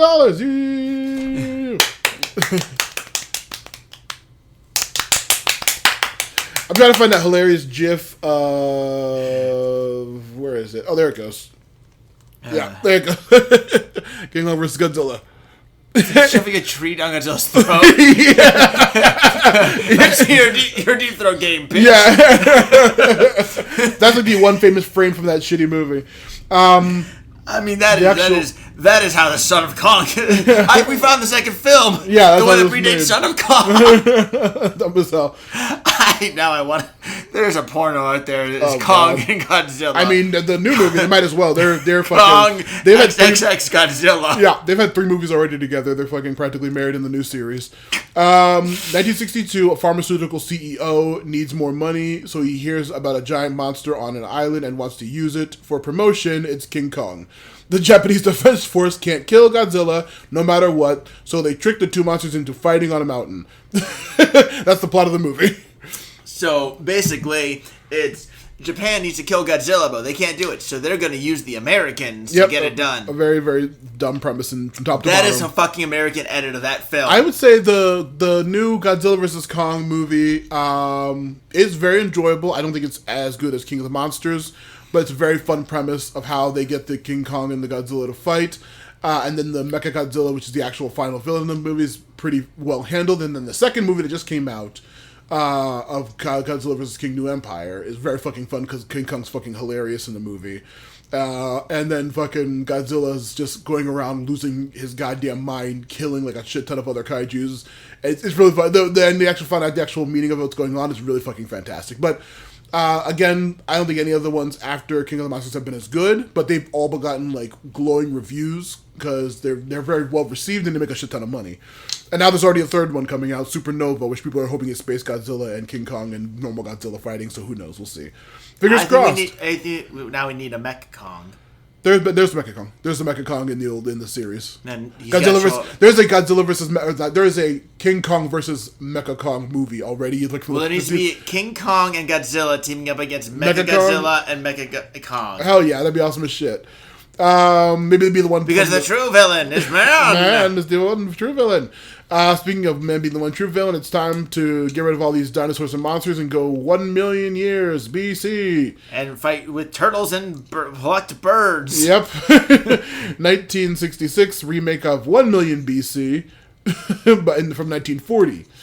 Also, Raquel Welch is in this one. Yeah, she's a major actress from the 60s and shit. Yep. Also, oh my god, that they talk about her. Like, two tribes of primitive men for warring and like they're sacrificing the color of Almadian's hair that chooses that she's being sacrificed. And she's the fair one who left home for a man. Yeah. Like she literally, they're like she leaves to go be with this man. Though I think they said Tumac. I wrote Tumac in moving pictures. In moving pictures. Tumac from Legend of Korra, remember? Yeah. Are you Tanrock or Tu? Tanrock. What the hell was Bolin's actor name? Nuktuk, hero of the South. Hero of the South. Ray Harryhausen. This is the sequel version of Tumac. Yeah. Ray Harryhausen joined in this movie 1 million years BC, a remake of 1 million BC from 20 years earlier. Actually, is what popularized the fur bikini. So, that's right, because it was Nupani, the wild one. Yep, the wild one. Yep, no man could resist. They're like clawing at her crazily. Oh yeah, my gosh! This movie invented and popularized the fur bikini, which went on to be like a thing in a bunch of movies. The last movie. Hold on, real quick. Yeah. I just got to read this because I don't even know what the fuck I was writing about at this point. People, person, sexy lady, dinosaurs, Allosaurus, Centasaurus, piss/boar, pig, piss, a piss boar, pig/boar. I don't fucking know the context of that. Yeah, there was a shot of them hunting a boar at some point where they're running away from dinosaurs. But yeah, it's like people, sexy lady, dinosaurs! Yeah. Speaking of dinosaurs in BC or whatever the fuck is going on in this series anymore. When dinosaurs ruled the earth, the 1970, Sana, the cave woman, escaped sacrifice. Her and pretty much the exact same. Like I'm pretty sure it's like reused footage from the fucking 1 million years BC. A cave woman escapes being sacrificed. Her and her rescuers escape a tribe and dinosaurs. This is actually like almost indistinguishable from the movie we just watched a trailer for. Honestly, they're both like so similar. They're both caveman movies. I mean, yeah, because I literally wrote like he's like back in the day when the color of a woman's hair decided who should be sacrificed. Yeah, she can tame any man and train man's enemy. Yeah, she's like training a dinosaur. She's like, no. The dinosaur whisperer. Yeah, it's just speaking a random language, all like a cartoon dinosaur. Susan Milan's great. Victoria Vetri. I guess it's the actress. This is actually a Hammer film, which, are you familiar with Hammer Films, the studios? No, I thought they make any more. Well, this was back before, they were famous. Before he got taken out by, he helped Whiplash try to do, at the Stark Expo. You finally get there. And, Hammer Studios was famous for making the what the fuck is his name? Count Dooku. Fucking what's his Christopher Lee. Christopher Lee's Dracula movies from the 70s and 80s. Yeah, the Hammer films. They made a shit ton of like monster movies. Like they churned out dozens and dozens and dozens of them. Didn't they? That's right. Isn't there like the Universal monsters now? Like back then they were called like the Hammer monster films. Yeah, they were the Hammer films back then because they were the ones who made like in the 80s and 70s like Dracula movies, Frankenstein, Wolfman movies. They owned those at the time or they're public use or whatever. But they like turned out a shit ton of those films and they were very cheap and very frequent. But yeah, they made this movie. Let's see, Hammer's Cave Girl series, 1 million BC, prehistoric women, the creature that time forgot. This one is also a Jim Danforth stop motion for the monsters in this one. And it's so funny that he got into, what was it called? This is the only one that has nudity in it, I believe. One of the few movies in this thing, but also Jim Danforth got in like a fucking physical fight between wanting to include a scene with giant ants and the actual production manager of the movie. They got in a fight about what to include because the movie was over budget. So that's funny. That's amazing. Yeah, but then that is when we end. Okay, so let's wrap things up with feelings on the movie. Ed, what did you think of this weird piece of shit? You know what? It clearly generated a very interesting discussion. Uh-huh.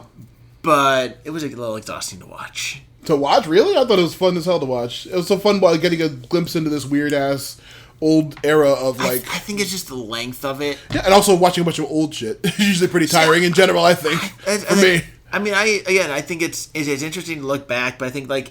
I mean, if there was one Godzilla, you know, and then you had, like, your Rodan and your Ghidorah and even a Godzilla vs. Kong, it'd be, like... There's just... I don't know, there were so many, and then, like, so many of them crossed over. Yeah, so many, but the three genres, the kaiju, fantasy epic, and the fuck was the third? Well, yeah, kaijus, fantasy epics, and Journey to the Center of the Earth, or Journey to Time, whatever, movies. If it was just, one of those genres and a couple of those, but honestly, I think that's why it gave me such a fun love for the broad, like, view of monster fantasy movies. And sci-fi movies. I mean, I just chugged last of my beer before we finished this up. But I was gonna say, I think that the fact that it had a little bit of a more well-rounded genre than like the other things that Sandy Oliveri did, like fucking just Bruce Lee movies or just bad horror movies from this period, or like just fucking Beatles doc or whatever the fuck. Well, see, I think the horror one could be interesting. I mean, maybe, but like I don't think it's been as much variety. It would all depend on what kind of horror we get. Yeah. Like if we're getting just the same horror film, then yes. But like if you're getting like the slasher versus like the more suspenseful horror versus like the like more like, and then also too like you have the gross out horrors versus like the, you know, like action horror. It would all depend. I think that the variety made it like this. Like I said, this did a huge shaping of my opinion on fantasy and storytelling and monsters and all kinds of stuff like that. Dinosaur love and shit like that. But beyond it being really influential to me personally, I think that this is not a documentary. It's a weird, shitty showcase. It was a very bizarre thing that I appreciate my dad buying, but I don't know what the fuck he thought he was getting. I'm sure it wasn't this weird ass fucking hour and 15 minutes of fucking weird ass trailers.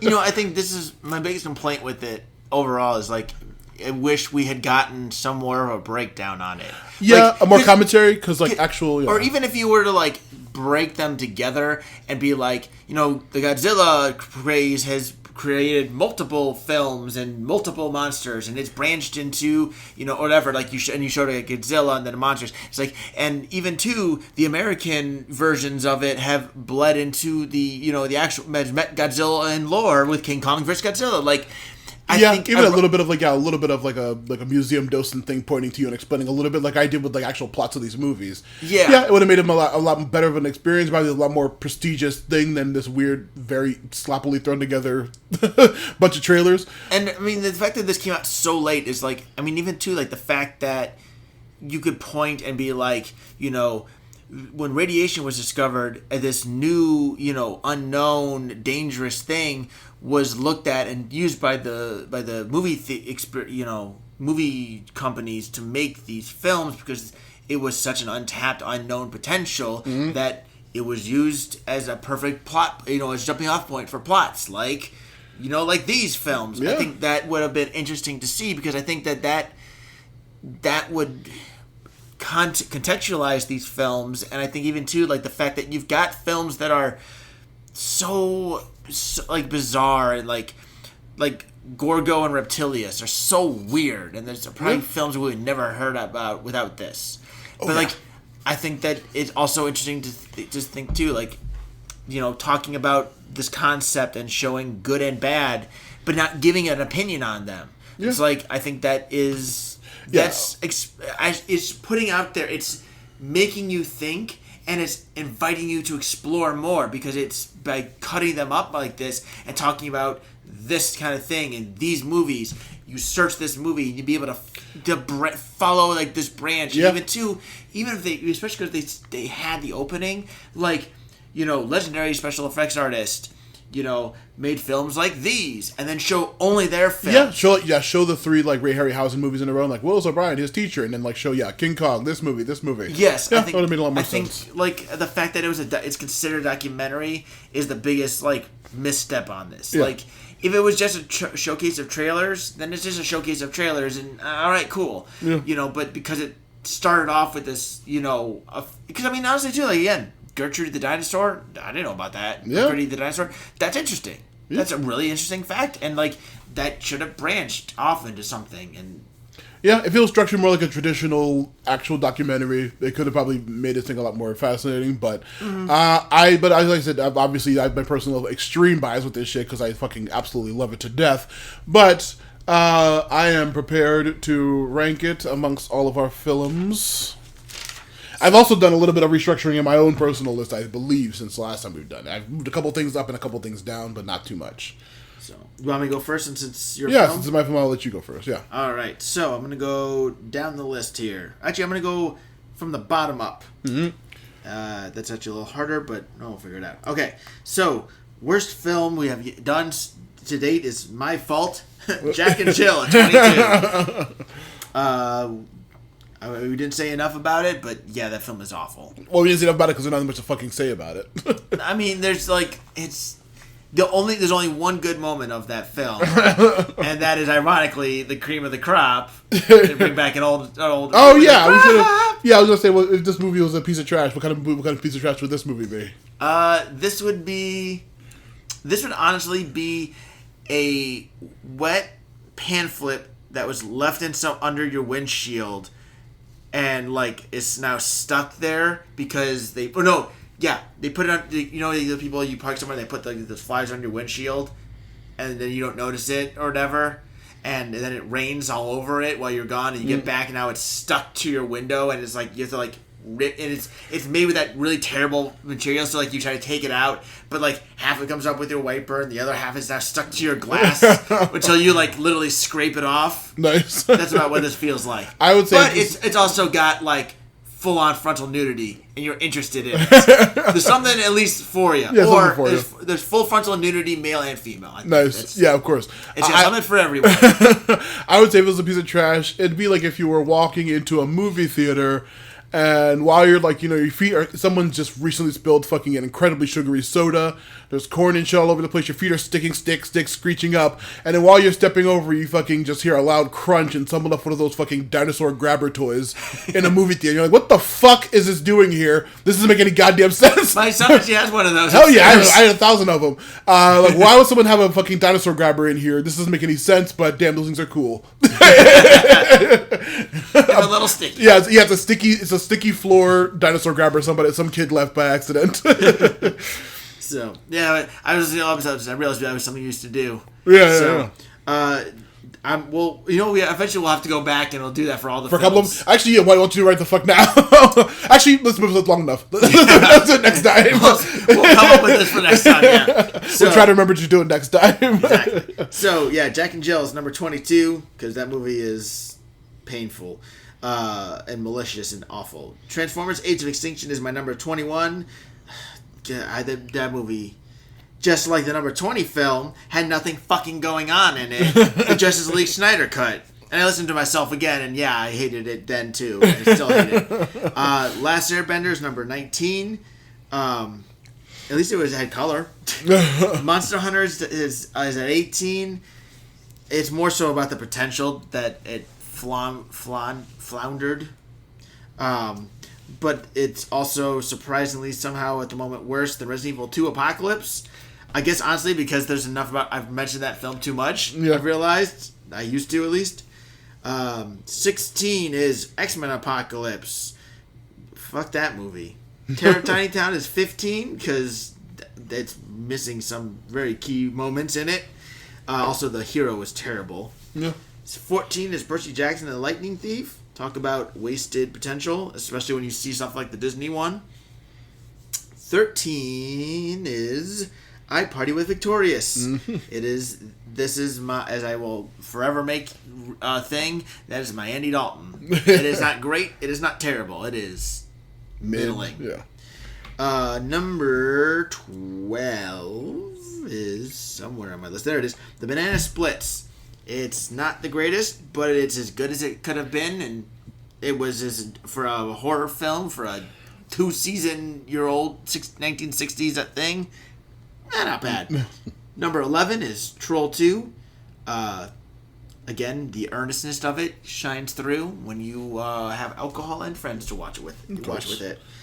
Number 10 is Bad Taste, because schlock.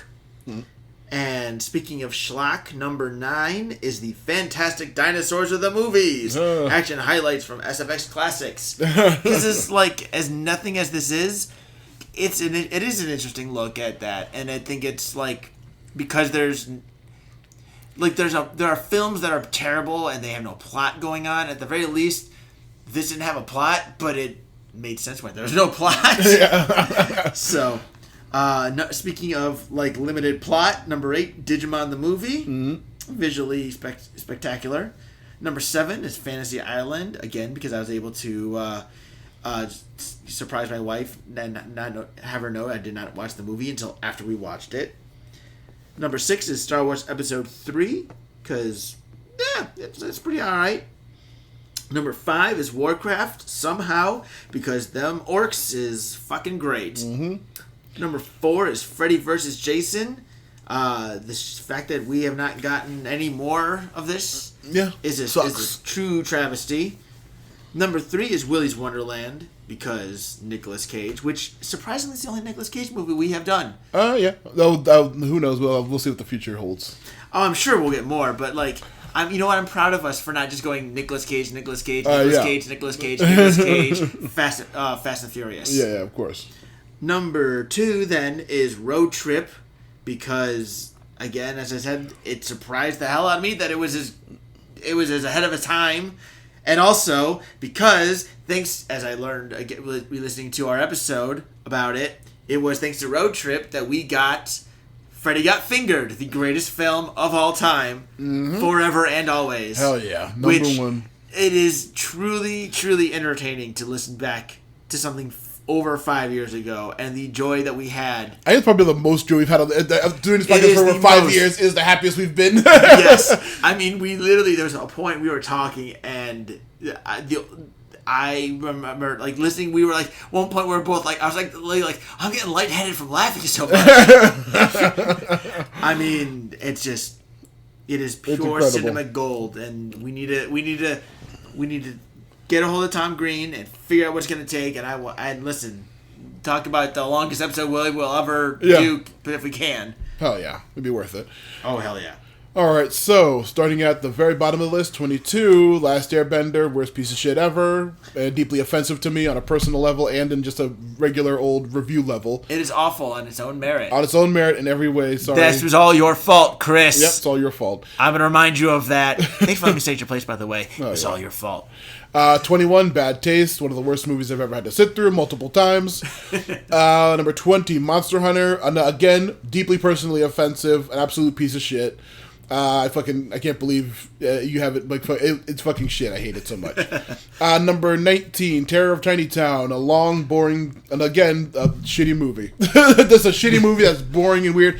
A movie from this time period that's also black and white, but fucking somehow just sucks shit less because there's not a giant monster in it. Number 18, Jack and Jill. What a bad, terrible, waste of time, bad, unfunny comedy, which is one of the worst things you can be. Number 17, Resident Evil Apocalypse, a shitty adaptation of a great game series.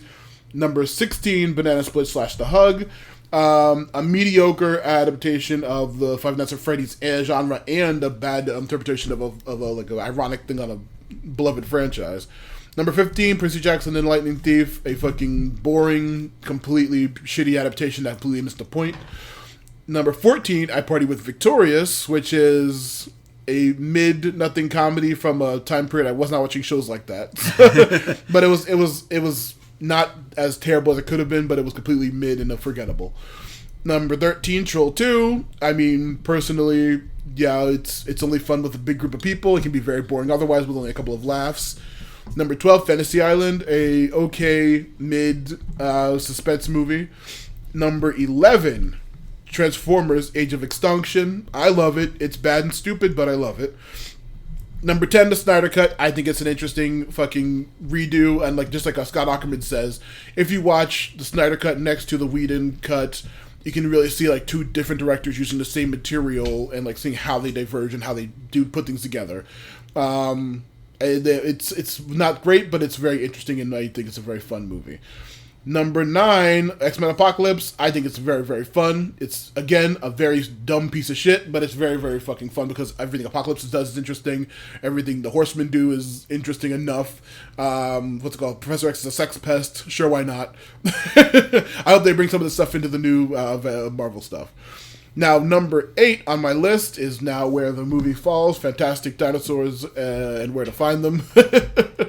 A fun experience. Like I said, my nostalgia is boosting this a shit ton, but I think it's just an interesting thing that shows people a shit ton of movies that they never would have heard of otherwise. A nice little display. Yes, it absolutely could have used more actual documentary commentary. They could have, if this wasn't probably made like on a fucking shoestring budget of a couple of cents by the director, they probably could have had at least 1 or 2 people who worked on these movies, or like 2 or 3 people on the fucking editing team who like have seen these movies, be like, yeah, I remember seeing this movie, it was great. Or like, any kind of minor commentary between would have really helped. But I think it's just a nice little showcase, like I said, not a documentary, a showcase of trailers for weird movies that you never would have heard of, that are only vaguely loosely tied by the concept of monsters and special effects. Speaking of special effects, reason why fucking you don't need practical effects, Warcraft, a great movie that's almost everything, including practically but the human heads, are CGI'd. And so I think it looks beautiful. It's absolutely wonderful. Those orcs had more emotion intact than anything, like most of the things on this list. Yeah. Even though it's completely CGI. Speaking of completely CGI'd settings, Star Wars Episode 3. So much of that, everything in that movie is CGI, but there's so much fun characters. Again, like I mentioned, Pago the Lesser, Jarl Poof, fucking Ben Quadraneros. You got shout out to my man Newt Gunray, his crazy offensive Japanese accent. And you gotta fucking love Star Wars. It's great.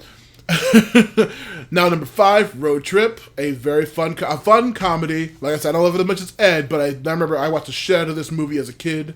Fucking fun as hell. Some of the characters are superfluous. Some of the plots don't go anywhere, but it's an incredibly funny comedy. Number 4, Digimon. Again, nostalgia is my biggest thing on the planet, because that movie is utter nonsense, but it is absolutely beautifully animated. And some fun little jokes, some fun fucking anime gags, and yeah, beautiful animation, great fights, and just like a nonsense plot. You fart again? No. That's your couch. Okay. You would have heard me laugh. Yeah. Speaking of fun fights, number 3, Freddy vs. Jason. A fun, goofy-ass wrestling match between 2 horror icons that have not had a single good movie since, or a movie Actually, no, wait. I already said it before. The Jason remake, which was a remake of like the first 3 movies pretty much, was actually okay. Freddy reboot, Number 2, Willy's Wonderland, fucking incredible. Nick Cage is immaculately great. He's great in everything he's in. Number 1, without an argument, of course, it's without saying it's the greatest film ever made. Of course, Freddy Got Fingered. Oh, yes. Perfect. Absolute. Perfect wonderful. film. Beautiful, perfect movie. Gordy! Which, ironically, I did not like that scene, apparently. Oh, yeah, I can't believe you didn't like that Gordy. It's so funny. He's being such a pissant baby. It's funny. Gordy. And that's one we probably quote the most, I think, of this entire series. It really is. I think that's so funny. That's the easiest line to just randomly say. Or they're jewels, Betty, they're jewels. Which, ironically, there's a ding dong, ding dong, ding dong. Which was the one I quote at the beginning of the Transformers episode where I'm doing the Optimus voice and I say a bunch of random fucking Fred lines. I don't remember. Well, you'll get that when you only re-listen. Yeah, but yeah, this is a fun little thing. Again, like a little thing. That's very short. It's a very little thing. It's longer than Terror of Tiny Town. Again, my only metric, which is how I Party with Victorious and this on the list. They are both longer than Terror of Tiny Town, so they count as real movies. So yeah, we have our next time already. Oh, I thought you meant this thing. I meant this recording. Yeah, this recording is definitely longer than Terror of Tiny Town. It's like fucking 4 Terror of Tiny Towns. We're about to hit 4 hours in a couple of seconds. And then the second sit-down recording. Yeah. Our first one was 3.5 hours. Yeah. God. How did we do that? I don't even know. I'm going to rush to my fucking plugs just so I can just kind of cut this as close as possible. My Dealers Podcast, YouTube, Patreon, Twitch, Blue Sky, Forgotten Minotaur King. Go buy my book. Fucking, the fucking goddamn, what the hell am I playing? Action Toon Bros. Listen to episodes. Movie Garbage. Listen to episodes. Give me money. Buy my stuff. Bye. You can find me mostly on Twitch at father_Bohawk. Was I run to 84 street time we recorded? Who the fuck I know, Ed? 4 hours! superheroes. I'm at 85 now. Yeah, okay. Oh, you want to do like my naming scheme? I'm doing DC villains. Oh yeah, you told me. Yeah, you went over that last episode. Yeah. Oh yeah, Cancero, Egg Food died. Yeah. Right. I did name my Golett, or now Golurk, Kilgore. Which I did not know he had the percentage in his name. Yeah. I just got I got another Sfeel, and it's got the snow warning ability that Subin the Walrein had, who was awesome. So I named it after something. I wanted something similar, but also powerful. So I named it Sinestro. Hell yeah, Sinestro's fucking dope as hell. So I did lose. I think was it Doomsday I lost? Ironically, I was like, if I get a female Snivy, I'm gonna get Poison Ivy. Of course. So I did that. I'm like, I guess I gotta have that now. So I've been learning and searching Livewire, Firefly. My Magneton is Dr. Light. Hell yeah! You should listen to episodes of Action Toon Bros with the Young Justice series because fucking there's a great adaptation. Episode at some point. Yeah. Also, wasn't Dr. Light in Teen Titans? Which one? Dr. Light. Yeah, Dr. Light was a goof. Dr. Light is a fucking oof. In the comics, he is one of the fucking most despicable people you can. He's absolutely despicable. But his brain was purpose. Now you're gonna get me fucking going. Identity Crisis, the best comic series. It turns out that a bunch of the Justice League people were wiping villains' memories whenever they found people's superhero identities or stuff like that. Dr. Light, prior to his mind getting wiped by Zatanna, was like a fucking horrible fucking sexual predator. Oh. Yeah, before getting fucked up by them. And then after he gets his memory back, he does worse shit to people who are fucking family of superheroes and shit. Oh. So he gets his shit fucked up, and that's why he's a fucking goofball idiot Teen Titans villain. But yeah, it's really not good. I mean, wasn't he the one who got got beat up by Raven? Yeah. He didn't get beat up by Raven. He had didn't she go full on demon mode? Yeah, and engulf him, and he comes out and he's a blubbering mess. Yep. That Dr. Light is in the comics a real nightmarish piece of shit. Well, hey, listen, my Magneton A is pretty stat wise is actually awful, but B, it has surprisingly been one of my go-to mods. The amount of times. And it's not even doing it's doing enough damage here and there, but mostly his job is to hold the Rocky helmet and take flying attacks, and then cause extra chip, and then somehow resist everything. Levitate electric ground. Jesus fucking Christ! 4 hours of recording and broke my brain. Electric steel type with levitate is surprisingly really fucking good. Yeah, who could know? Surprisingly, Probopass is better with sturdy. Despite it gets those weaknesses, man, Probopass is a fucking. I don't get one this run, unfortunately. It's fucking amazing Pokemon. It is so bulky, and his moveset is insane. I could go on and on about fucking Pokemon here. Of course. I am getting ready to fight Skyla, by the way. I'm in her gym. I've got the like I said last time, Ed, this is not going to air till probably late fall. So this is probably going to be like past October. This episode's not going to be out probably. So oh yeah, because our Jack and Jill episode hasn't even gone live yet. Because these episodes air usually 2 to 3 months apart. The multiple parts I usually put about a month apart. But it's still not going to be till fucking September or October. We're not going to hear this. Though I was I'll give us credit. We had 3 episodes recorded the last 2 months. Mm-hmm. That's a record for us. We haven't had that for a while. Yeah, I mean, we mathed it out. And I only have released normally only 4 episodes a year for this podcast. So yeah. I mean, ironically, we had Chris on for 2 in a row. I think we recorded them the same day. yeah, we did. And then he was on our Star Wars one, wasn't he? Yeah, that was another one we had to catch. Yeah, that was a short one. And he was on obviously the Last Airbender. He was on Star Wars and Terror of Tiny Town. This is what we're going to end the episode on, talking about Chris. Maybe he'll be back for the next friend of the podcast, Chris Bow. Who knows? So hopefully he'll be back on the podcast soon. If he is, then it will be. It'd be great if he could be back on the podcast. I'd love to have him back. It'll be also the very good surprise episode where we're good. Listen, because I know this won't air before we might see him again potentially, and also we'll test to see if he's listening. What we're gonna do is we're gonna tell him we're gonna watch a different movie right beforehand.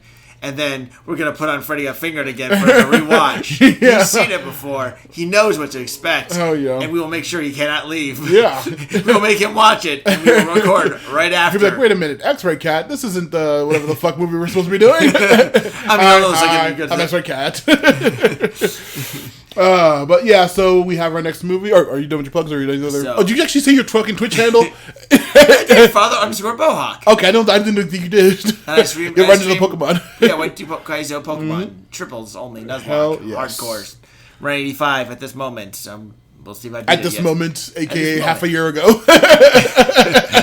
It's July of 2025 to date this. And then I guess I'll throw it out there again, just make sure. That way, I don't know if we're going to end up the first version or not. But I feel like you got to keep the old version in the first part to prepare people. Because also your reaction is incredible. Because we're going to do a film that I don't know why I own it. I barely remember anything about it, but fuck it, I don't hear anyone talking about it. Mercy X, baby. Oh boy, I am already deeply offended. I mean, I guess you said you don't remember this movie, but I do, and this is going to be I would say, ironically, just one of the most offensive pieces of shit we've ever put on the podcast, probably. It's gonna be awful. I'm gonna be angry.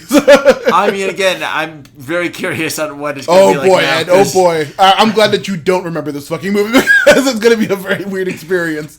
Because I remember enjoying it, so I'm worried. I'm sure you did. What does that mean? Well, we'll see you next time. Are you worried? Was that an older me problem? Yeah, it's an old Ed problem. Oh jeez. Here we go. Oh, oof, magoof. Oof, magoof. Oof, magoof.